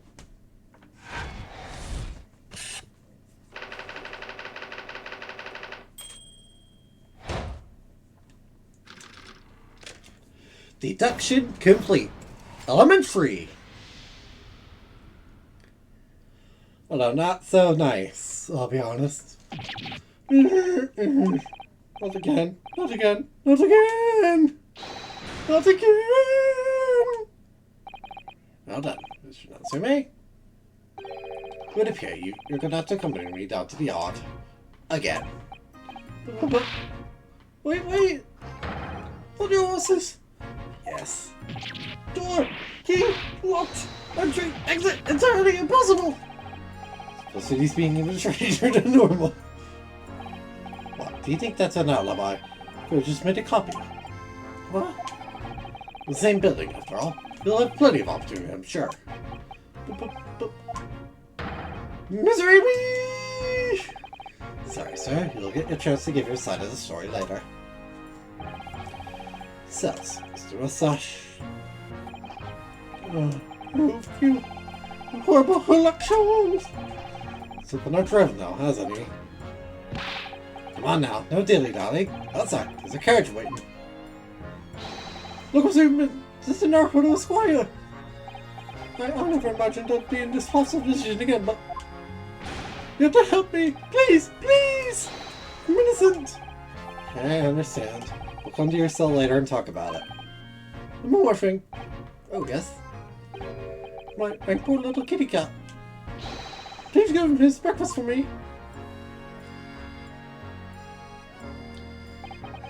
And so, his evil curse still apparently unbroken. Susato found himself once more, again the prime suspect in a case of murder. Thanks to the incriminating deduction of the great detective. And if it out, that honor belongs to you. Thanks. At least that means Inspector Riggs is no longer here. Examine the crime scene in more detail now. Yes, that's right. And of course, what? Have you forgotten what the inspector mentioned before? Remember, Mr. Garrett discovered Mr. Shakespeare. Ah, Mr. John Garrett, yes. Found him in his sitting room on the top floor as usual. Let's go and talk to him later then.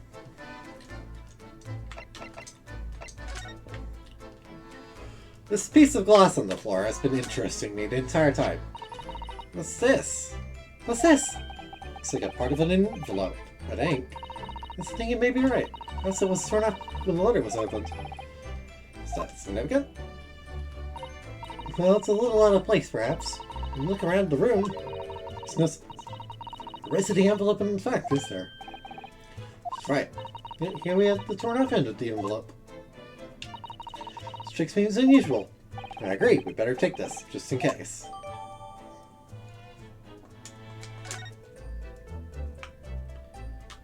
Is that hat not familiar?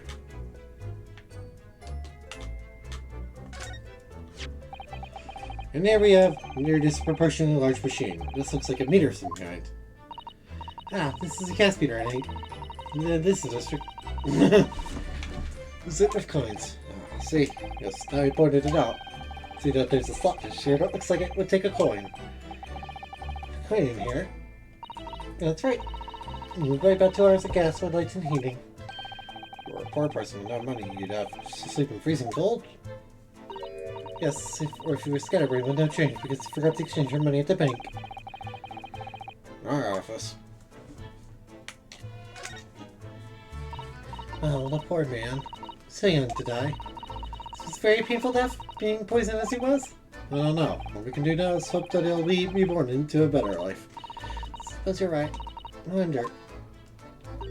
Do you think that putting our hands together in a Japanese prayer will help a British soul? Sorry? Made sure I had a reference that's ready for just such an occasion like this, actually. Look, it's entitled The Beginner Guide to Praying for the Departed, the British Way. Reread it now. One moment. There's quite a spot in that book, isn't there?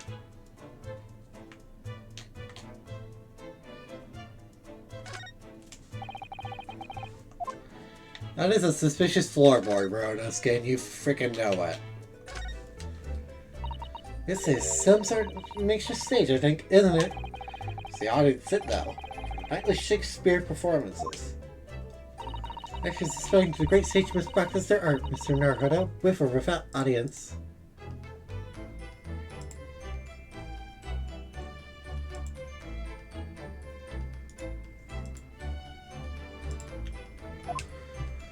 In fact, on a related note, perhaps you should set up a mock bench for the defense in your offense. What? Then you can practice your art every single day. You're an idiot. I'll think about it if you promise to don a beard and play the role of judge. Well, if that would help you achieve your goal. This I have to say.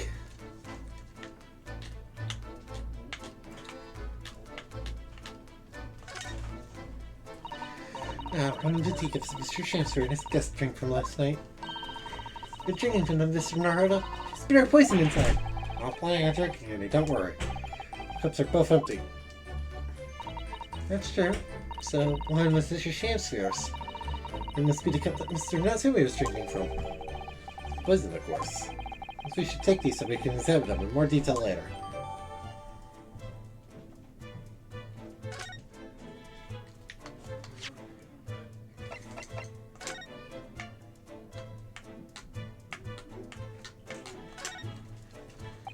Whoever opened this envelope didn't bother with a letter opener or scissors, did they? Yes, whoever opened it was clear someone with an unrefined temperament. Judging from the angle of the rip here, the person in question must have been right-handed. Susato, like perhaps someone's reading too much of the Adventures of Sherlock Holmes. Read too much of it, Mr. Naruto. Never.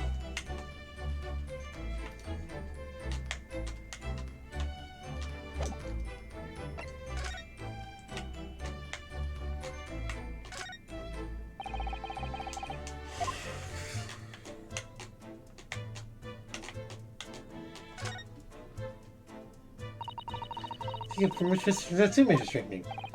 And the other one, the inside of the cup is completely clean. Those who must have drank the contents before the tea had a chance to leave it mark. It's on too. Sorry, Mr. Naruto. Just a little by little, it goes cold. Clearly I shall have to instruct you in the proper way to take tea.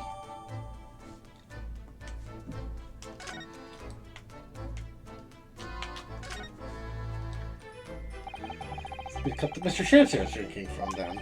Stained on the inside. So I'm afraid, even green tea. Oh, really? Never noticed it before. Never noticed? Well, I'd never leave it in a cup long enough to leave a mark. But to gulp it down. You'd see what's on. That's Japanese way, isn't it? Oh dear. So many people seem to have the wrong idea about our culture. Most of them are Japanese. Anything else? Nope.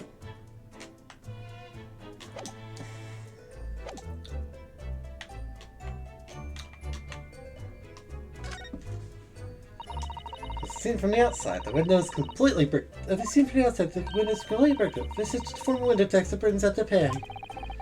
Things they used to tax from Great Britain. People pay for the number of windows they have to the property. It's extraordinary. Sir, ranking think of the poor having to block up their windows just to avoid an unaffordable tax. Oh, was it Miss Susato?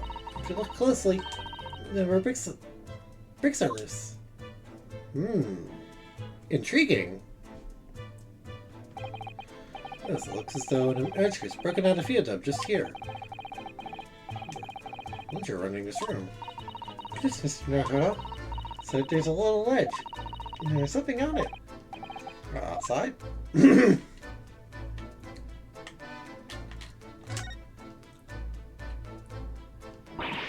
Brr, it's so cold outside. I can feel it through the scab. Snow last night really cold. Importantly, what is it on the ledge out there? What are those snow-covered lumps? It's more bars of soap. Soap? What are bars of soap doing lined up on the ledge outside the window? I have no idea. Random look rather charming like that. Still, that's very strange, isn't it? Bars of soap lined up outside the window. We should take one. There are two after all. Oh dear. I suppose we could. Oh, what's this? Look here at the soap. Ah. You see, in the middle there, it's a patch that's all different color. It's sort of transparent, but there's a design, I suppose. I mean, Great Britain. Looks like they hit a Mora flag in Japan, doesn't it? How wonderful. Very expensive brand. Expensive? And what's it doing in this ramshackle old room?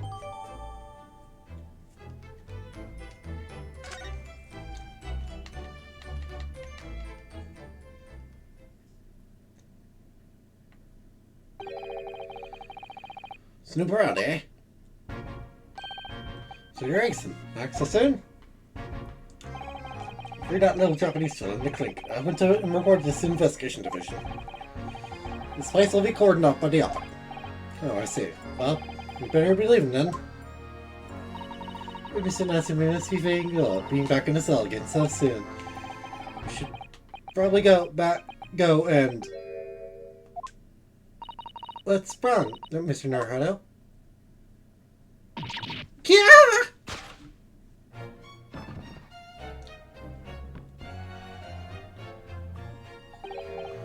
Out! Brief candle! Lies for the walking shadow! A poor player! That's Johnson Fred's his hour about the stage! There was hope no more! Now, how soon if the next part? It is a tale told by an idiot, full of sun and fury, signifying nothing. Indeed! Oh, happy day!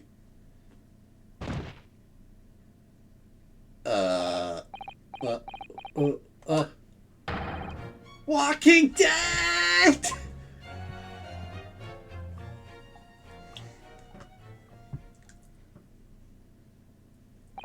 The fellow isn't dead at all? What was that nonsense he was saying, though? I think, yes, it was from William Shakespeare's Macbeth. Locally from Act 5, Scene 5. Shakespeare. So it was that the victim, Mr. William Shakespeare, came back to life. Man had indeed been poisoned. It transpired that it hadn't killed him. Being by emergency carried to a nearby hospital for treatment. Inspector Gregson evicted us from the scene of the crime. Whatever that now was.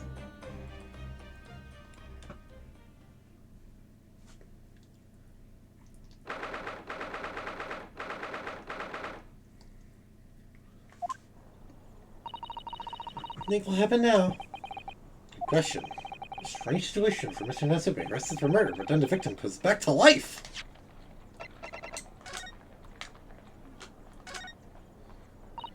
Part of it's different color. This is a design, isn't it? Just wish to turn a boring bar soap into something special. I like it. It's made a Hinamura design as a Japanese flag. Expensive soap. It doesn't seem likely, given who it belongs to.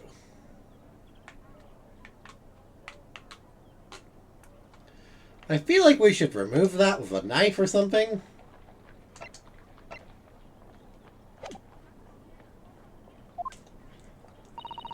Perhaps the victim was never dead in the first place. Very likely that Mr. Shansu did consume poison as we deduced. But it was an accident, attempted suicide, or attempted murder?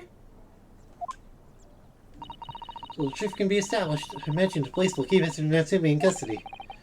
So, let's hope it doesn't come to anything more than a night in the cells. Oh, what's this? And doing over there? Looks like he's trying to see into Sasuke-san's lodgings. Excuse me, could we have a word? Ah!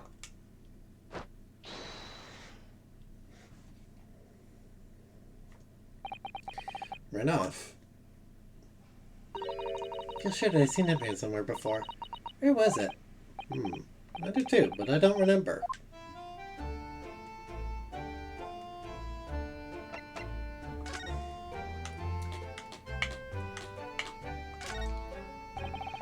Station at the top floor, where Mr. and Mrs. Scaredip live, all the windows are bricked up. That's because the little window tax was charged with the number of windows the property had. Tax the poor members of society filled in the number of their windows. This has been abolished, hasn't it? The windows can all be opened up again, surely. It would appear that the residents of this district can't afford to pay to have the work done. It is a sad state of affairs. Particularly for people like poor Mr. Natsume.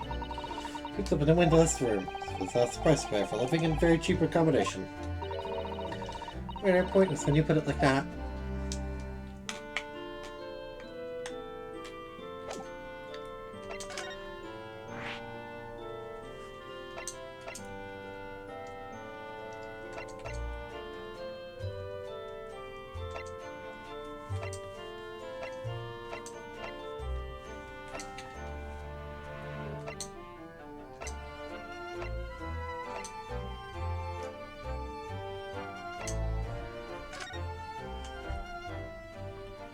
Mr. Garrity, yet again we meet yet again.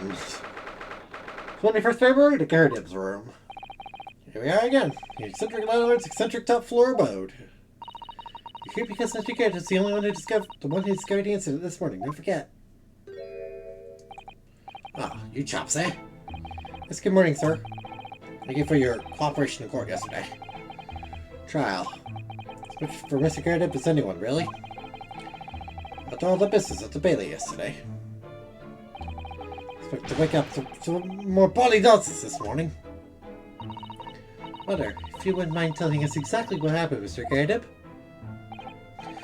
Suppose you'd like to know all about that dead loss of a doctor chop in the ground floor room. Inspector Gregson's words, weren't they?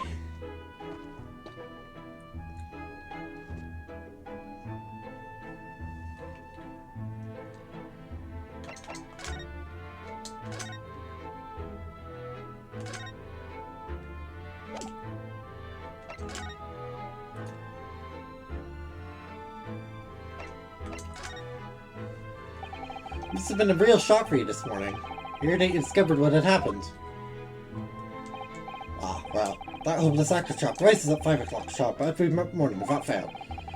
This morning he still hadn't lit the gas. And then I knocked on his door. Nobody answered. That's when you broke into his room by kicking down the door? Well, I called on that rum-looking Japanese chap to do the grunt work, of course. Little premature to kick the door down? Man could have just overslept by half an hour. Very true, Mr. Naruto. Pretty minutes is oversleeping weren't in such behavior. Kick your door down every morning. Well, you know, better to be safe than sorry and all that. You see avoiding our gaze now all of a sudden. That it was a sorry situation indeed that you found at the far side of the door.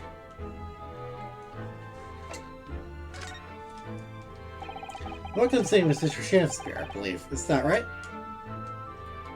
Yes, William Shakespeare. Took him to ground floor room 3 months ago now. And how would you describe him? In a word, destitute. Destitute? Well, let's face it. The only redeeming feature of that room is the cheap rent. When you live in a place like that, is either broke or is a body screw loose. Which category Susato will fall into? It's never heard of. It's a little rude. It's doing research as well. Research? Into what? Shakespeare, of course. Shakespeare! But if you plays it, I'll bore myself, you know. Romeo and Hamlet and all that. Yes, William Shakespeare is England's most highly regarded classical playwright and author. It's Sao in Japanese, you know. Many Japanese work have already been translated. But Shakespeare shortened to Sao, though. It's almost too heavy-handed there. Questions at the victim's room, actually, weren't there? Of course, Mr. Minton is a scholar of English literature as well. And Mr. Shakespeare would have had much in common. Your interpretation is at least a second murder, and so was on that. So not heard of. Really? How rude. Stop reading my thoughts! So you came straight back here, I believe, didn't you? You notice anything strange between them and this morning? Well, no. It's been about 6 in the evening by the time I got home. Coming down rather heavily, if I remember. So it's completely dark already. The doctor shop was out at the time. Good to notice there was no light from his room or something, I suppose. Yeah, I'm energy, but nothing for anything much, so I just sat in the front of the fire up here. Right before Shakespeare got back. Jump us up until past 1 in the morning, I'll have you know! Sometime after that. Sleep by then, so I'm rather in the dark there. Well, thank you. It's very illuminating. Being alright, Mr. Susato. Well, I was just thinking it's a little strange, that's all. Mr. Garden, you're up here in your room all evening, if I understood correctly? Not a big fan of stairs. Of this blasted leg. Then, how's it that you seem to know? Please movements of your tenants on the ground floor, I mean. Ugh! It's a very good point. Can't imagine that you would hear noises from the ground floor all the way up here. Old man liked to spy his tenants, is that it? I say, I know what you're thinking, and this is bloody outrage! I'm ex-military, don't you know? I'm spying on my tenants, why would I? How did you know, Mr. Garden? It's the gas woman. The gas tells me everything. The gas? What do you mean, sir? How can the gas tell you anything, let alone everything? Probably where. The gas is supplied to the building by pipes. So I more or less worked that out. Everyone in the building is connected by a single pipe to the gas main outside. We supplies gas properties via the main. Yes, I understand that too. Let me see if I can explain. Say I was to light the gas lamps up here. Suppose what happened? Well, obviously the room would get brighter. Exactly. At the same time, then all the other rooms in the house would dim for a moment. What?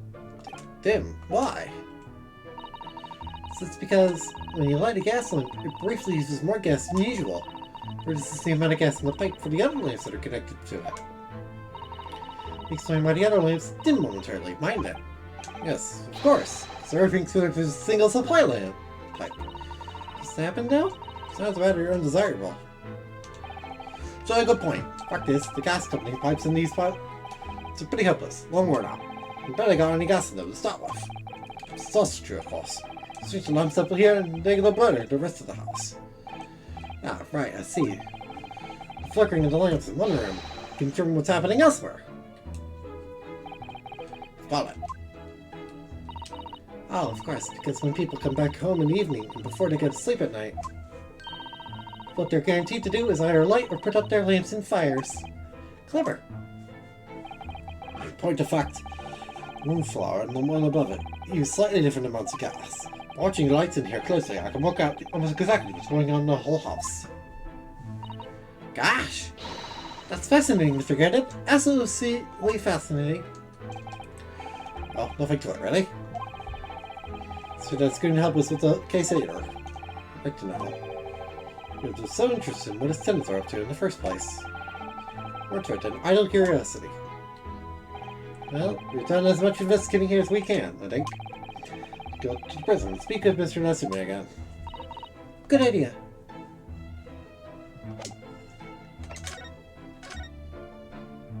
Where did Shams go off to, by the way?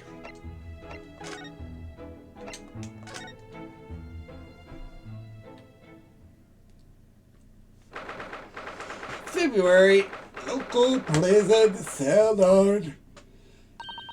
Look, Mr. Narcado. Mr. Natsume, have the police finished questioning you now?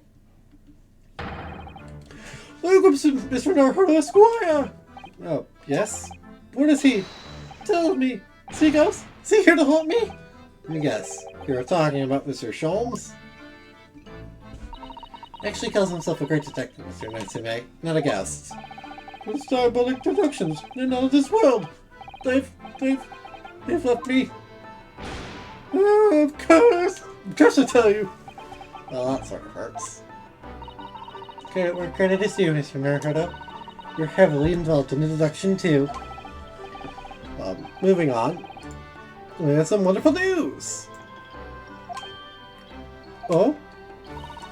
The villain that we all thought was dead has come back to life again! In the absolutely worst case, he could only be tried for attempted murder.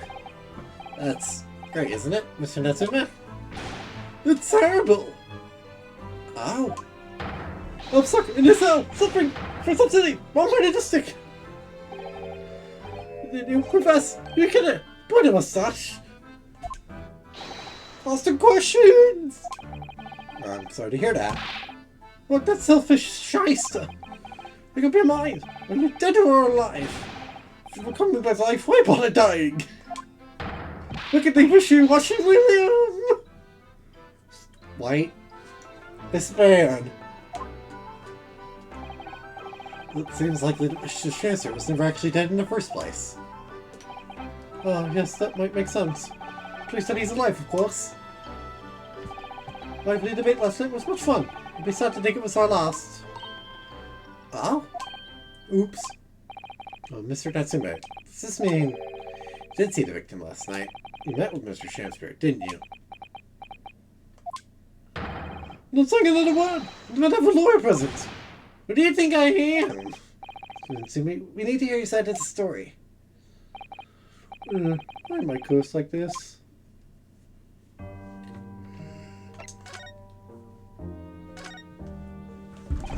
Can you tell us exactly what happened last night, Mr. Natsume? I think we're going to do this and then we're going to stop.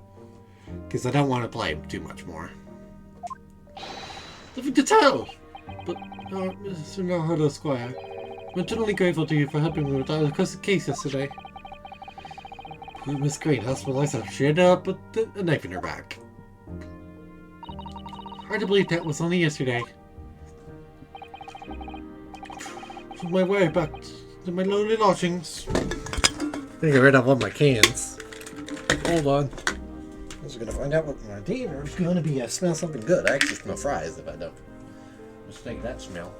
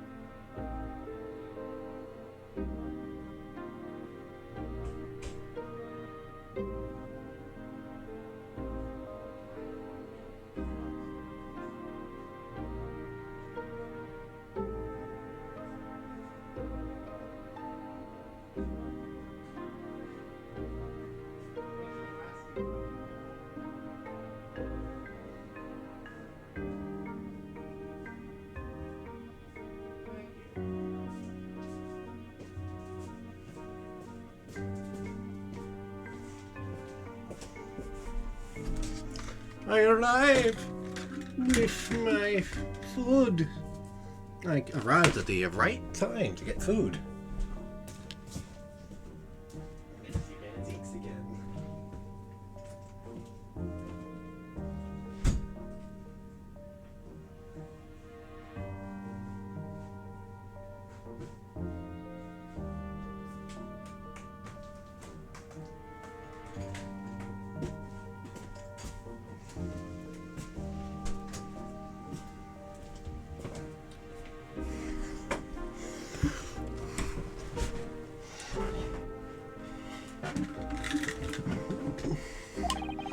Evening at past 9 it must have been. This is Mr. Shakespeare. They got the victor's run down. As we feared. I didn't do anything wrong. I went to his room before. It was the first time. What made you decide to go? I bumped into him when I arrived back at the house. Got to chatting and developed into a discussion. So I bid him farewell.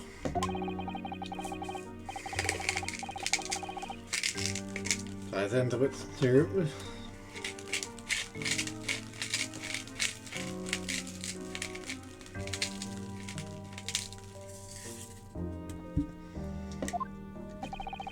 Again later evening at around 9 I just sat there and took him some nice tea I brewed as a gift. Brought the tea that had clearly been drunk at the scene then. And I suppose you were discussing the works of Shakespeare, were you?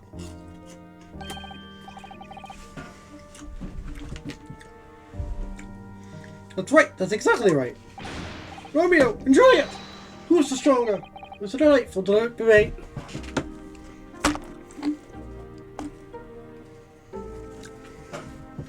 Napkin. I'm sure. Such a stimulating subject, Shakespeare!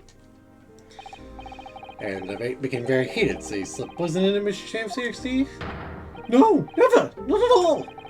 Team Juliet won. It was me. When I left his room, Philip was finding fit. That's right, categorically.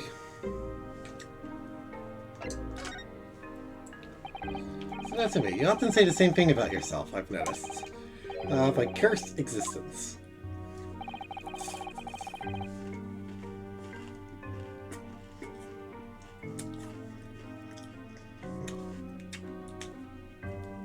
Sure, I mentioned this to you before, but I've been here in Great Britain for a year now.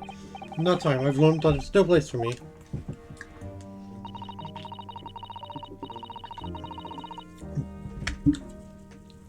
Live in a foreign land and adapt to the ways of another culture. Foreigners everywhere I look. They all stare at me. They all laugh. Impression I get whenever I go out. Makes me scared to leave my room. I've become a real recluse. I find no respite for my fears. More times than I can remember. And then, 1 week ago, I moved into Briar Road. Why did you choose that place? It doesn't seem very comfortable. The rent is cheap. I've still had the money. It spoke to me. Obviously, there's a reason why it's cheap. It was cursed. Cursed out. A man who lived there before I took the room and died there. Oh no! And you know, man, but one morning he was found dead and no one could explain why. When I live in a room with a history like that. I didn't. When the letting agent recommended the place, I wavered. I want books, and books cost money. Horrible history is a small piece to play. It would mean I could buy more books. I signed the lease like lightning. Hey, for blinkered. I moved in. I soon came to realize what I'd done. I realized how horrible that room's history really was. Gosh, was it really so awful?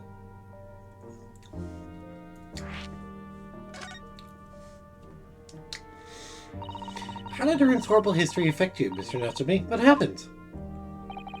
At first, it was just a feeling. Feeling a beady eye staring, boring into my back, watching me. I think that might have been your mind playing tricks on you. No, my mind doesn't know any tricks. Somebody else. One long nightmare ever since I was given the keys to that place. Nightmare? You've been having bad dreams, you mean? It was who died in that room. Leaned over me in my sleep. They're trying to strangle me! It is horrible. And now I come to think of it. It happened again last night too. Sometimes Mr. Shamster was writhing in agony from the poison in his body. The voids are being suffocated silently by those miserable spirits in my room. Remember, as soon as possible. That's right, I know it, and that's why. We're already searching. We're the victim of history to call home. And try to avoid a competition with any kind of history at all. Otherwise, I'm scared that yourself may become history. Oh, this is the son knows how to make the man listen.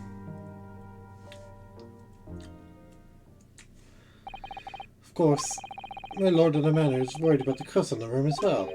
You have Mr. Garrett? Yes, he knows that other people keep dying there. He'll never be able to rent it out again. True, I for one wouldn't go near the place. Ah, perhaps that may explain why the landlord pays so much attention to the gas lamps and his tenants' movements. Because he's worried about their well-being. They seem to have an unusually keen interest in the amount of gas in the pipes. And he keeps close tabs on the occupants of his let rooms. What do you mean, he pays so much attention to the gas lamps? Oh dear, no, it's nothing to do with you, Mr. Natsume. Please, forget I said anything. Oh, now you're talking about me behind my back as well. Shamster isn't in fact at all dead at all. Just come around and he's able to tell us what happened. We'll be able to get you released. Please, oh I do hope you're right. Ahem, excuse me. Gregson. Couldn't help overhearing what you said. On that note, some good news and some bad news. Oh. For what fuss? Always, every time, bad news comes first. If hope is that all you have, hold on to it. That's my guiding principle. Right, well, in that case, good news it is. Huh? Sorry, but it's just a lot easier to explain everything that way. Then why did you ask me my preference? So you might have heard the victim, Mr. Shamster, is just unconscious. He's come around now. Yes, we saw it happen in all its terrifying glory. Still being treated by the doctors, but we managed to get a written statement from him already. Oh, isn't that wonderful, Mr. Natsume? Oh, thank goodness. It's all over done. I can leave this sombre cell. Sorry, no, that's not on the cards. What? Whatever not, Inspector. Mr. Shamster has implicated someone as being responsible for what happened last night. Implicated someone? Oh dear. You don't mean... I'm sorry to say I do, yes. Pointing the finger at you, Mr. Natsume. Ah! Sweet poison, did you seek up to end my life? That wicked, callous stiff Sasuke Natsume. No! Afraid you'll be appearing in court as planned. And make the necessary preparations. No! So, once again, Sasuke found himself having to take the dock in the Old Bailey. His room was haunted, or whether he was just terribly unlucky. I knew I had no choice. The following day, I would represent him in court, and do my utmost to break the curse that blinded him.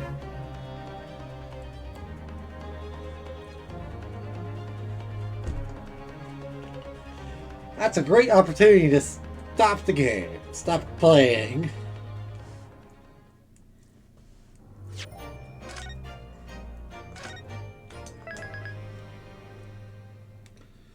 Because next time on the adventures of Ronosuke Naruhodo, the memoirs of the Clouded Korokoro goes to trial. And we continue our adventures to save the day of Mr. Natsume, yet of Mr. JoJo Pose. Man. Bye!